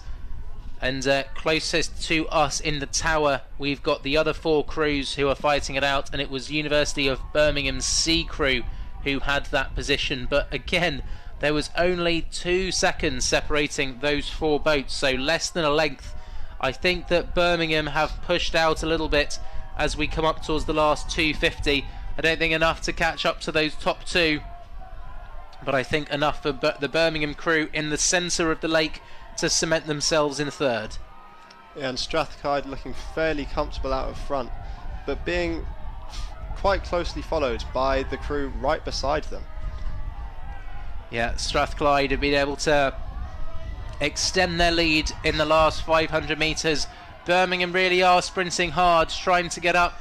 I think we've definitely got some steering difficulties going on for a few of our crews, because Bath Spa have drifted into Birmingham's lane. A crab for Birmingham there as well. A crab reset. A crab for the Birmingham C crew, as it is Strathclyde who crossed the line ahead of Nottingham Trent. Birmingham come through in 3rd. That's 4 crews within 2 lanes. Yeah, there's been a great convergence of boats towards the centre of the lake here, but fortunately no clashes by the look of it. No clashes, and hopefully we'll be able to see the white flag from the umpire. Indeed, just seen the white flag being waved to show that there was whilst there was a little bit of steering issues, no one was unduly affected enough to cause any concerns. No fouls being committed, certainly. And a celebratory hand in the air from the stroke of the Strathclyde University double there. Well deserved. A job well done for the end of their first BUCS Regatta. Hopefully we'll see as many as possible of these athletes back next year. So our next event is going to be the women's intermediate 4s, and if you can cast your eyes to the back of the screen, they've just got off the start. You can see the flurry of blades from the crews on the right hand side. Who have we got on the start order for this one, Lawrence? Lane 1 we have Cardiff University, Lane 2 University of St Andrews, Lane 3 University of York, Lane 4 also University of York, A and B both in Lane 3 and 4 there, Lane 5, University of Exeter, and Lane 6, University of Leeds. So moving up to the intermediate categories and into the Coxed 4-person boat, swapping over from sculling to sweeping as well. So very, very different, that they've now got a Cox to steer them. So, and they do have a rudder, so hopefully fewer issues with the steering in these boats. Touch wood. Touch wood. I was going to say as well in the previous race that the umpires here were very good about adjusting their expectations based on the level of the event. That I think you'll probably give a little bit more leeway to a beginner crew than you might do over a championship crew. I think there's a realization that beginner crews aren't. Instead, they just don't have the experience to be able to manage all these different things at once. Yeah, exactly. I mean, you see crews of all proficiencies here, and that's one of the great things about BUCS Regatta. It really is. As someone who's been coming to this regatta for many, many years now, it always really warms my heart to see the level to which a lot of these athletes they take it so seriously, but they also are enjoying it so much, and the level of camaraderie that you see in between clubs and even in between clubs as well. And it's not uncommon to see people racing in the beginner categories in their first year coming back for the inter and champ events in their second and third years. Yeah, definitely. I think that the seeing that development really push on, where you've got athletes that start out as beginners, they work up intermediate, maybe they get into their university's second 8, and by the time they're in their third or fourth year, they've made it into the champ 8, and they're out here winning medals. And that, I mean, there's many things that BUCS is about, but that is definitely one of them. So it's through 500 metres gone, and it is the crew. It is Cardiff University in lane 1 who currently have the lead. They had 2 seconds over York, with St Andrews sitting in third.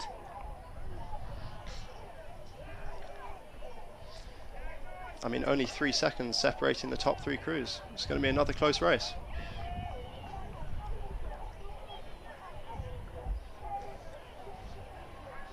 Yeah, so huge amount of bragging rights on the line for these athletes. We can see Cardiff in lane number 1. They were leading through 500.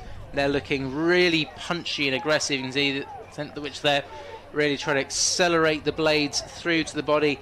Maybe to just try to hold on to that water a little bit longer. Maybe see the blades just popping out of the water a little bit earlier than you might like. It's almost it's an odd thing in rowing, isn't it, Lawrence? That actually you don't.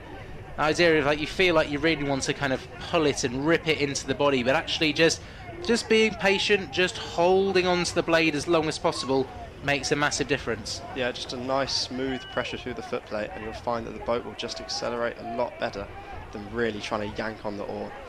It's a bit of a common misconception that it's a pulling sport, all with the arms, when in reality about over half of the power comes from your legs. They're just a nice smooth push.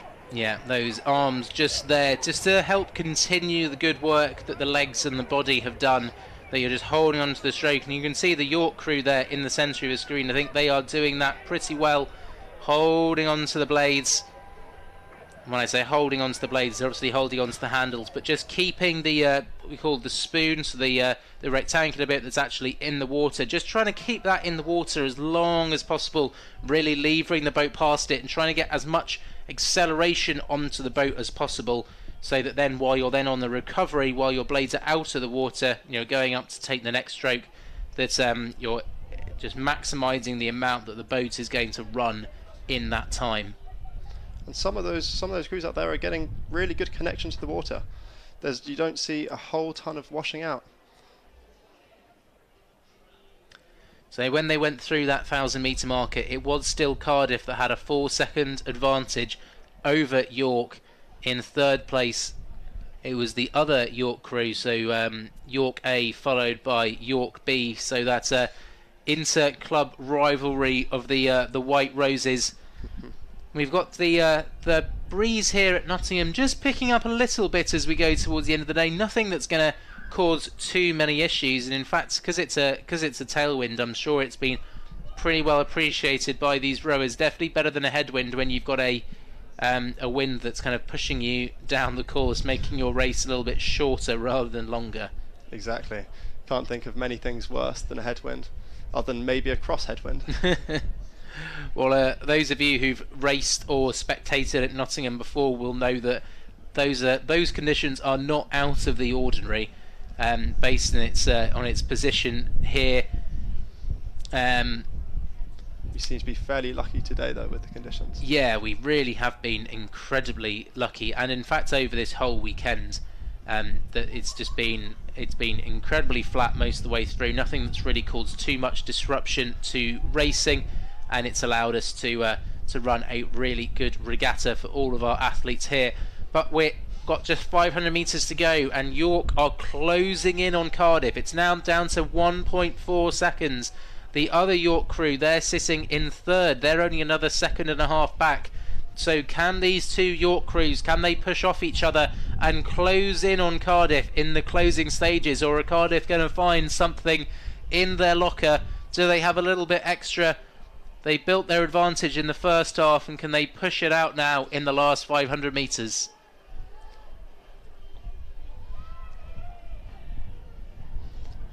It would be a real show of domination to see York get a 1-2 here, but Cardiff are not going to let that happen easily.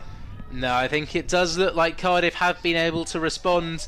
Maybe York pushed a little bit early trying to close the gap, and Cardiff have seen the danger and they've made a move to push away, and Cardiff have re-established a strong lead now in the last few hundred metres. But actually it's the St Andrews crew in lane 2 who are moving up, and they're challenging the York crew for that third spot into the closing stages. St Andrew B over York B in the battle for third. Cardiff at the bottom of your screen.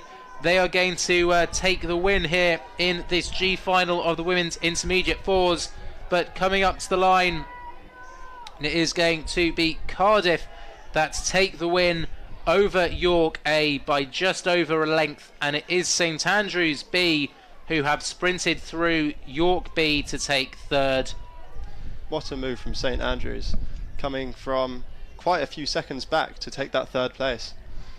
But it just looked like Cardiff were rating quite a bit higher in that final sprint. York just not able to reach that same rate and close the gap. It really was. Taking a look at the timings, I think St Andrews were 7 seconds behind the York B crew with 500 metres to go, and they won it by a canvas. So really, really impressive to turn around such a big margin in the last 500 metres of the race. But we're going straight onto our F final now, which you can see on your screen. Going through the 1,000 metres, Warwick in 1, Manchester A in 2, Liverpool A in 3, Southampton B in 4, St Andrews A in 5, and Oxford E in lane number 6. And after that first K, it looks like we have Liverpool in first place, followed by Oxford right out on the outside, and then third currently University of Southampton. Yeah, you can see the Liverpool crew in the white at the back of shot. They are in the lead and rowing away with a 3-second advantage over Oxford. They translate to around about a boat length, give or take 3 seconds. So a good healthy lead for Liverpool, but as we've seen in the previous race, there is no guarantee of leads like that sticking for the remainder of the race. Yeah, absolutely. I mean, Southampton had a really good start. They were first through the first 500, but were overtaken by Liverpool and Oxford in the second 5. I'm hoping that in a second we'll be able to show you some of the celebrations that are going on down on the medal pontoon for the Victor Ludorum, which is being awarded out.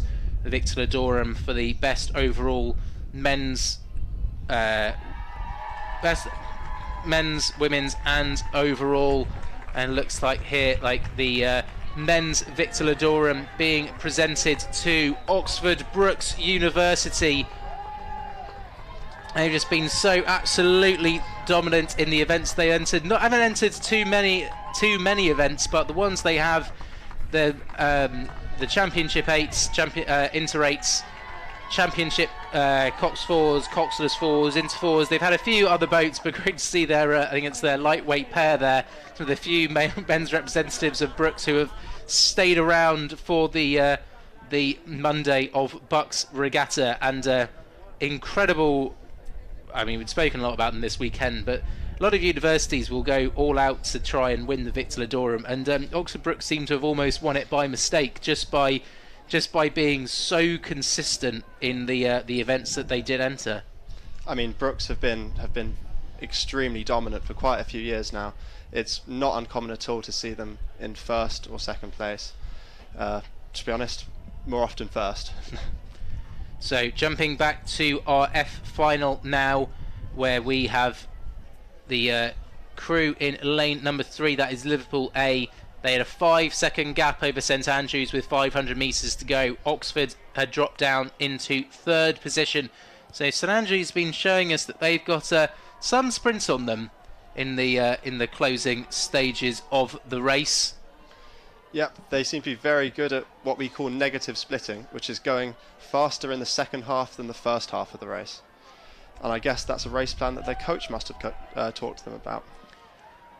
For certain.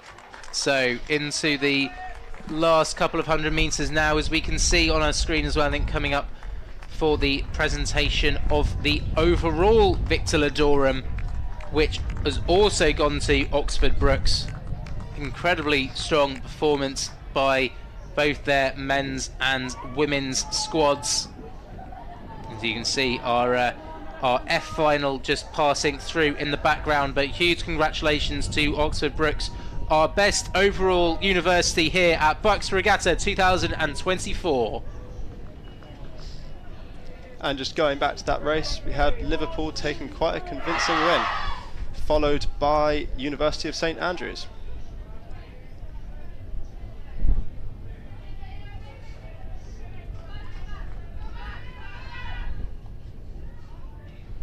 Yeah, very impressive win there by Liverpool. As you can see, the celebrations still going on for Oxford Brooks underneath us here in the tower.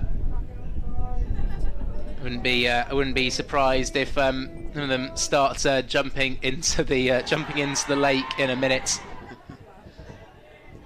And I'm sure we'll have the presentation for the women's Victor Ludorum at some point soon as well.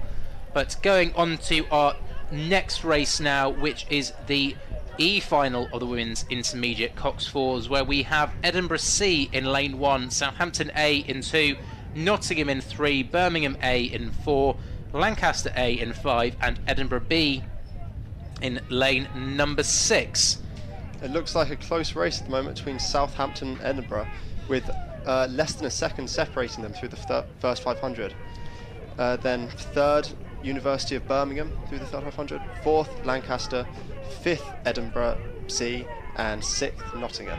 Yeah, really not much separating these. I'd say Southampton maybe just pushing out a little bit with the Edinburgh crew in lane number 1. That's Edinburgh C just holding on to their coattails. So Southampton A over Edinburgh C as they are just about to hit the 1,000 metre marker, with Lancaster sitting in 3rd. The Edinburgh B crew were in 2nd, but they've dropped down to 4th in that second 500. Birmingham in 5th and Nottingham in 6th position as it currently stands. Wow, only half a second separating the top 2 crews. Yeah, really not much at all. See our Lancaster crew there, stroked by Matilda Spellman. Looking quite long and loose. Yeah, really long. Really rotating themselves around the pin at the front end of the stroke, and yeah, not getting too short.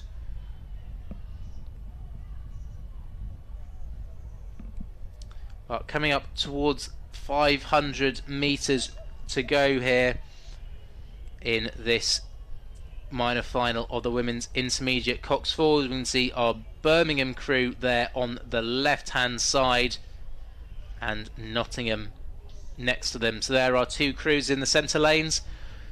So the crews in the centre lanes are usually the ones who are fastest in the time trial. So if there's no inclement weather conditions, you'll usually have the fastest 2 crews in the centre lanes, then in lanes 2 and 5, and then in lanes 1 and 6. Often if you have a crosswind, you'll favour it from whatever side the crosswind is coming from.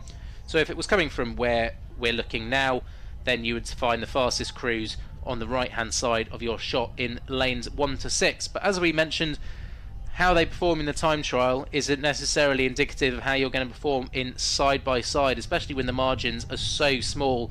And it looks like Edinburgh and Southampton, who were not as fast as Nottingham and Birmingham in the time trial, but they've taken the bull by the horns here as we come up towards the last 500 metres. Exactly, it seems like they're really stepping away from their competition. Only 2 seconds separating them, but going back to third place is fairly close between first to third, with 4 seconds going back to fourth. So it looks like there's just 3 crews just moving away from the rest of their competition.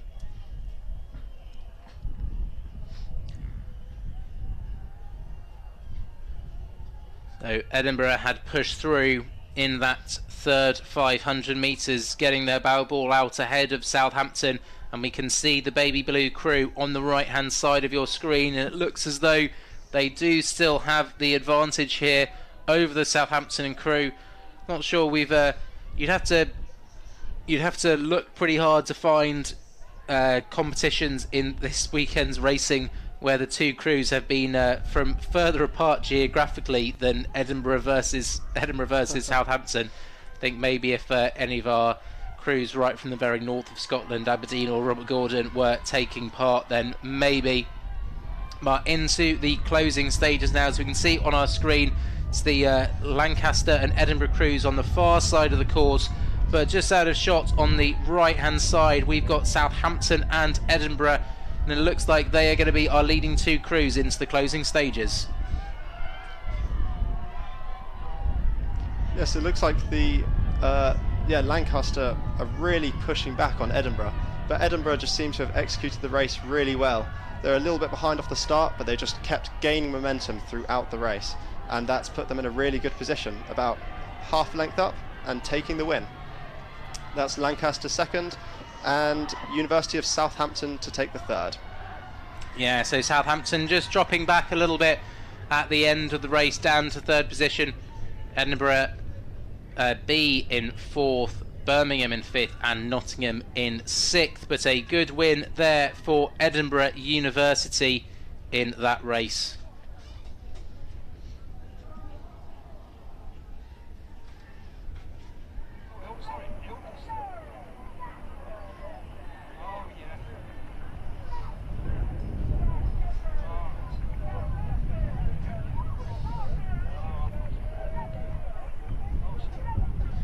So we've got our next race already coming up towards 1,000, the D final now. We've got Exeter A in 1, UL B in 2, Cambridge C in 3, Birmingham B in 4, Bristol C in 5, and Bath A in lane number 6. Very close between lanes 4 and 5, University of Birmingham, University of Bristol. Bristol just ahead, only by about half a second though. Going back to third place, University of Cambridge. Fourth is London. Fifth right now is Bath on the outside lane, and sixth is University of Exeter. But it's really quite a close race, only about 3 seconds separating the top crews. Yeah, really close indeed. Just 0.4 of a second there according to our intermediate times between Birmingham and Bristol in lanes 4 and 5. Cambridge sitting in that third position. You can see them on our screen there, the Cambridge crew racing hard in this D final of the women's intermediate Cox 4s. Through the 1K, Birmingham have taken the lead.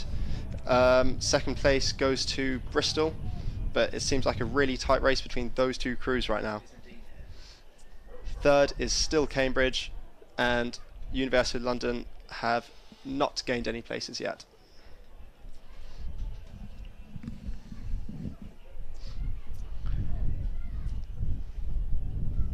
Fantastic shot here of the crews racing down in the sunshine. It's been absolutely perfect conditions here at the National Water Sports Centre all weekend. really good temperature for racing in the high teens, where you don't have to worry about getting cold or wet, but not getting so warm that you're worried about heat stroke and dehydration and getting burnt. Can see the Birmingham crew there right in the centre of your shot. Still just trying to hang on to that lead there. Yeah, they've got Cambridge on their right-hand side, who'll be pushing up onto them, I'm sure.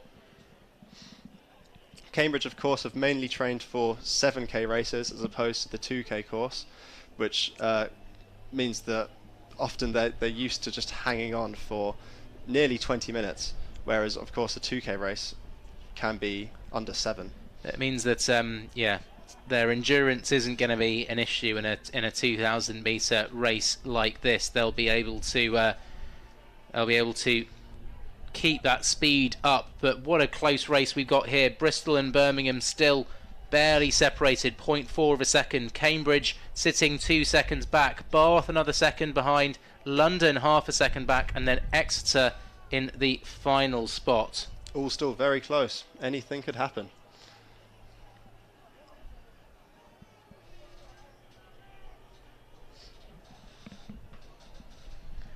Yeah, we've seen some pretty big margins overturned in the last 500 metres, and I think Cambridge sitting a couple of seconds back, but I think they're going to want something out of this D final here.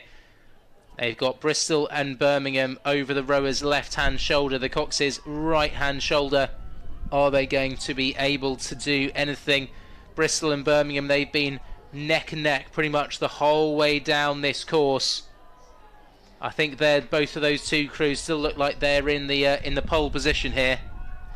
Certainly a very, very close race. Looks like, is Bristol coming through now, or is that still Birmingham just ahead?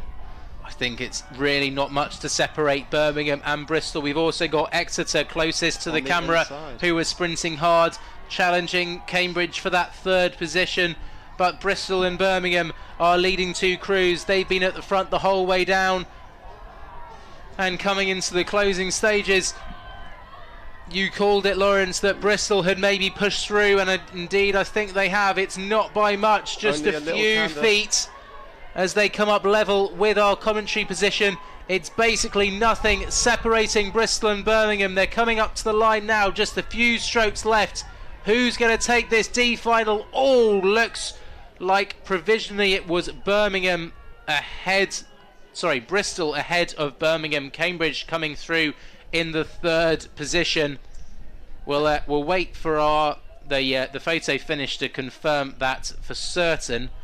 But that really was having two crews locked together like that the whole way down the course. That was really impressive. And Exeter as well, really going for it in the sprint, but just not quite enough to grab Cambridge.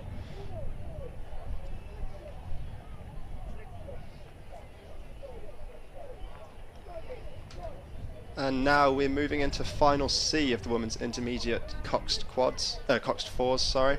Lane 1 we have Queen's University Belfast. Lane 2 Oxford Brookes. Lane 3 Bristol. Lane 4 Imperial College. Lane 5 Oxford Brookes again, and Lane 6 Newcastle. After the first 500, it looks like Imperial out to about half a length lead, closely followed by Bristol, and then Newcastle on the outside in third.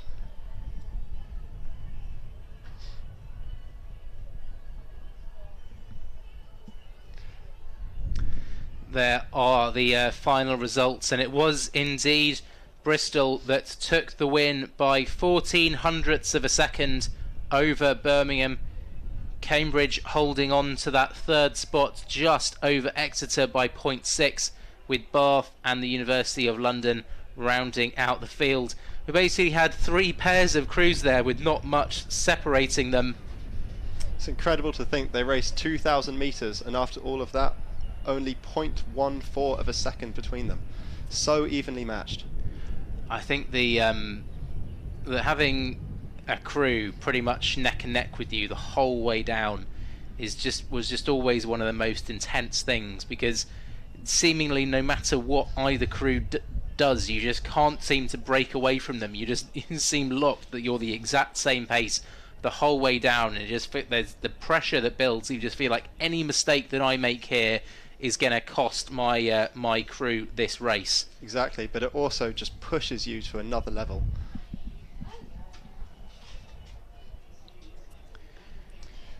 Coming through the 1K, it looks like Imperial still have the lead, with University of Bristol only about a second behind them. It looks like on the whole the positions are unchanged. But Imperial and Bristol really moving away from the rest of the pack.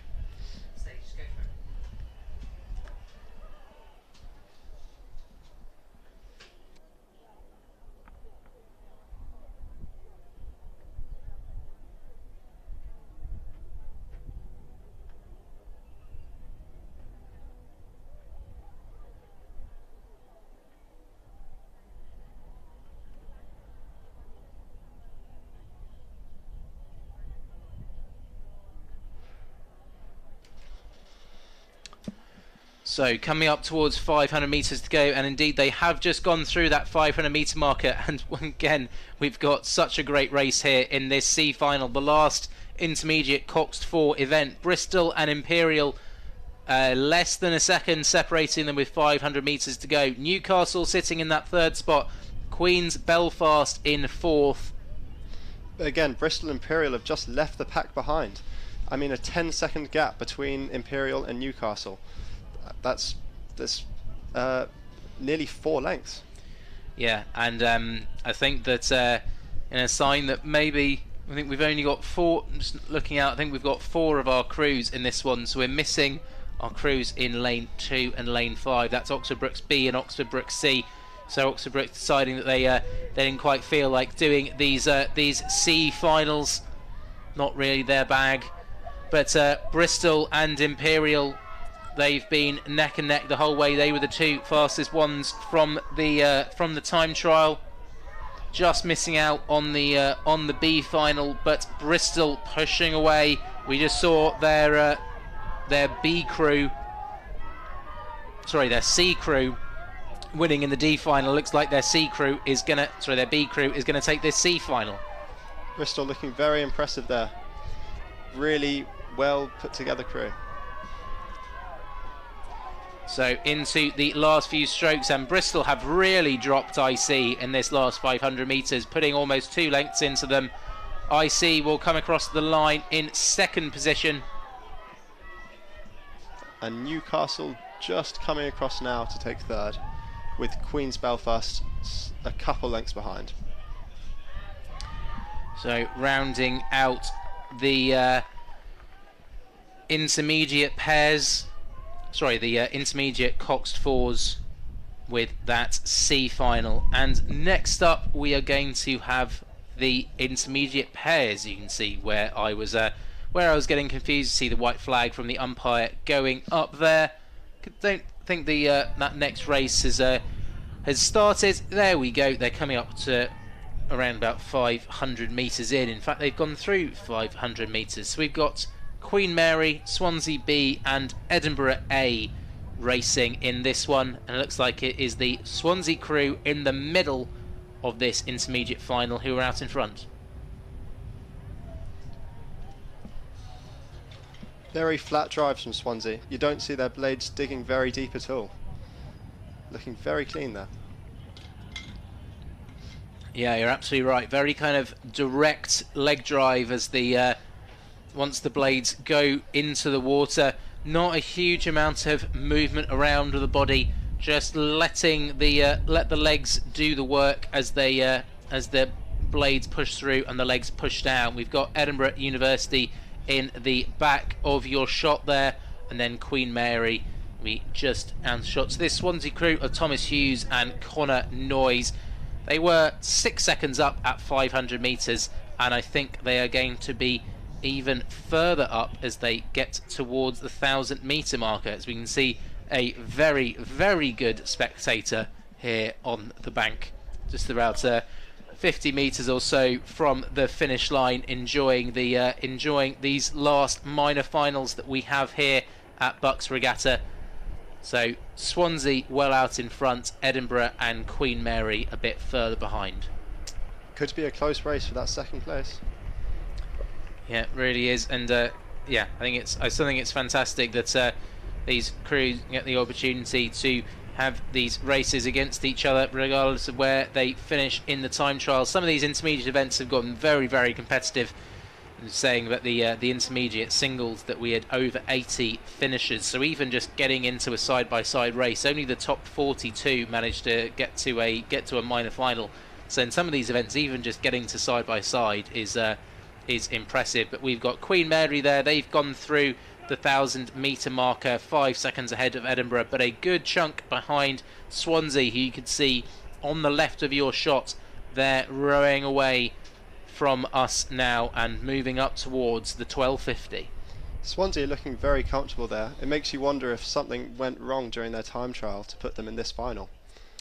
Yeah, I think I'd be inclined to agree with that. I think that the level that they were showing, I think definitely could have been a little bit higher.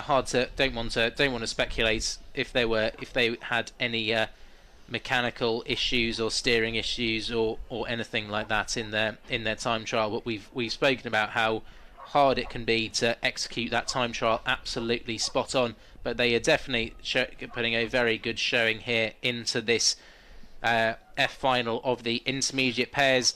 And now I think when you're in this position, you kind of got two choices. You can either throw caution to the wind and say, right, we want to win this by as much as possible, we want to put on the biggest show, or you can just enjoy it and just relax, make sure you're just rowing really well, maybe just take the pressure off just a tiny bit and just sit there comfortably and really control the race. What do you think your approach would be in this situation? Personally, I would just sit back and enjoy the moment. Being 3 or 4 lengths ahead is not something you get to do every day. Although, of course, pushing yourself right to the end and really showing how you would have done in a higher final is also a tempting possibility. Yeah, well, obviously the kind of conditions and circumstances of each race can be different. You can compare times over races. So maybe this Swansea crew doesn't look like they're taking their foot off the gas anytime soon. Want to get as fast a time as they possibly can, so that they can then look at the times from some of the further up finals and see maybe, how would we have done if we'd been able to do a full performance like this in the time trial as well. We've got Queen Mary and Edinburgh still sitting in the background of our shot there. And that's an 18-second gap. That is really very impressive. Yeah, and you're absolutely right. They're not taking their foot off the gas. I suppose if it's your last race of the day, why not? Yeah, I think if you've been here all weekend, Swansea have been here in force. So these athletes may have been racing in the 8s and the 4s over the last couple of days, and they're into the pair here. This is definitely going to be their last race of the weekend. So yeah, why not? Just make sure you've absolutely bury yourself. It's going to be your last chance to race at BUCS for at least another year, and maybe if it's your last year at university, maybe your last ever chance. So go out on a high, try and put as much distance into the field as you possibly can. They've got just under 200 metres left to go to Swansea, and they're raising the rate, so I think we've got our answer. They want to really put in a performance. Nothing wrong with that at all, and they are really going for that full sprint. Only about 100 metres left. Yeah, into their closing stages for this Swansea crew in this F final. Little look over the shoulder from the bowman, just seeing where the finish line is, hoping it's going to come soon, and over the yellow line. Buzzer from the tower, and a very strong performance there by Swansea. A slap on the back from the bowman Thomas Hughes for stroke Connor Noyes. And now coming in to claim second is Queen Mary University, with Edinburgh coming in third. Yeah, good. Impressive performances by Queen Mary, and I think maybe some of the recreational club athletes from the University of Edinburgh to round out this field in the intermediate pairs. We had a bird there flying past our camera position. That is going to wrap up that F final, and it's also going to wrap up both mine and Lawrence's time in the commentary box. So thanks you very much for joining us here today. Hope you enjoyed it. And to bring you the E final of the intermediate pairs, it's going to be Nadine Smith and my better half, Camilla Hadland-Torrox.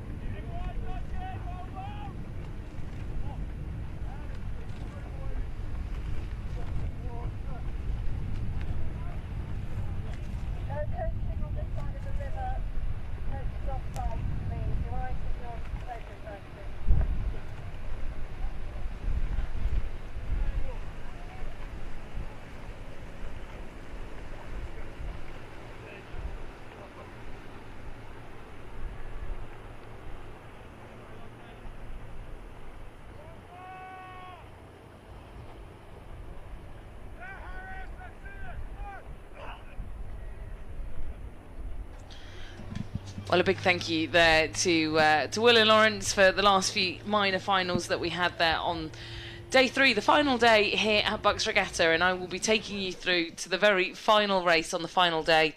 And for part of that, I'm joined again once more by Nadine Smith. Thank you so much, Nadine, for coming back. And for the viewers who are listening in, Nadine won British Rowing's Rising Star Volunteer of the Year award. How did that feel? Pretty good, actually. I think it just summarises the success that we've had as a club this year. Even though it just like recognises me as an individual, it is the whole club. And even all of the girls I was with today and the guys, they said it's nice to see us getting some recognition. Amazing. Did you know it was coming? Yes, kind of. Yeah, nice. Well, look, I mean, even if it wasn't a surprise, still pretty cool that you got to have it awarded here in person at BUCS. But on to the E final, as Will mentioned. In lane 1 we've got Bath, in lane 2 Birmingham, in lane 3 UCL, in lane 4 Strathclyde, in lane 5 Manchester Met, and in lane 6 Lincoln. So we're back to pairs.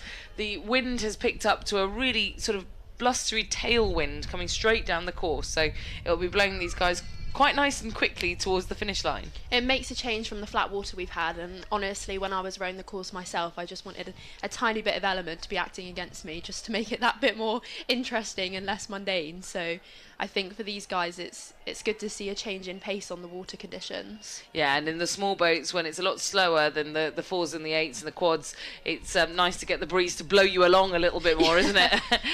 So we're looking now at our race leaders, Strathclyde University, who are out at the front of this field, but not by much. They're still being chased down by Birmingham, who you can see there on the times in the top left with 500 metres to go. Just 0.6 of a second separating Strathclyde and Birmingham, who are off picture at the moment, but they are over in lane number 2. Well done. Yeah, I was like looking down the draw, I was trying to find that. I can see them somewhere.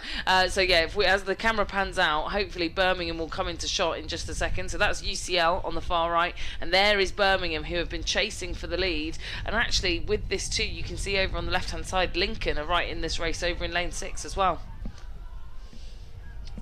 Yeah, it's always so different looking at through the camera angle. It's always hard to tell just who is in front. Yeah, luckily our commentary position up at the top of the finish tower here in Nottingham, so we've got a great view out on the lake as well. And this is a storming sprint coming from lane number 6. The University of Lincoln, Joshua Hornigold and Kieran Myatt, who are really ratcheting up that rating and have seemed to have come from nowhere out in that outside lane. Yeah, they've come from what looks like 6th place for most of the race, pushing into first position. Wow, isn't that amazing? 6th through to first, just goes to show you it's pacing. Or is that lane 2? No, I think lane 6 lane all the 5, way over sorry, on the we've got another crew just up in My apologies. That is indeed, I was counting the lanes from Manchester Met, in fact, rather than Lincoln. Well done, Nadine. but even still, they've climbed through from 5th all the way to 1st, so... Very impressive, and you just saw how close there that was between Strathclyde and Birmingham, with Strathclyde just winning out ahead of Birmingham, I think, for the second and third spots, but it was Manchester Met there who punched the air, who were in first. They rolled over the line with clear water in the end, from 5th up to 5th up to 1st. They will appear, I'm sure, on our graphic at some point. That is 2nd through to 5th, but Manchester Met certainly were first, despite confusion with lane number 6, because we couldn't see the other crew. But there we go. That is the E-final of the intermediate pairs that have rounded out there with a win for Manchester Met, Harry Jackson and James Cox. So we'll move now on to the D final of the intermediate pairs. We've got Imperial College in 1, Heriot Watt in 2, Birmingham B in 3, Swansea A in 4, Durham C in 5, and Northumbria in lane 6. I haven't seen many crews from Northumbria this weekend. Yeah, well, you know what? Northumbria actually train out of the same boat club as where Durham University train. Well, it's the same bit of land, out of Tyne United Rowing Club, and also Tyne United, very close to Newcastle University as well. They have their own sort of derby between Newcastle and Northumbria across all the sports, from what I understand, including rowing. So yeah, they sort of train very closely with some of those other northeast universities, Northumbria. Oh, nice. It's interesting to see how they fit into the mix here then. Well, they're currently running in 3rd. There are the actual results from the previous race that include Manchester Met on the screen, and you can see Strathclyde and Birmingham, how close that finish was there. Just over 0.5 of a second, half a second separating those two crews for 2nd and 3rd. But back to the racing now, and Birmingham on your screen at the moment, it seems, and they're going through the 1,000 metre timing marker in 5th position. You can see their hottest competition there, Swansea, who sit 1 position above them. This Swansea A crew, Ben Morgan and Jack Doyle, also in turn trying to chase Durham University, who are currently running right in the mix alongside Swansea and Birmingham. You can see that in lane number 5. But right up at the front of the field, it's Heriot Watt and Imperial, who are not on camera at the moment. They're in lanes 2 and 1 respectively, so all the way over to the left. And we'll see our camera sort of panning that way now. But here we are. There are the race leaders, Heriot Watt and Imperial College, and just 2 seconds separating them, so less than a boat length, Nadine. Yeah, it's going to be a tight race, and I was just watching as the camera then, you could see the sun glistening off the rowers, and I'm thinking they're probably very, very hot. The sun is out and bright today. Well, I've been sat still for a lot of today, and I've been very warm, so no doubt if you're out there exerting yourself in the way that these guys do, they will be very warm out there on the water, but that nice tail breeze blowing them along, which we don't get here in the commentary box. You can see on the right hand side of your screen, 1 in, that's Heriot Watt in the yellow sort of one piece. They're currently leading out this race.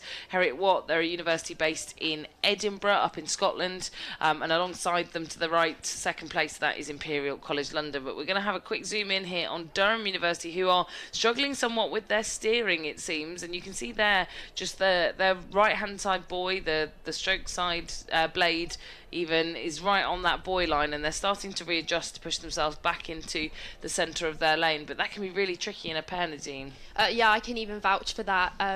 When one person is just ever so slightly stronger, it can pull you round in absolute circles, and for a pair that's just not what you want, slowing you down, zigzagging through the course, and it's trying to find that balance between putting slightly less pressure on and going straight to save yourself from zigzagging. Yeah, and think about these two blades as being big levers, right? It's almost like using a sort of ratchet or a screw, you know, a sort of wrench, in that the longer the lever, the easier it is to spin things round. Yeah. And so if you're a little bit stronger and you're putting a bit more pressure on the end of that spanner, on the end of that ratchet, it can pull the boat round and make it swing really well ahead of your pairs partner. So you need to be really well matched in terms of pressure, in terms of length.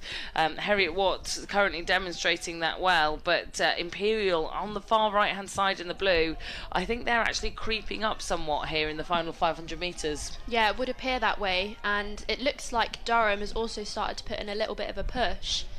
So it'll be interesting to see how this plays out between the two crews. They are slightly behind as it stands, based on the angle we're looking at.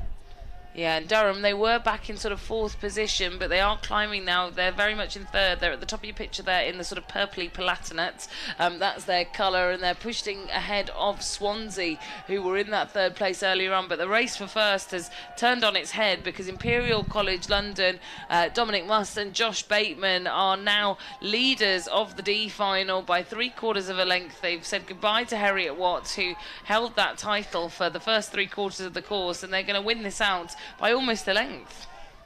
You could see the bowman of that Imperial boat just itching for the finish to come even closer. His head was slightly going round. And then Durham are going to win by half a length over Swansea for that 3rd place position, and still tight at the back of the field here. Look at that. A very tight race between Birmingham and over on the far side in lane number 6, Northumbria. All the way through that field, it felt like there was a sort of race, 3 pairs worth of racings, wasn't there? Because it was Imperial versus Harriet Watt. We then had Swansea versus Durham. We then had Birmingham versus Northumbria. That was great. Yeah, definitely. It's good though because those crews were slightly in eye line of each other, so it's probably edging them on ever so slightly more, just to keep pushing to the finish. Indeed. Well, look, I'm sure we'll expect similar here from the C final of intermediate pairs. This is the last of the finals of the intermediate pairs events we'll see today, as we'll move on to the quads in a minute. But in this C final, in lane number 1, Durham D, in lane 2, Nottingham A, in lane 3, Edinburgh, in lane 4, Nottingham C, in lane 5, Newcastle B, and in lane 6, Nottingham Trent. And I can hear quite a lot of shouting, maybe from the coaches, maybe from supporters here on the bank. Despite it being 4 o'clock on the final day of racing, there's still plenty of spectators around here to cheer these crews down the course. So out in front at the moment, that is the crew from the University of Nottingham, right in the centre of our picture with the yellow blades.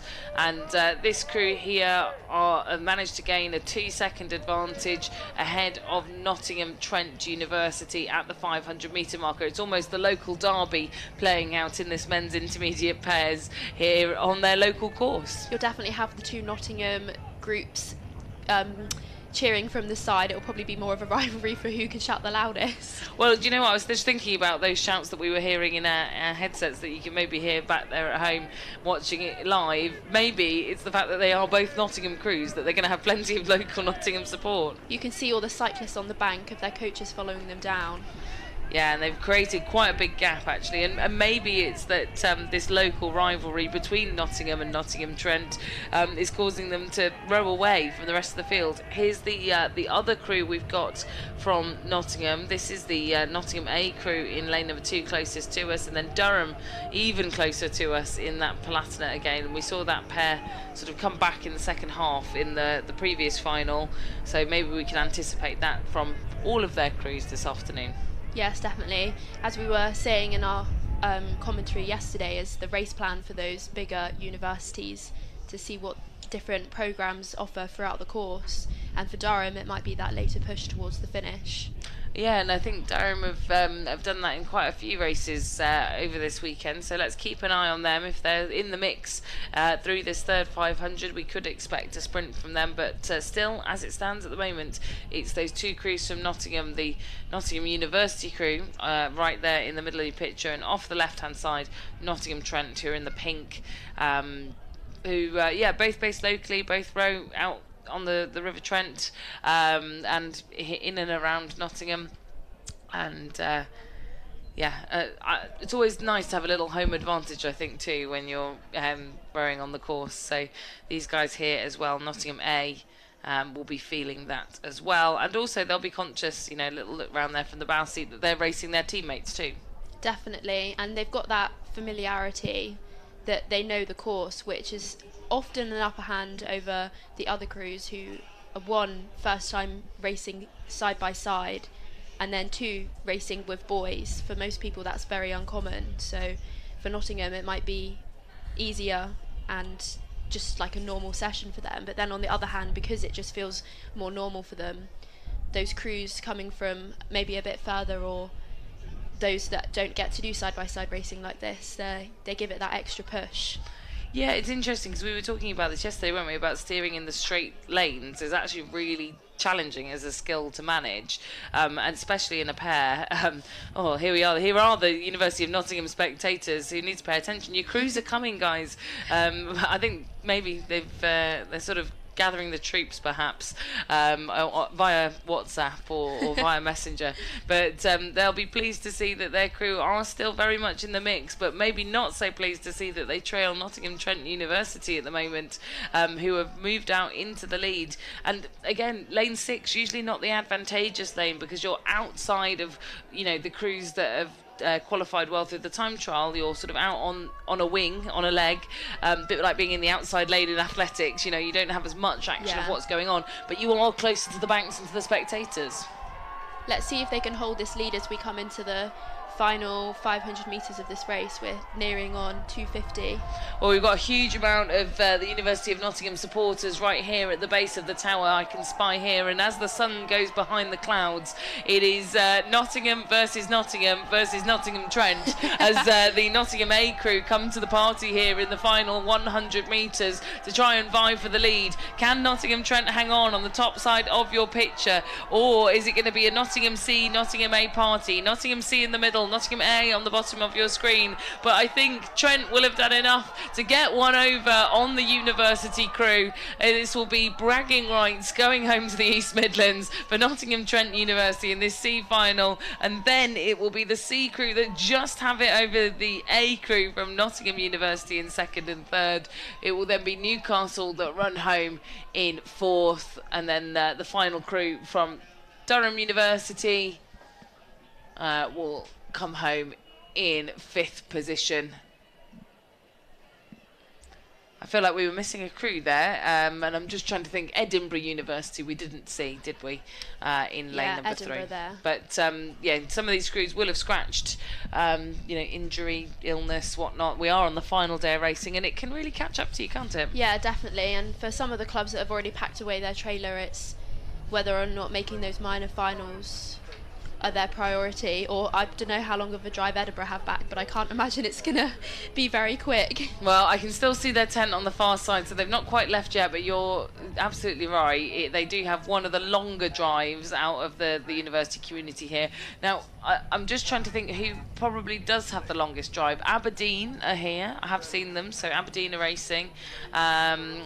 And I'm just trying to think who from the south coast. I mean, you guys must be come pretty far, right? I think Plymouth must come from the furthest down, right in the southwest. And there they are, the University of Plymouth. They're still here. They are still here. So they've not left yet. They've got quite a long drive back home, down to the south. Aberdeen right back up to the north. But the University of Plymouth, great to still see you here on day 3 of BUCS, to cheer your crews on through these later finals. But right back now into the first of our minor finals for the intermediate quad sculls.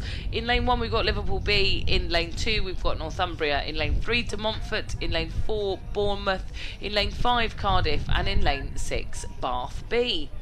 Now, bit of steering umpire warning going on here. So tell us what's going on then, Nadine. We just saw the umpire raise their flag and move it in one direction. Who do we think they were warning, and what does that mean? Based on what we're looking at, I think that was towards the Bournemouth crew, showing them that they have moved slightly too far to their right. Yep, so crossing warning over them into the lane to go the other way. Yeah, that's right. The flag points in the direction they need to go. So the crew are looking at the umpire and they point the flag in the direction they need to move back to. And you see it here again. Look, they're telling them to move the other way. They've oversteered.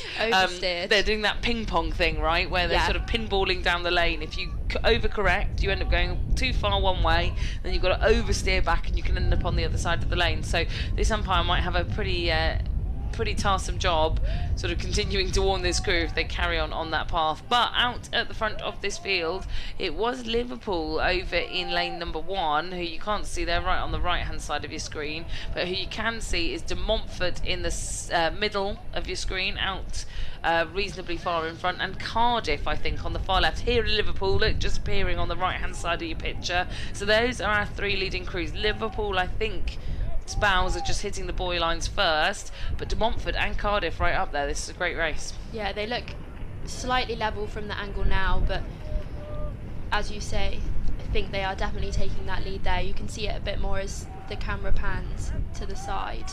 Yeah, but those crews there, they look really close. Yeah, no, Liverpool, I think, had about a length lead coming parallel to the camera, but De Montfort on the near side, Cardiff on the far side. De Montfort from just down the road, another crew from the East Midlands. They've not had too far to travel here, but Cardiff, one of the 4 representing Welsh universities that are here this weekend. Cardiff, Aberystwyth, Swansea, and I'm just trying to think of the last one. What's the last one that I've missed? Cardiff, Aberystwyth, Swansea, and one other. There is definitely one other that are here. The 4 main Welsh universities that row are all represented here. I do know that because we had commentator Ben Pritchard here yesterday, who's on the Welsh rowing boards. Great to have him. Another bit of BUCS dog spotting, this time I think on the far side of the lake, over by the spectators. Indeed, you can just see the tents there behind. Great to see them still supporting all of our athletes here out on the water. But yeah, Cardiff University still up in the mix here with De Montfort and Liverpool, who are just off the right hand side of your screen, up there in the lead as well. But you can see Bournemouth in the background. They've recorded 4th through the 1,000 metre, ahead of Northumbria in 5th, and in 6th it was Bath.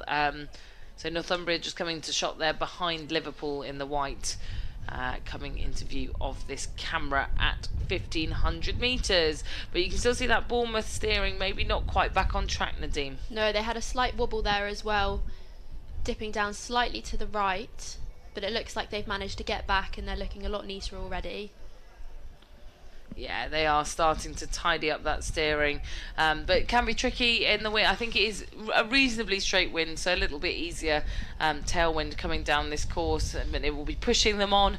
A tailwind, that's when you've got it behind you, winding your sails, pushing you towards the finish line, making things a lot quicker. But a lot quicker for these 3 crews out in front, who are still bow ball to bow ball. Look at this in terms of the times through the 1,500 metres. It was Liverpool less than 2 seconds up on De Montfort, who in turn were 2 seconds up on Cardiff. So overlap between each of those top 3 crews. Yeah. Looks like it's going to be a race for the crews in lane 2 and lane 6 as well. Very much a race of 2 halves here, really, isn't it? We've got our leading 3 and then that race going on behind between Northumbria and Bournemouth. And if Bournemouth steering continues the way it has done, it might leave an opportunity for Northumbria in lane 2 to come back. Yeah, just push for that. It shows that steering can make all the difference. And you think, oh, it's a slight zigzag. Those lanes aren't very wide, but the tiniest bit of rudder action can really slow your boat down. It can. It's a bit like putting the brakes on, isn't it? If you turn the rudder, it's sort of going in the wrong direction, non-streamlined to the run of the boat and the water. So you want to not use as your steering if possible. You want to go in a nice straight line. And Liverpool fading here as De Montfort in the middle lane start to push through. What a great push here from Jack Edgar, Adam Purcell, Andrew Pimenta and Jack Anderson of De Montfort, who have really charged in this final 100 metres. Their sprint just proving to be that much stronger than Liverpool, who had a great mid-race pace, but unfortunately half a length deficit over the line. And then Cardiff were just dropped in the sprint, but they will still pick up a top 3 finish in this final, the G final of the intermediate quads. And we're just watching Bournemouth row through that line, so despite what looked like a few steering issues, they have managed to secure that 4th position. And then Northumbria will come through the line in just a few moments' time, ahead of the University of Bath to complete the G final of the intermediate quads. Now we've got about an hour and a quarter left of racing here today at BUCS Regatta of the entire weekend, and what a great weekend it's been.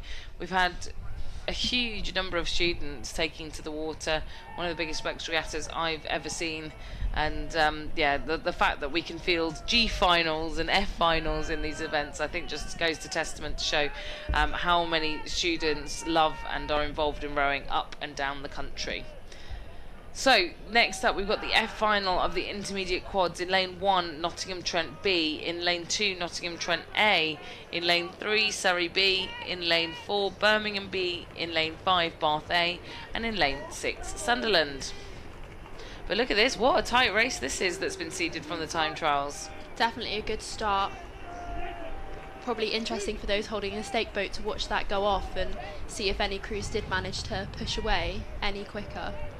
Well, I think it's just about Birmingham maybe that's going to go through. Indeed it is Birmingham, but you can see the times, 0.6 of a second ahead of Surrey. Then the 2 Nottingham Trent crews, a bit like we saw the derby earlier, but this time, unfortunately, it's Nottingham Trent versus Nottingham Trent, an internal fight for that 3rd position. Sunderland and Bath will complete the lineup in their own close race, 0.2 of a second between 5th and 6th. Sunderland just getting their bow board to the timing mark ahead.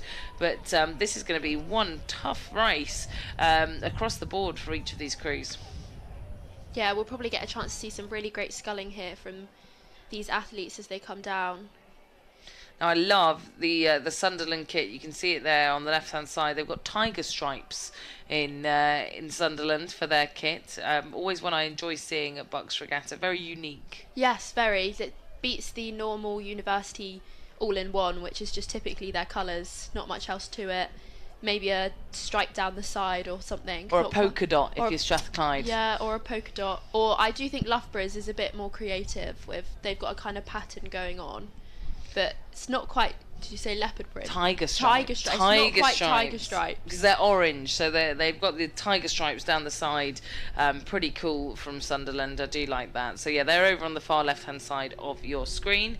And then I think, you know, they're up there, certainly, with Birmingham, who were leading when we last checked in. And it's the Nottingham Trent crew in lane 2, so they're A crew that is riding up near the front of the field, only separated by the crew from Surrey, who is in lane 3, who are still with overlap. So yeah, this whole field, look, you can see a blanket you could be thrown over all of these crews. And our gazebo is pitched up right next to the Surrey one, so the last 3 days we've been hearing all day non-stop, yeah, Surrey. So they have got a lot of crews on the water. A lot of support, and actually I can see it. I can see the Team Surrey gazebo from here.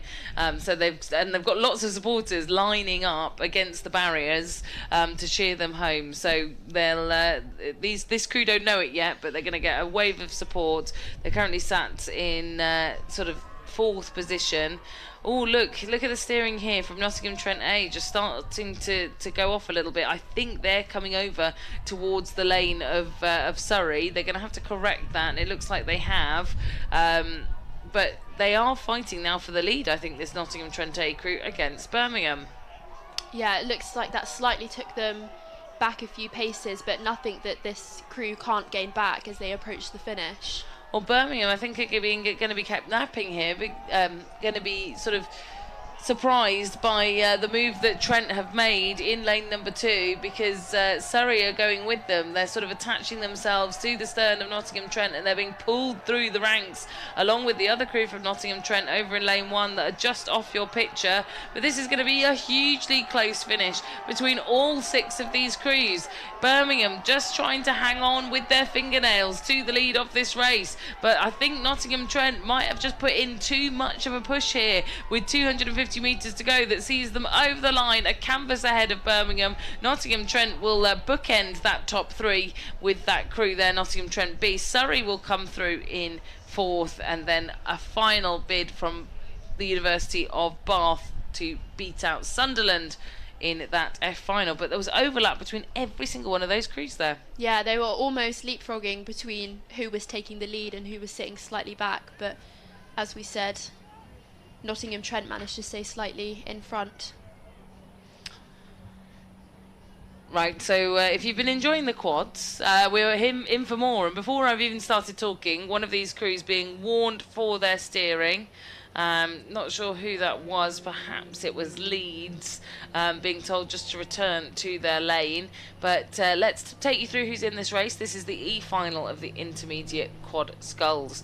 We've got in 1 Harper Adams, in lane 2 Liverpool, in lane 3 Leeds A, in lane 4 Portsmouth, in lane 5 Uwe, and in lane 6 Loughborough. And actually, Portsmouth crew in this one. Nadine, can you tell us much about them? I can tell you an interesting fact that maybe we don't want everyone to know, but the last 2 years in a row we have been last place completely for the men's intermediate quads. So this is the first time that not only are we not last place, but we have been able to make a final, and a good final at that. Wow! I mean, you're not even in just the G final. You're in the E final. You're 3 finals above. Missing the time trial here, so this is a pretty hefty improvement for Portsmouth. Definitely, the boys are absolutely chuffed with themselves for being able to push through and make this final, and obviously being in lane 4, they were one of the top crews for this final. Well, they're sitting in around about second place at the moment. Out there on the left-hand side, that's UE out at the front of this field. But Portsmouth there with the number 4 on the bows, they're sat, I'd say maybe third behind Leeds, who are just slotting in there behind UE. Very close, though. This is going to be quite a nerve-wracking race for your teammates. We've got some rowers in UE that we know that are one of our coach's sons, so it's a bit of a tough race to be cheering for, because we want Portsmouth to win, but also UE is there. That's that home feel for it with his son. But really, either of those crews just to push to the finish. Must be what it feels like to be Andy Farrell, who coaches the Ireland rugby team, when Owen Farrell's there playing for England, right? You sort of want both sides to come out on top. But this is still a bit of warning for the steering here. I think this time round that's Liverpool on the left-hand side in the whites, just being warned away from Leeds, who were up there in second position. They definitely wouldn't want them to interfere there with anything that they're putting out on the water. But still, wonderful stuff here. Portsmouth right in the middle of your screen now, trying to hunt down UE, trying to gain those places. Leeds coming into shot here on the right-hand side of your picture. Leeds were up in second place through that 1,000-metre marker, and leading the race was still UE. But looking across the board here, I think, oh gosh, a crab there, unfortunately. Look, right in the centre of your picture, I think that was lane 3. That was Leeds, who, look at that crab has caused them to sort of duck out of their lane. It's put the steering right off, and that's given a real opportunity, because they were right up in second place, so it'll have bumped everyone else up unless they can get right back on their rhythm. Yeah, it looks like they've slipped over a lane. Yeah, so they're going to have to correct themselves and re-steer, otherwise they'll be right up behind Portsmouth, and that will be some interference. Game. So they're now steering back into the lane. That's quite a severe angle, though. They're going to have a lot of work to do to try and bring that round. So whoever's steering in that crew doing a great job of doing the handbrake turn around back into lane 3. That can't be easy to come back from. As we say, it's a mental game, and sometimes it takes just a little thing to go wrong to knock the confidence. So it's interesting to see how they're going to bounce back after that slight steering issue. Well, they have bounced back, but it's a rhythm disruptor, right? And it's also very demotivating not being able to see any other crews that you're racing against. Yeah. So they're kind of now going to have to spend a lot of energy trying to get back on terms. But look at this, it's really opened the door here. UE's still in the lead. We've then got Portsmouth going up against Harper Adams here in lane number 2, and they're pushing through almost in second position. I think they are in fact now third, ahead of over in lane 6 Loughborough, and in lane 1 Harper Adams have dropped right back off the pace. It's Liverpool now who are still right up here with Portsmouth. It looks like UE has really settled comfortably into that lead. See if they are able to hold it off to the finish. And what I think you are correct, it's lane 2, which was Liverpool, who are sitting in second position. Well, this is a really big fight for the finish here. UE have opened up even more clear water, but a great finish from the University of Liverpool to slide through and capitalise on that mistake from Leeds to try and take, I would say, second place, but their charge now is even coming for UE. Could we see a snatch on the line? I think we will. I think the University of Liverpool sprinted for their lives there to outsprint UE. Harper Adams will take it over Portsmouth for third and fourth, but that was still a really close race. And again, in fifth and sixth, Leeds managed to come back to overtake Loughborough at the back of the field, despite that boat-stopping crab that they had at 7:50 to go. But wow, what a sprint from Liverpool. I'm not even sure that Liverpool are aware that they took the win on that race. Oh yeah, you can see them on screen here. They've thumbs up. They certainly know it was a good race. But I feel like they may be thinking UE managed to nip the win on that one, but they'll be pleased to see the results, I imagine. Amazing, though. Big thumbs up. I think they're just tired, it may be, perhaps. So, yes, that is the end of that E-final, and what a race that was in the intermediate quad sculls.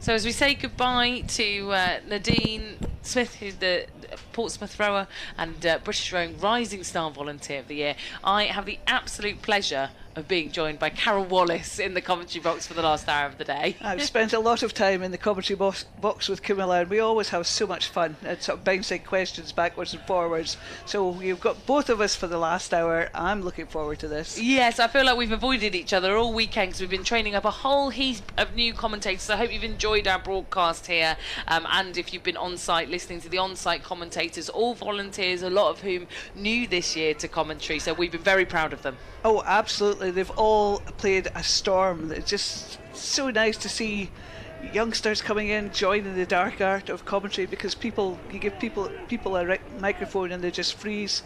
But everybody this weekend has just risen to that challenge beautifully. They've really given it a go. So yeah, a big thank you to all of our brand new commentators who have been here this weekend. So we've had some cracking races, and I know you love quads, Carol, so you've come right in at the right time. So absolutely. The D final of intermediate quads now on the course. We're looking at Queen's Belfast, but let's give you a view of who's in this race. In lane 1, we've got Strathclyde. In lane 2, Swansea. In lane 3, Queen's Belfast A. In lane 4, Exeter A. In lane 5, Loughborough. And in lane 6, Exeter B.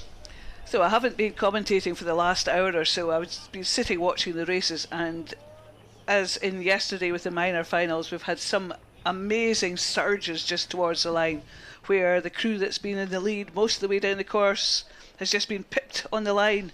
And some of these finishes have just been astounding, from 500 metres out, just lifting it and going. So it'll be interesting to see how this pans out. And I'm really happy to see a Strathclyde Uni quad in there. Yes, I spent a long time with Chris Parsonage yesterday, who's given me some insight into how they were going. Brilliant. Looking just now as though it's Queen's Belfast and... This looks to me like Exeter. Yeah, Exeter by the Blades. Yes, Exeter were out in front at the 1,000-metre marker, and actually both sets of Exeter, because we shouldn't forget we've got two Exeter crews here. Exeter A are the ones on your screen, but just over to the left we've also got Exeter B that were up there at the 1,000-metre marker, but I think they are being challenged here by lane 5 Loughborough. Yeah, indeed they are. Some lovely camera shots we've been getting today and over the weekend, just the cameraman just giving us what we want to see when we want to see it, so really full of praise for them. And I thought Belfast were doing really well, but if we look at this shot, it is the two Exeter crews with Loughborough that meet in the sandwich, just pulling apart from the rest of the field. Yeah, no, it's a sort of a race of two halves here, although the Exeter A crew have stretched out to somewhat of a commanding lead over the last 500 metres, and coming into this final sprint, it would have to take something pretty special from the other crews in this race to try and overhaul Exeter at this point in time, Carol. Yes, we just got a view of them out the window as well as just the on-screen. It's the Exeter crew that are doing well there that we can see on the screen. On the far side, the Exeter B crew. But if we pan out a bit, we'll see Swansea in lane 2 just sort of coming back on there and nearest to us in the tower. And you'll probably just see them appear on the screen there. Of course, the camera angle is quite deceptive. You really need a side-on, which we don't have the luxury of having. But it's a really commanding performance from this Exeter A crew in lane 4.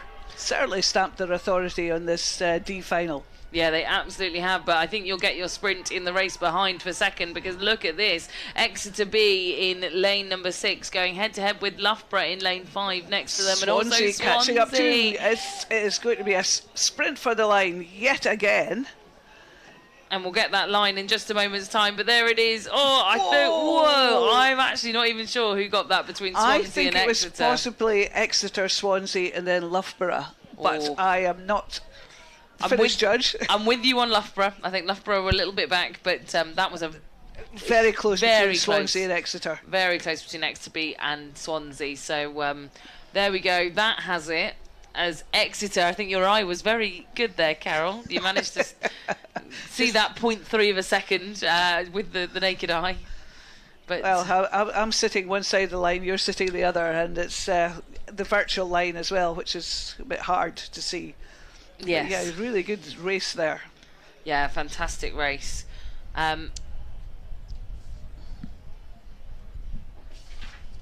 So we've now got the next race on the course, which is the last of the intermediate quad sculls races. We should be seeing the C final.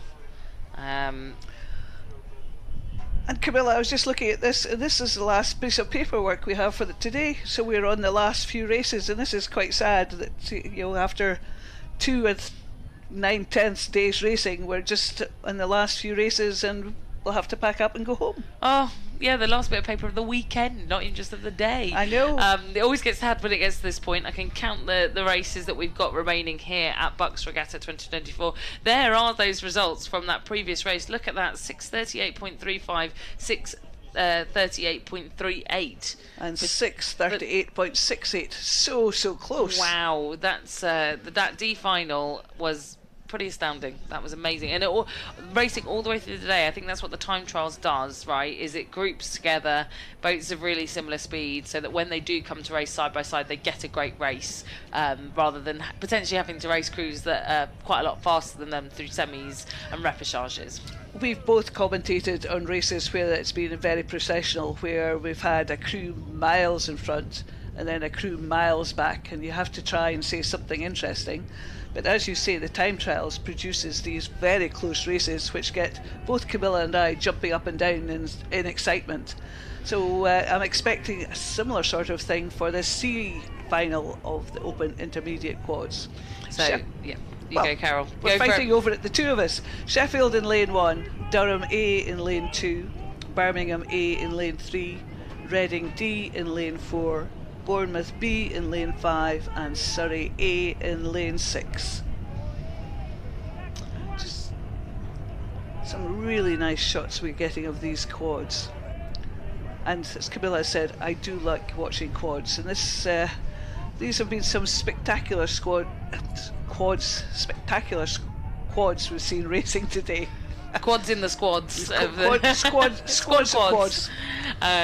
Yes, and great shot there of Bournemouth, who are running in 3rd position at the moment, still very close on Sheffield, and a little look there from the bowman just to see how close they are to Sheffield, who are all the way over in lane number 1, and that's always a really challenging thing when you're racing somebody on the other side of the lake to try and keep tabs on them when you're only less than a second or so apart.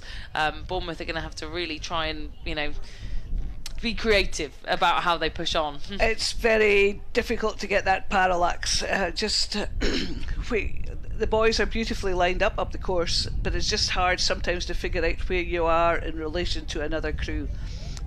You usually we've got the faster crews in the middle of the lake, but so often we're seeing crews from the outsides actually put in big pushes to just take on this challenge. Especially in the first half of the course as well, that you often see that in the first 1,000, crews going out quickly if they're not perhaps as experienced as those that just want to set a pace and get to the end and sprint well. Sometimes adrenaline takes over, so you're sitting on the start, the green light goes and you just go, and then all of a sudden you're going and you just really can't take it down to settle into a nice rhythm and a nice pace, and that can be very tiring. So as you say, they can go out quite hard and fast but not be able to sustain it down the course.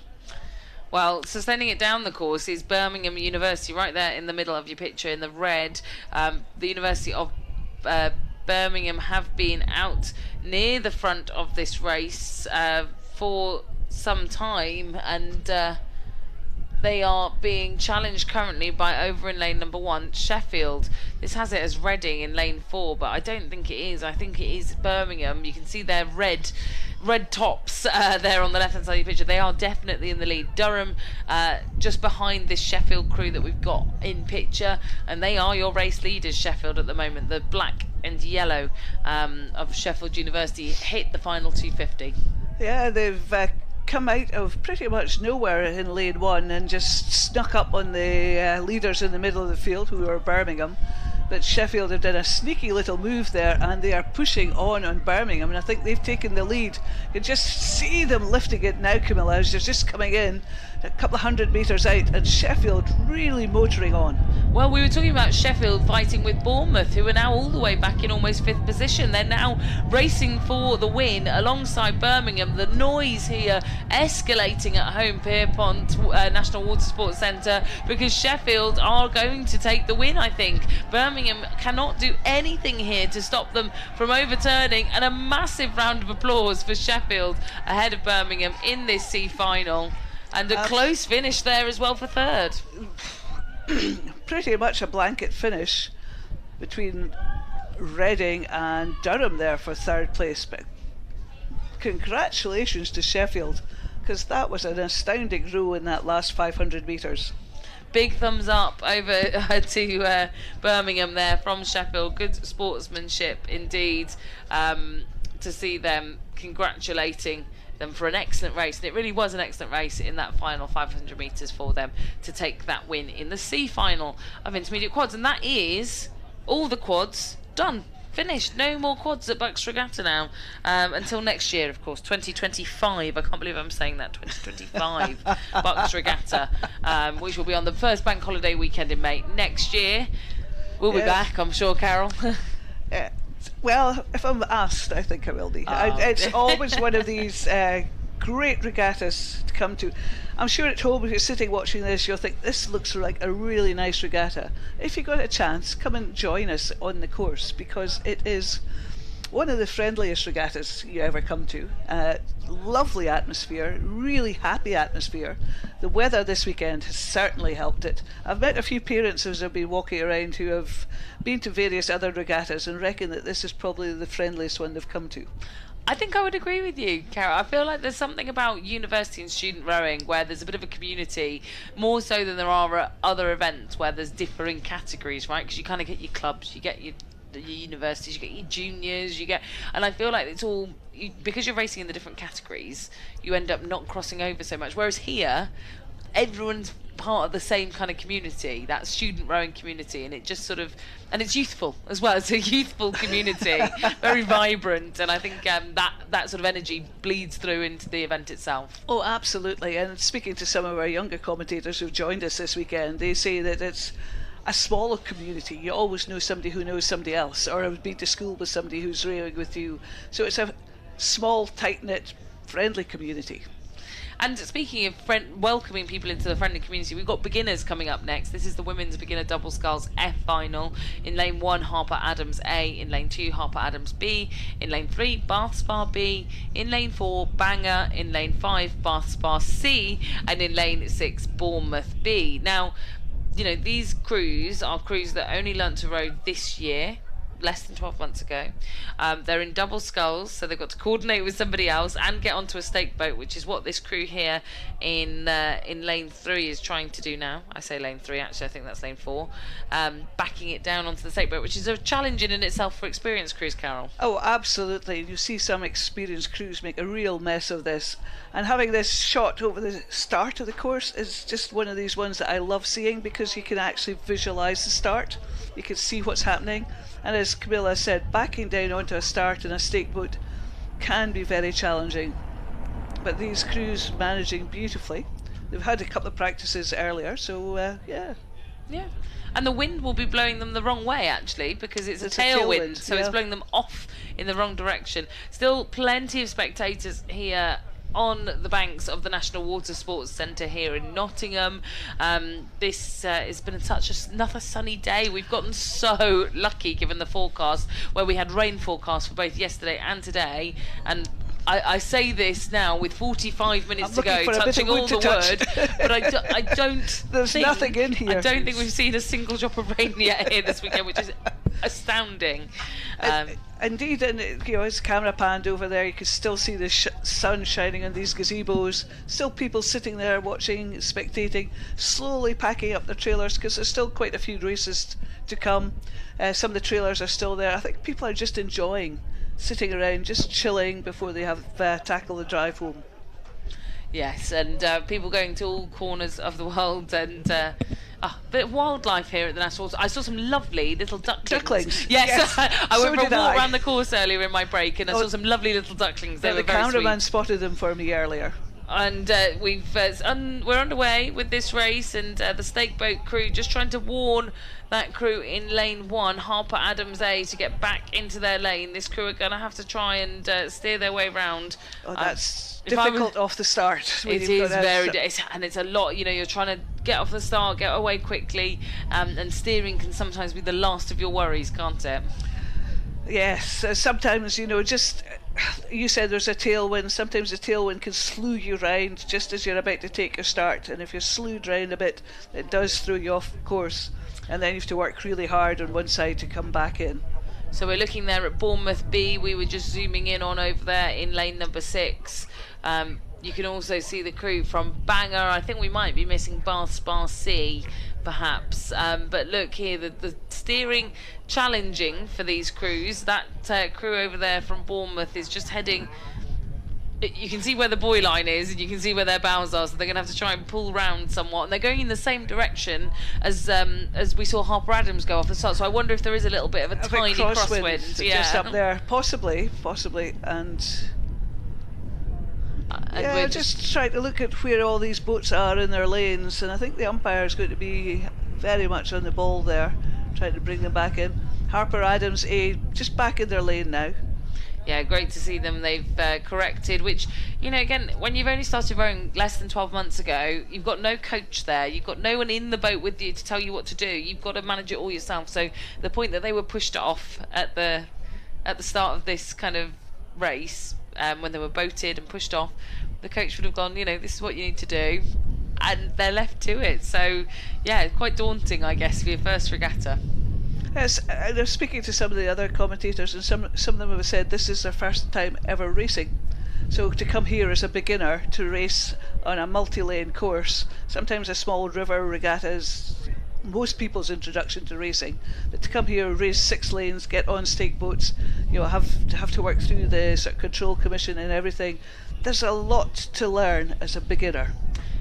Yes, and this is the same as what the Olympians and Paralympians do, right? Absolutely. Like this is if you watch rowing at Paris this summer, either at the Olympics or the Paralympic Games, this is the format you will see rowing in, is this 6-lane buoyed course, stake boats.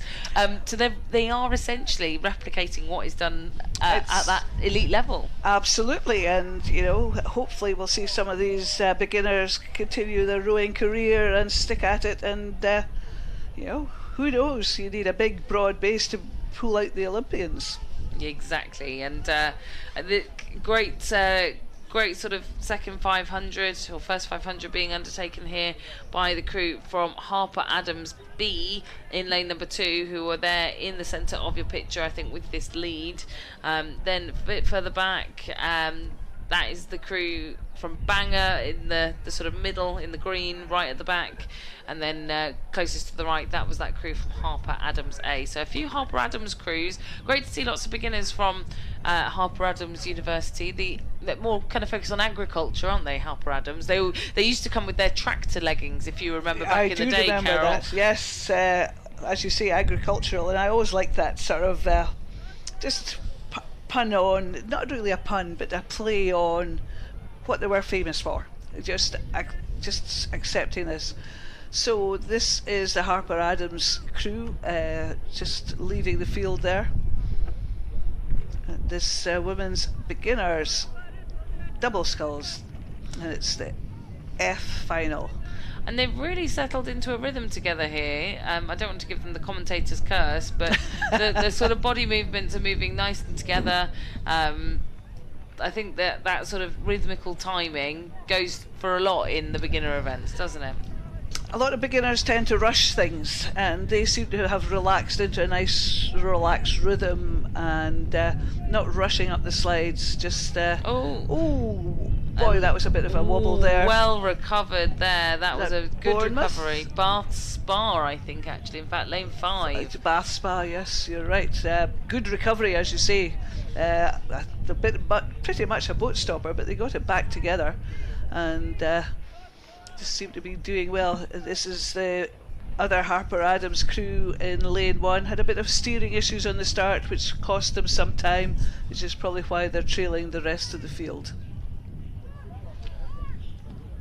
So we are now at 1,000 metre mark, which is the halfway point in this Olympic distance event, 2,000 metres. I know, even old people don't race 2,000 metres. Most old people only race 1,000 metres these days. It's a long way. It's that horrible distance between like a sprint and more of a kind of endurance event, isn't it? Like a head race where you're sort of racing for 4 or 5k.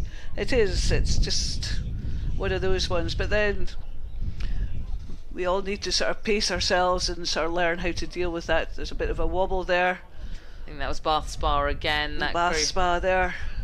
In lane 5, and Banger just having some steering difficulties. We were saying it is really challenging, and I wonder actually if they are going across into lane 0, if they've maybe had some steering difficulties. It doesn't look like Stroke is rowing, and we do have another final coming down behind, which I've seen that has gone off the start. So I think in the interest of safety, the umpire will probably have told them that move over into lane 0. As you say, there is another race coming down, and you don't want them to interfere with that race, or in fact be interfered with, because that's a nasty bump you can get from rowing blades.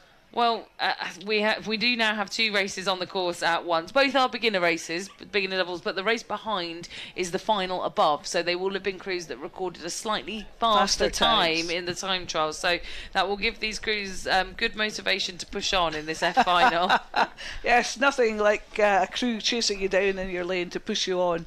Well, but then that can be quite threatening, and also you can find that quite disturbing, I guess, if you're getting a bit wound up and you can see the other crews coming and you can make more mistakes. Yes, indeed, and it's a challenge. We have a timetable to run to, and you give a big enough gap, you hope that no incidents occur during the race, and you set off the next race and just fingers crossed. But it's all going well, it should be fine. But that is a good performance from that Harper Adams boat in lane 2. They are quite a distance in front of the rest of the field now. Yeah, Janine Victory and Bethany Gummo of Harper Adams University. That's who's in the bottom of your picture, leading out this race. And they've opened up quite the gap on both their teammates who are running to try and get second, but also over the crew from Bath Spa B over in lane number 3. I think the Harper Adams crew and Bath Spa crew are pretty level there. I just saw a wobble from the Harper Adams crew in lane 1, but they've recovered really well and are back on it. I think maybe Bath Spa saw that wobble and are just taking capital from that to just pull themselves in front. And these two crews are about 2 to 3 lengths in front of the other Bath Spa crew. Yeah, and great to see how well each of these crews has responded to different things. You know, we saw that Bath Spa crew have a little bit of a blade catch. We saw that steering off the start from Harper Adams that was corrected really well. So it's all about learning. All these things happen to crews in the intermediate events, in the championship events as well, don't they? But all these crews, you know, it's all these lessons that you learn in your racing life, your racing career, that's, you know, bad things happen, so you learn from them. So here we have the first crew in this F final to come through the finish line, and that's Harper Adams B. Oh, they look delighted. High five. Well, I was just going to say, I'm sure they'll be delighted with her performance, because that is quite a margin they have pushed on to overcome the other crews. And it looks now as though the second place could be with Bath Spa. Bath Spa B crew in lane 3. Just coming through the line. There they go. And we'll see just at the bottom of our picture the Harper Adams A crew in lane 1. There they go, just to finish their race. And then we have the other Bath Spa C crew just going through the line. Excellent. And we will be shifting all the way back up to the start, well, halfway down actually. In fact, I can see the next final that we saw in the back shot of that F final. We will now have the E final of the women's beginner double sculls, which is entering the final 500 metres. Indeed it is. We have Loughborough in lane 1, Nottingham Trent in lane 2, Liverpool in lane 3, St Andrews A in lane 4, St Andrews B in lane 5, and Strathclyde A in lane 6. So Scottish half of this course. I saw earlier that Liverpool were leading, second place with Nottingham Trent, and then we had the St Andrews B crew in third, and then Loughborough, and then the St Andrews A crew, and then Strathclyde. Yeah, we've got 50% of the field. You know, the far side belongs to Scotland. Very different part, east coast and west coast of Scotland, but you know, Scotland on the far side. And great to see 2 crews from St Andrews entered. They did very well at the Scottish Student Sport Championships last weekend. They seemed to appear medaling quite often. So yeah, I'm not surprised, and they seemed to have a lot of good beginners as well. Good place to learn to row, St Andrews? I don't know. I wouldn't know. They row, I think they row in the sea sometimes. They've got a really good beach sprint set up there as well. So if anybody's ever interested in beach sprints up in Scotland, I would highly recommend going to spectate, because it is such good fun. And they're doing pretty well here, aren't they? They're right up near the front of this field, I think now, just taking a look, because they're in lane 5, aren't they? Lane 5, yes. In fact, the lead has changed. It's Nottingham Trent in lane 2 now in the lead. Just out there. It's great with you've got these beginners, because leads can change, and often quite sort of some big distances, because you know, as beginners you don't often tend to row 2k at one time. You tend to row a little bit and then have a wee chat, and then a little bit more and a wee chat, and your coach will be alongside you. So rowing 2k isn't the norm for their outings, I would think. No, it's not. I think you break it down into smaller chunks. It's a long way, 2k. We were just saying that, right? It's and actually, I'm just going to pause to say I can hear huge amounts of cheering coming from Nottingham Trent, who are currently out in front in the pink in the centre of this field. Nottingham Trent are leading out the E final of the women's beginner double sculls. What a wonderful row it's been from them, and the whole club, it seems, are out in full support here at the base of the tower. And I just love that. It's a whole club activity, whether you're a beginner, intermediate, championship. Nottingham Trent are here to support their new rowers. But we were saying that earlier, it is an inclusive sport. Everybody gets out there and supports their club mates. So Nottingham Trent, a really good performance from them. Liverpool were in the lead, but they've been dropped at the moment. It's Nottingham Trent just going to take that first place with University of St Andrews B crew over in lane 5, going to take the second place. Yeah, St Andrews, a great second half for them. They were right down in sort of 4th position at the start of this race through the first timing markers, but Trent very happy indeed with that win in that final. Brilliant from them. And then it's going to be Loughborough in lane 1 just going to come through in that 3rd place. And then Liverpool, who were right up there at the start of this race, they just waned off a little bit in the second half. Well, you just wonder if maybe they just went off a bit too hard, too fast, too soon. It's always a difficult one. Especially with beginners, you know, if you've not raced that many 2Ks, you have to pace it. You have to pace it. Yes. It's very much a case of finding somewhere where you're comfortable for that middle 1,000. Sort of go off hard, but settle down somewhere comfortable and then bring in a big finish. We're still waiting for that last boat in this race to come through, and it's going to be St Andrews. Have come through in lane 1 at the moment.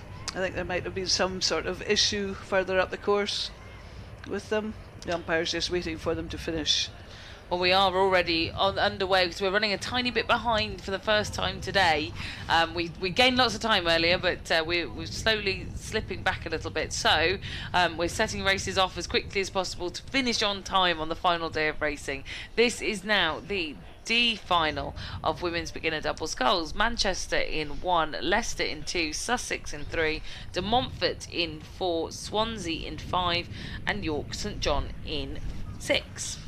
What a cracking mix of different clubs from all over the country, and that's what another beauty of BUCS, that you do get these clubs mixed from all over the country, because I'm sure Manchester clubs will see each other in their water wherever and have an idea how each other's going relative to each other, but Manchester will have no idea about Swansea, and you know, Leicester, Sussex or York St John, they'll all have no idea how the other clubs are looking, so it's just mixing people up beautifully. Yeah, but the closest probably Leicester and De Montfort. They're the closest two I can think of in this pack. So yeah, you're totally right, and you do end up sort of being in a bit of a bubble, don't you, with your region or with your group of. I certainly found it when we were up at Durham. You know, in the northeast, you've got Newcastle.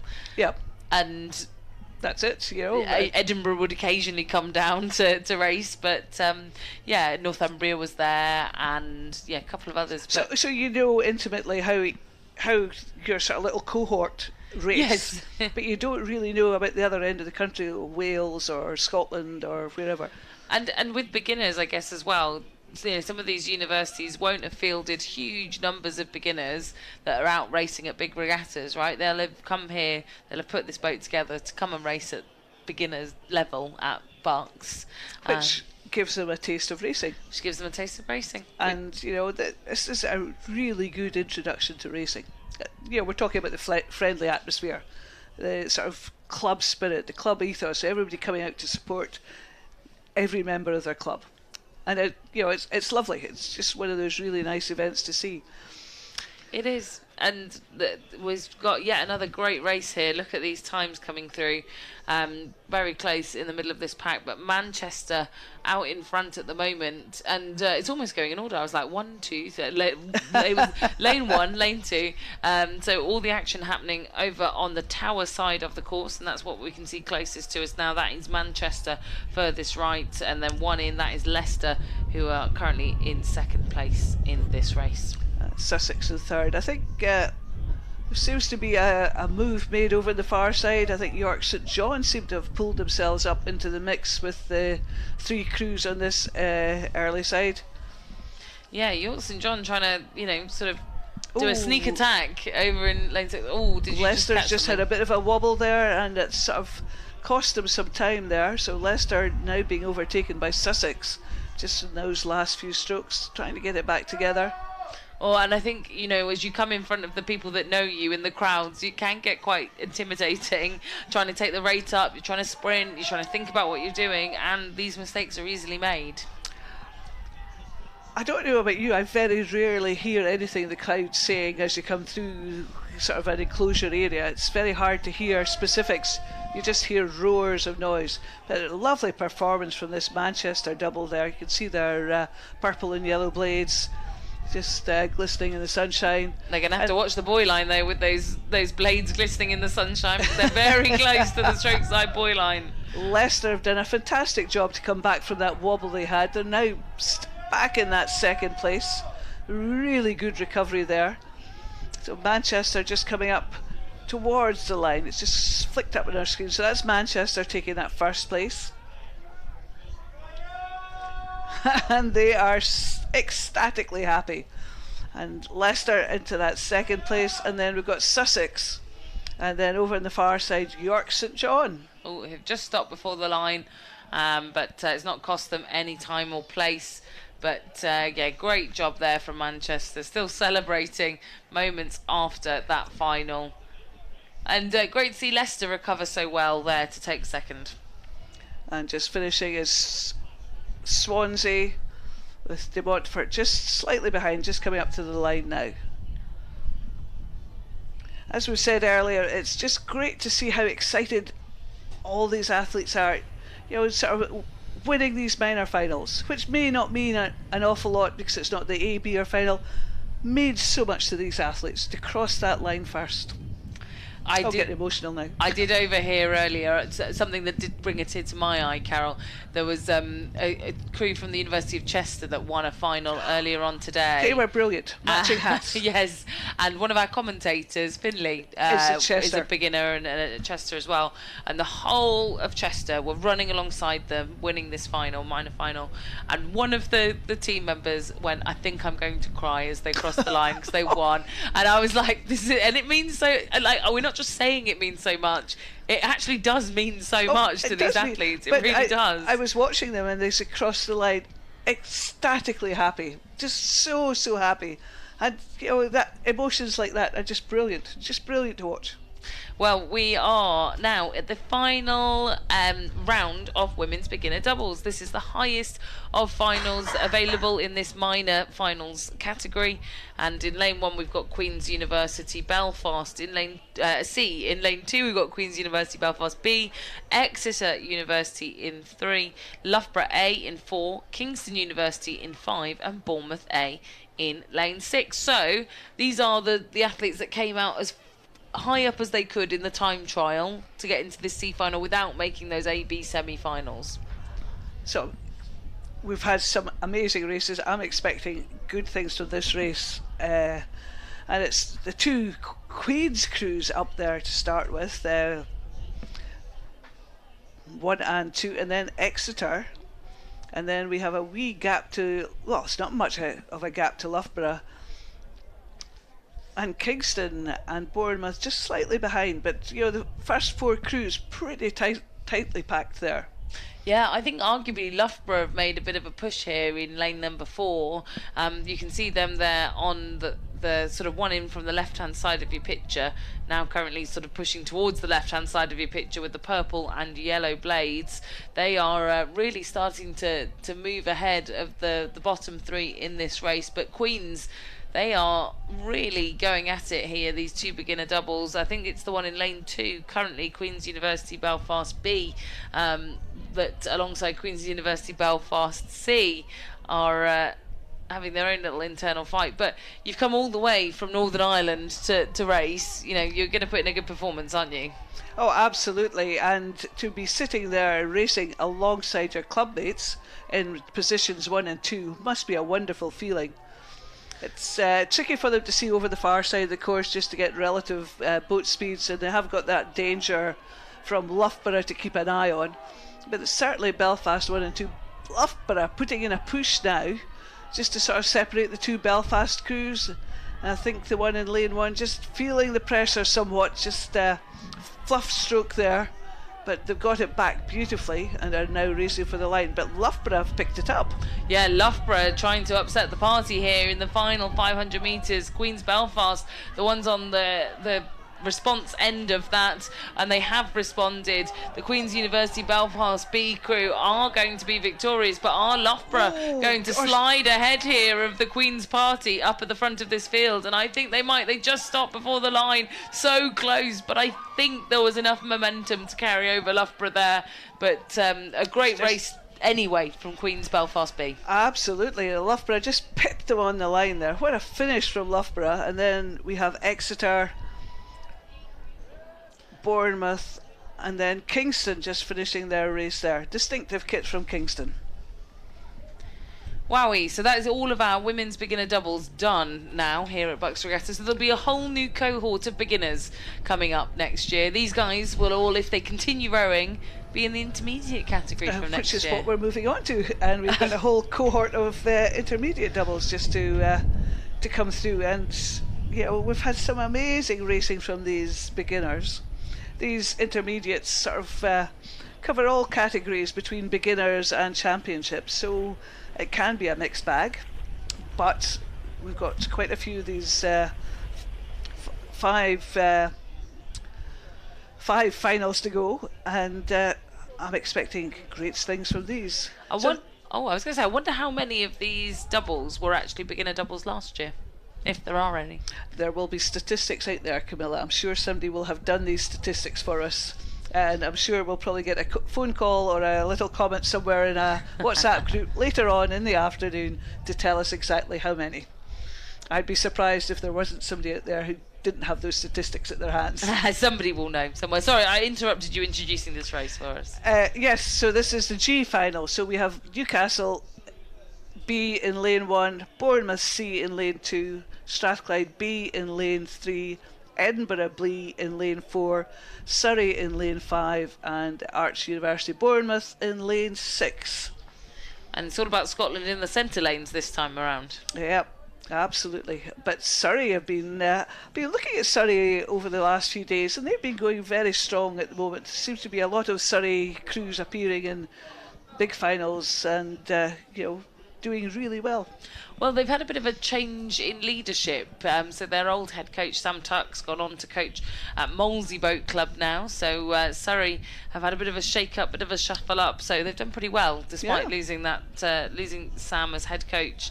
But always known for their beginner athletes, always putting out a good show for beginners. But great to see them here in the intermediate categories too. And this is a great performance from them from an outside lane, because again the lanes are seeded from the time trials, so we usually expect to see the faster crews from those time trials in lanes 3 and 4, and then it moves outwards, so we get that nice arrowhead. So if we see a crew in an outside lane 5, 6 or 1 or 2 performing, it means that usually they've outperformed their time trial result. So I read the runners and riders off my piece of paper. I just see 5 crews heading towards us. We've only got times for 5 crews. And lane 4. I think we're missing lane 4. I think we're missing lane 4, who'd be Edinburgh B. They've got a long way to go home. Well, they do have a long way to go home. Yes, and I do know that. But yes, it's some impressive performance there from Surrey, still leading the field over the far side. Challenge coming on from Newcastle B on our near side. You could just see Newcastle there. And then behind them we have Bournemouth and Strathclyde. And it's surprising, Camilla, that we're down to our last 5 races. You can still hear so many people shouting encouragement from the bank. People are still out there watching all these races, and it's still Surrey in the lead as they come towards us. Oh, big push coming in from Newcastle on this bottom of our screen there. You can just see them lifting it, trying to overhaul Arts University Bournemouth on the far side. It's going to be Surrey taking that first place, Newcastle into 2, Arts, Bournemouth into 3, and Strathclyde in 4, with Bournemouth in 5.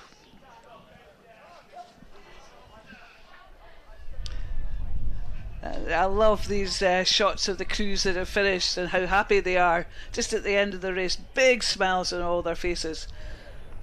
Yeah, that was lovely to see, and we are getting into the real end of the day here. A lot of these crews have waited a very long time to get their final executed here at BUCS Regatta, but here is their moment, their time to shine, and they put it all out on the water. And this now, the F final of the women's intermediate double sculls. De Montfort B in 1, Bournemouth B in 2, Loughborough B in 3, is then Strathclyde in 4, Hertfordshire in 5, and Birmingham B in lane 6. I don't know why that was such a mouthful for me, but it clearly was.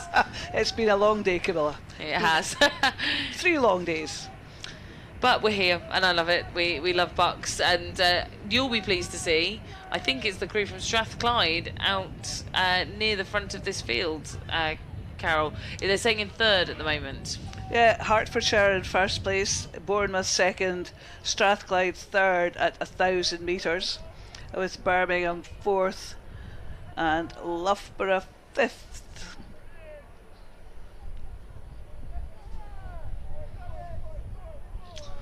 We don't have De Montfort in lane 1, they've scratched according to our computer in front, so we've got 5 boats in this final. So close at the top, first 3 crews under a second, separating them just at 1,000 metres, and about 4 seconds to the next crew after that. But 4 seconds halfway through a race, that's just about a boat length. So still in contact, still to be worked through. It could go anyway. So very close racing at the front here. Yes, indeed, and any contact at all, I think, especially in the small boats, very, very doable for crews to turn that around and to make a call, push together and really close a gap up in no time at all. So, yeah, I think still expect this to be somewhat of a race coming into the final 750 metres in these intermediate double sculls events. You can just see the bright red of Birmingham there, Hertfordshire on the right side of the screen on their right shoulders. Hertfordshire just in front of Birmingham there, and then I think Strathclyde University seemed to have dropped back a bit by the screen. I think Hertfordshire must have put in a push just as they've come through 1,000 metres, and then Strathclyde pretty much level with Bournemouth, with Loughborough slightly behind them. It's great to see still all the support here on the bank for Newcastle, who I think this is their last crew in this event. They've been here in force all weekend, and Newcastle see the last running crew from Newcastle for the rest of the afternoon's racing. And isn't that wonderful to see? They're out there to support their club mates and just cheer them on, and just it's so nice just the support within the clubs for each other. And looking up the course, it still seems to be Hertfordshire maybe taking the lead from Strathclyde, but Strathclyde's still in there, just giving it a push for their money. And then it's Bournemouth over on our near side. I was looking at the next race when it came to Newcastle, Carol. That is completely my fault. We're still on the F final. I'm getting too far ahead, but still... You're getting very excited. Getting very excited because I'm still seeing crowds here, and I love that. But isn't this wonderful from Hertfordshire? A big race with Strathclyde, who have really accelerated in that third 500. But I would not discount Bournemouth on this side. I'm sure we'll zoom out in a minute and you'll just be able to see Bournemouth coming into view there. Bournemouth rowing pretty much in isolation because Strathclyde have got Hertfordshire to push off. Hertfordshire have got Strathclyde to put off. I think Strathclyde have just pushed themselves in front, but I don't know if they've seen that sort of push from Bournemouth. Yeah, and Bournemouth, like you say, I think without the crew in lane 1, without De Montfort here, it's left them with a little bit of a gap on that side. So, yeah, they're going to have to work very hard to keep... I can see heads turning in the bow seat of the Bournemouth crew just to keep tabs on where the race leaders are to see if they can sprint to make up that distance. And I think they've decided to go now, Carol. Strathclyde have gone too. I don't know if you noticed that, but they've just pulled themselves away from Hertfordshire and they're just sprinting for the line in this F final of women's intermediate double sculls. Strathclyde, polka dots there, just sprinting towards the line, going to take that first place in this final. followed by Bournemouth, have pulled themselves into second place. Hertfordshire are going to have to settle for third. Birmingham going to have to settle for their fourth place, and it'll be Loughborough just coming into shot now. There we go, lovely view of the polka dots. I think it's the only club I can ever think of that's raced with polka dots. Do you know what, we were talking about this yesterday actually, about why more, actually it was earlier with Nadine, we were talking about why more clubs don't choose interesting designs like Sunderland's tiger stripes or Strathclyde's polka dots. You know, where are the clubs that are choosing those really interesting and unique designs? Selfishly, can I say that I love interesting and unique designs because as a commentator you can spot them. And it makes life easier for us. A bit like the blue stars on the blades of Newcastle, who are in this race now. Absolutely, and I was going to say purple and yellow of Manchester, but they're not in this race.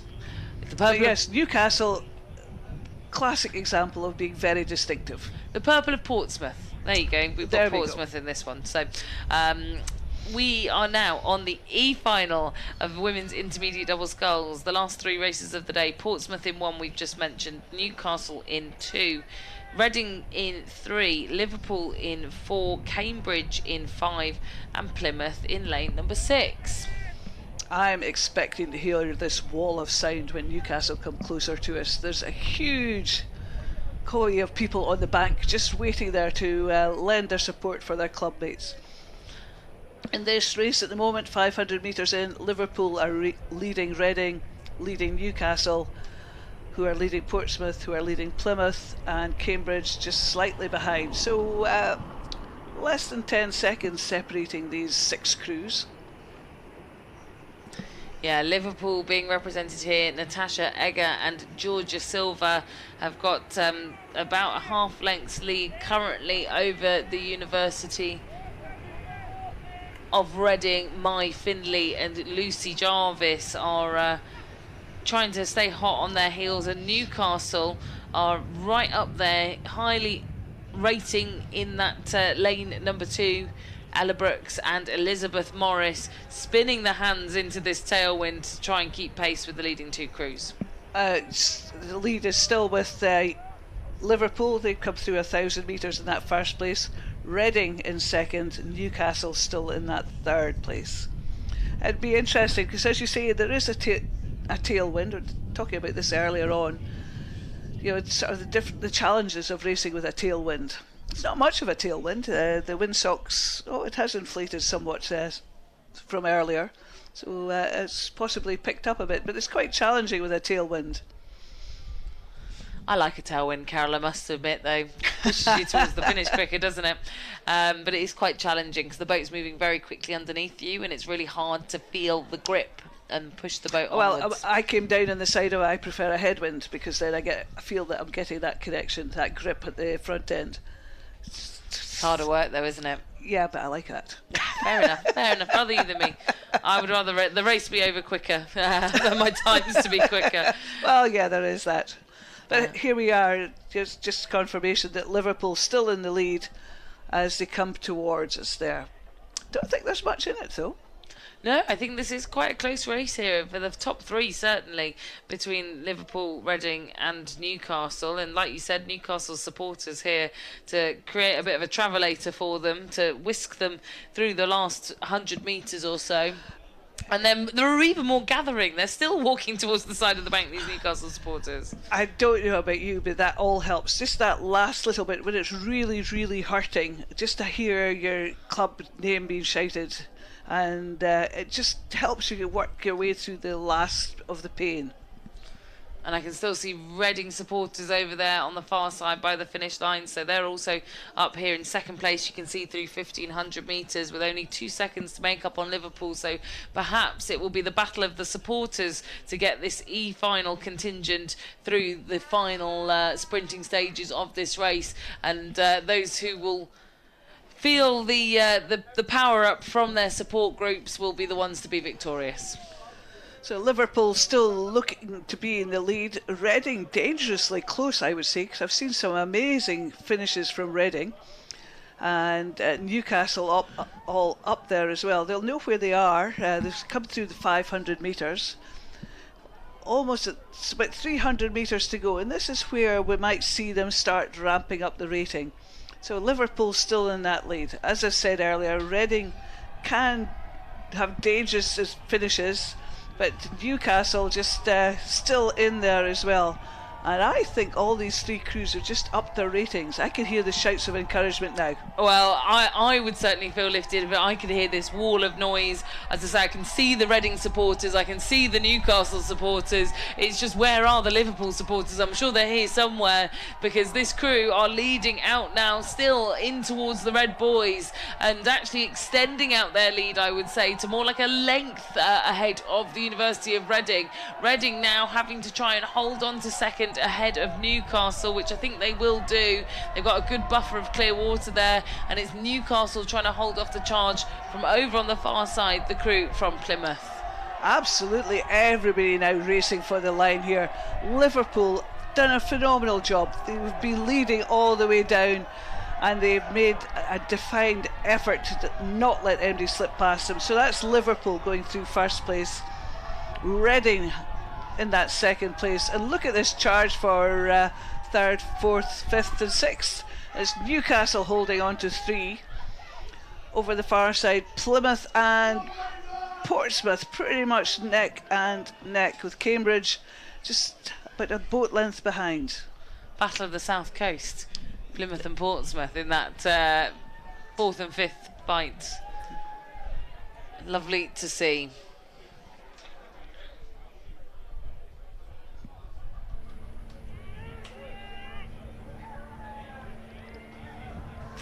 And here we are, we've got the penultimate race started, the D final of women's intermediate double sculls. Bath B in lane 1, Durham D in lane 2, Nottingham A in lane 3, London in lane 4, Reading C in lane 5, and Leeds B in lane 6. So yet again another Reading crew in this D final. Yes, more Reading support on the bank still required, because their crew now leading alongside Nottingham, who've exchanged and replaced the Newcastle supporters. It's almost been 1 in, 1 out. Newcastle have finished their supporting, and Nottingham have replaced their supporters here now on the banks of Home Pierpont. That's a cracking place to stand, actually. Just upstream of the tower, just about 100 metres short of the finish, and that just gives them that little fillip, just to lift them as they come towards the finish line. Well, we're looking at Bath here, so you sit in third position, but only just 0.4 of a second back on Nottingham, who are 0.2 of a second back on Reading. This is a really tight final, this D final of the women's intermediate doubles. 3 crews separated by 0.6 of a second.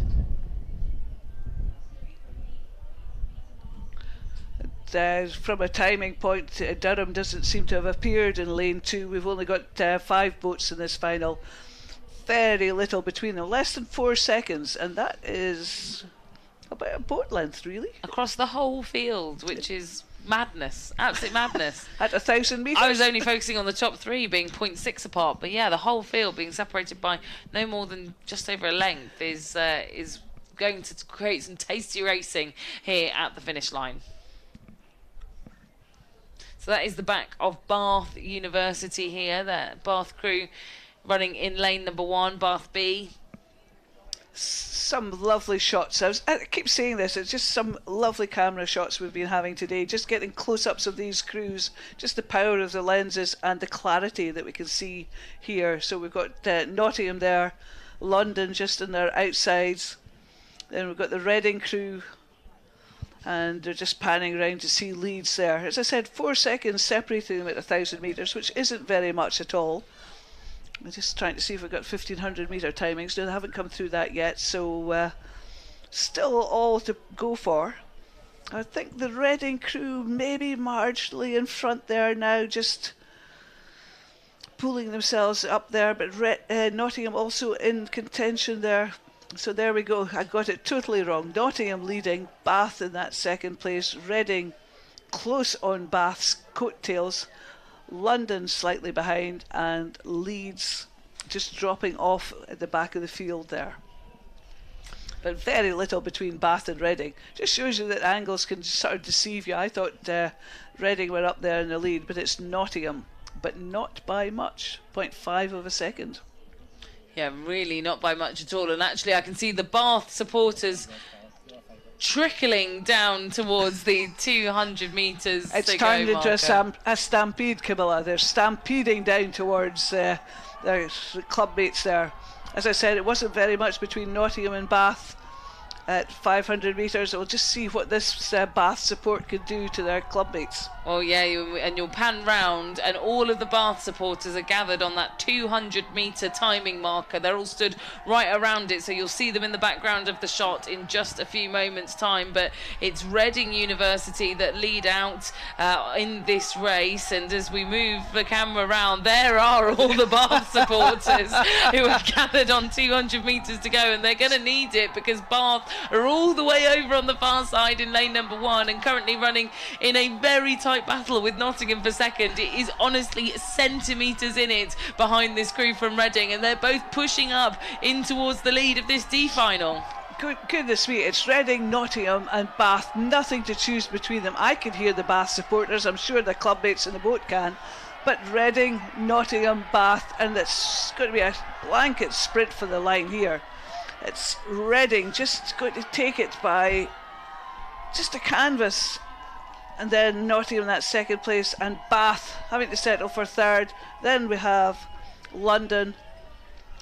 And you can see the Reading supporters here on the top of the screen. That was them celebrating the Reading win. There are their athletes in this crew that won out from the University of Reading. Rosie Mamat and Anna Turner. Hugs all round for them and watched on by their teammates there on the finish line. Lovely stuff. So this is the final race of BUCS Regatta 2024. Can you believe it? Yes and no. Yes, we're yes here. And no. I can believe it because I've had such a fun weekend.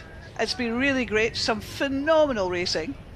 Bit sad because this is the final race and it won't have this for another year. Wave to the cameraman. Here we are. This is the Graveyard Shift commentary team up here at the top of the tower who have been bringing you all the action. And this is the C final of the women's intermediate double sculls. In lane 1, Bath A. In lane 2, Birmingham A. In lane 3, De Montfort. In lane 4, Leeds. In lane 5, Queen's University Belfast A. And in lane 6, Queen's University Belfast B. And let's hope that we're going to have as storming a race as we did in that penultimate race to round off not only a great day but a great regatta. So at 500 metres, Queen's Belfast B were leading with Queen's A in second place, then De Montfort A in third. Very little between these three crews, less than a second. 1,000 metres, it was still Queen's Belfast B, but now second place was De Montfort. And then over the far side, this side, closest to us, it was Bath. So I'm expecting to see the Bath supporter back down in droves again for this one because leads are changing. It's still Queen's over in lane 6 in the lead, just panning in the Queen's kit there with Leeds on their near side, and then we've got it's De Montfort we're just looking at, and then Birmingham and Bath. Well, the Bath supporters currently are packing up the tents, so let's hope that they notice that their crew in this C final, the women's intermediate doubles, are on their way. They've got about 500 metres until they'll be right alongside them, and I think that they are going to need all the cheering they can get because this field's separated by really nothing much at all. Just taking a look down the times here, 5 seconds or 5 seconds, separating the entire so field. Just over a boat length, possibly. So that is very, very close. Very close indeed. So we're going to need all of the supporters back once again from Bath, from Birmingham, from De Montfort, from Leeds and from Queen's to make sure that these athletes get the very best opportunity for their best place finish. And as we go through 1,500 metres, De Montfort now lead just ahead of Bath. Queen's University Belfast have been pushed down the rankings, but really not by much, and Leeds will run in fourth. Just over a second separating them, and Leeds about second and a half behind that. And it's just phenomenal to watch. The Bath mass migration has started once again at the 200 metre marker. We can see them all filtering down to their favourite viewing spots. And well, we know for a fact that we can hear their shouts of encouragement, which is fantastic, and I'm sure their clubmates can hear it. But between them and their clubmates, we have Queen's, Belfast, De Montfort, Birmingham, Leeds. So much competition in this field. De Montfort now out in front, and I would not be surprised if this was a crew that had started rowing as beginners at De Montfort, because they've got such a strong beginner programme there in the East Midlands, and great to see them right at the top of this C final. But Bath University clearly have kicked into gear in front of their support crowd, because here they come from lane number 1, and in fact I think they're now challenging for the lead as I say, they come in front of the wall of noise that is the Bath University support team at 200 metres. I think they've mounted a huge challenge. I think they've heard that support and they've just ramped it up. Here they are, right at the top of your screen there. Look, you can see all the Bath fans. You can see the Bath athletes responding to that here on the bottom side of the lake. Look at this. It's split between Queen's, Belfast, lane 6, De Montfort in the middle, Bath on our near side, and look at them all sprinting for the line. Bath going for it, De Montfort going for it, Queen's going for it, De Montfort possibly. What a great final race of the day. De Montfort University will take over Bath. Queen's just ease up before the line to go over in third position. It's then going to be the other crew from Queen's. Leeds will take that fifth position ahead of Birmingham. But wow, you could barely count the seconds between first and last there in that race. That was a phenomenal race to finish today's programme with. Just such an exciting final.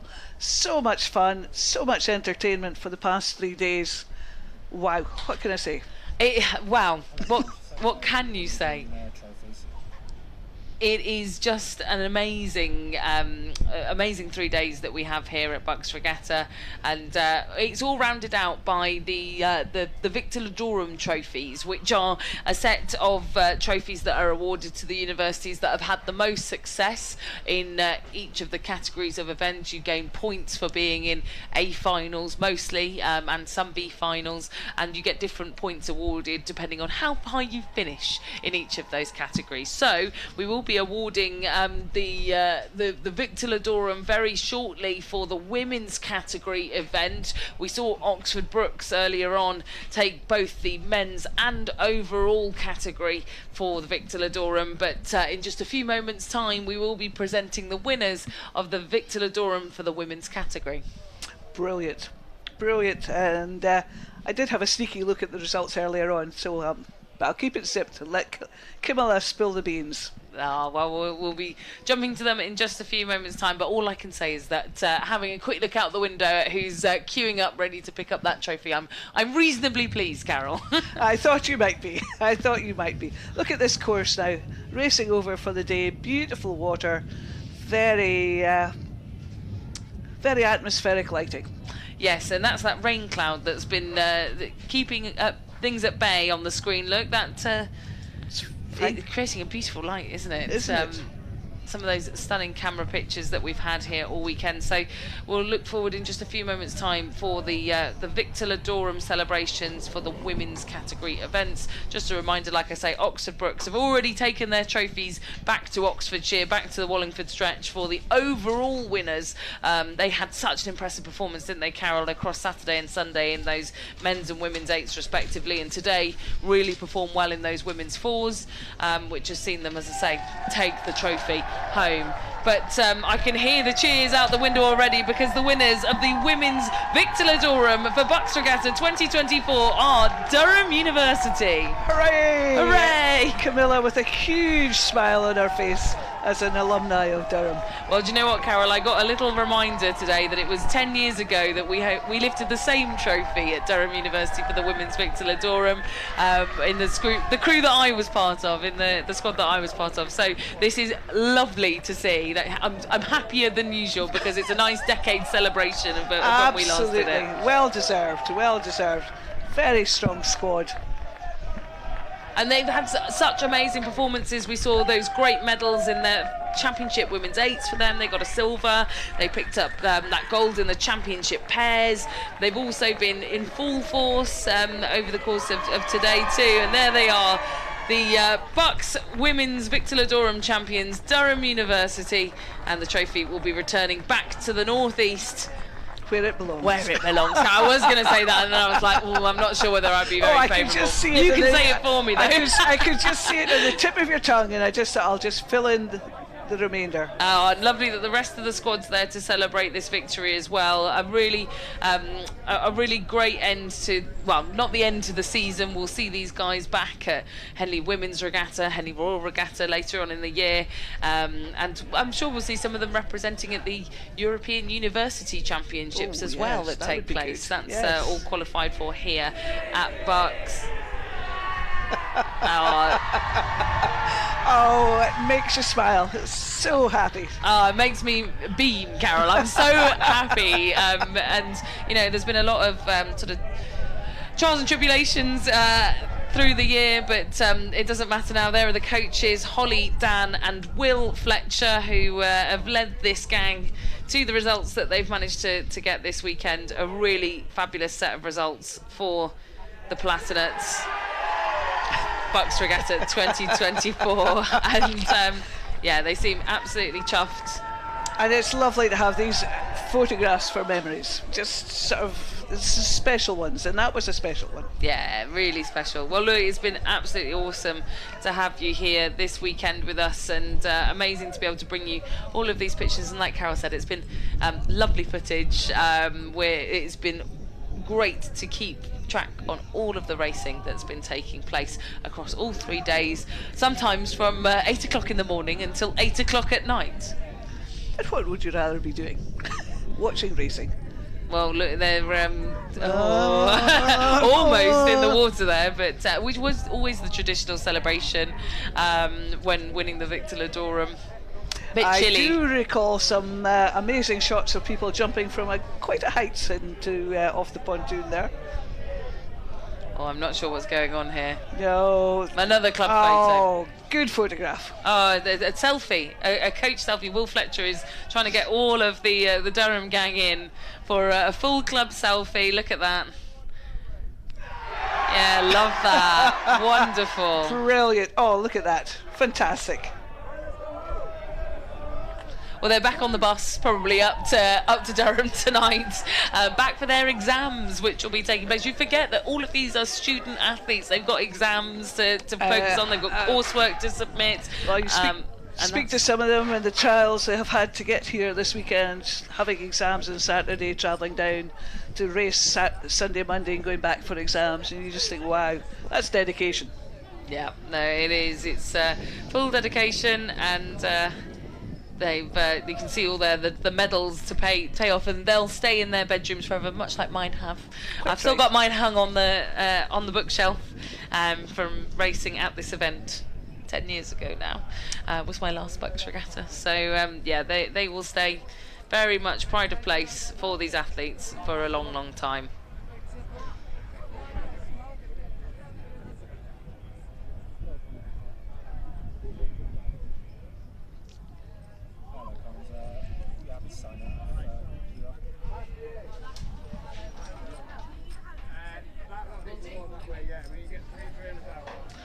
Well, that's a big thank you from us here in the commentary box. I've been Camilla Hadlin-Horrocks, joined here by Carol Wallace, but also joined by a huge variety of commentators here throughout the weekend. And a big thank you to them for bringing you all the action. Like we've said, a lot of them volunteers, a lot of them brand new this year. So if you've enjoyed the commentary, please do let us know. We've absolutely loved having you tuning in. And Carol, any last words from you? Not at all. I've had a great time. I hope you have at home, wherever you may be. And I think all the commentators we've introduced this year have been superb. Yeah, and all the athletes have been superb. Coaches, volunteers, supporters, everyone that makes this race happen. A huge thank you to you as well. We could not have done it without you. And that is it now for BUCS Regatta 2024. Do join us again next year, BUCS Regatta 2025. Same weekend as always, bank holiday weekend. We will be back, and we hope to join you again soon. Thank you so much, and safe travels home if you're here in Nottingham.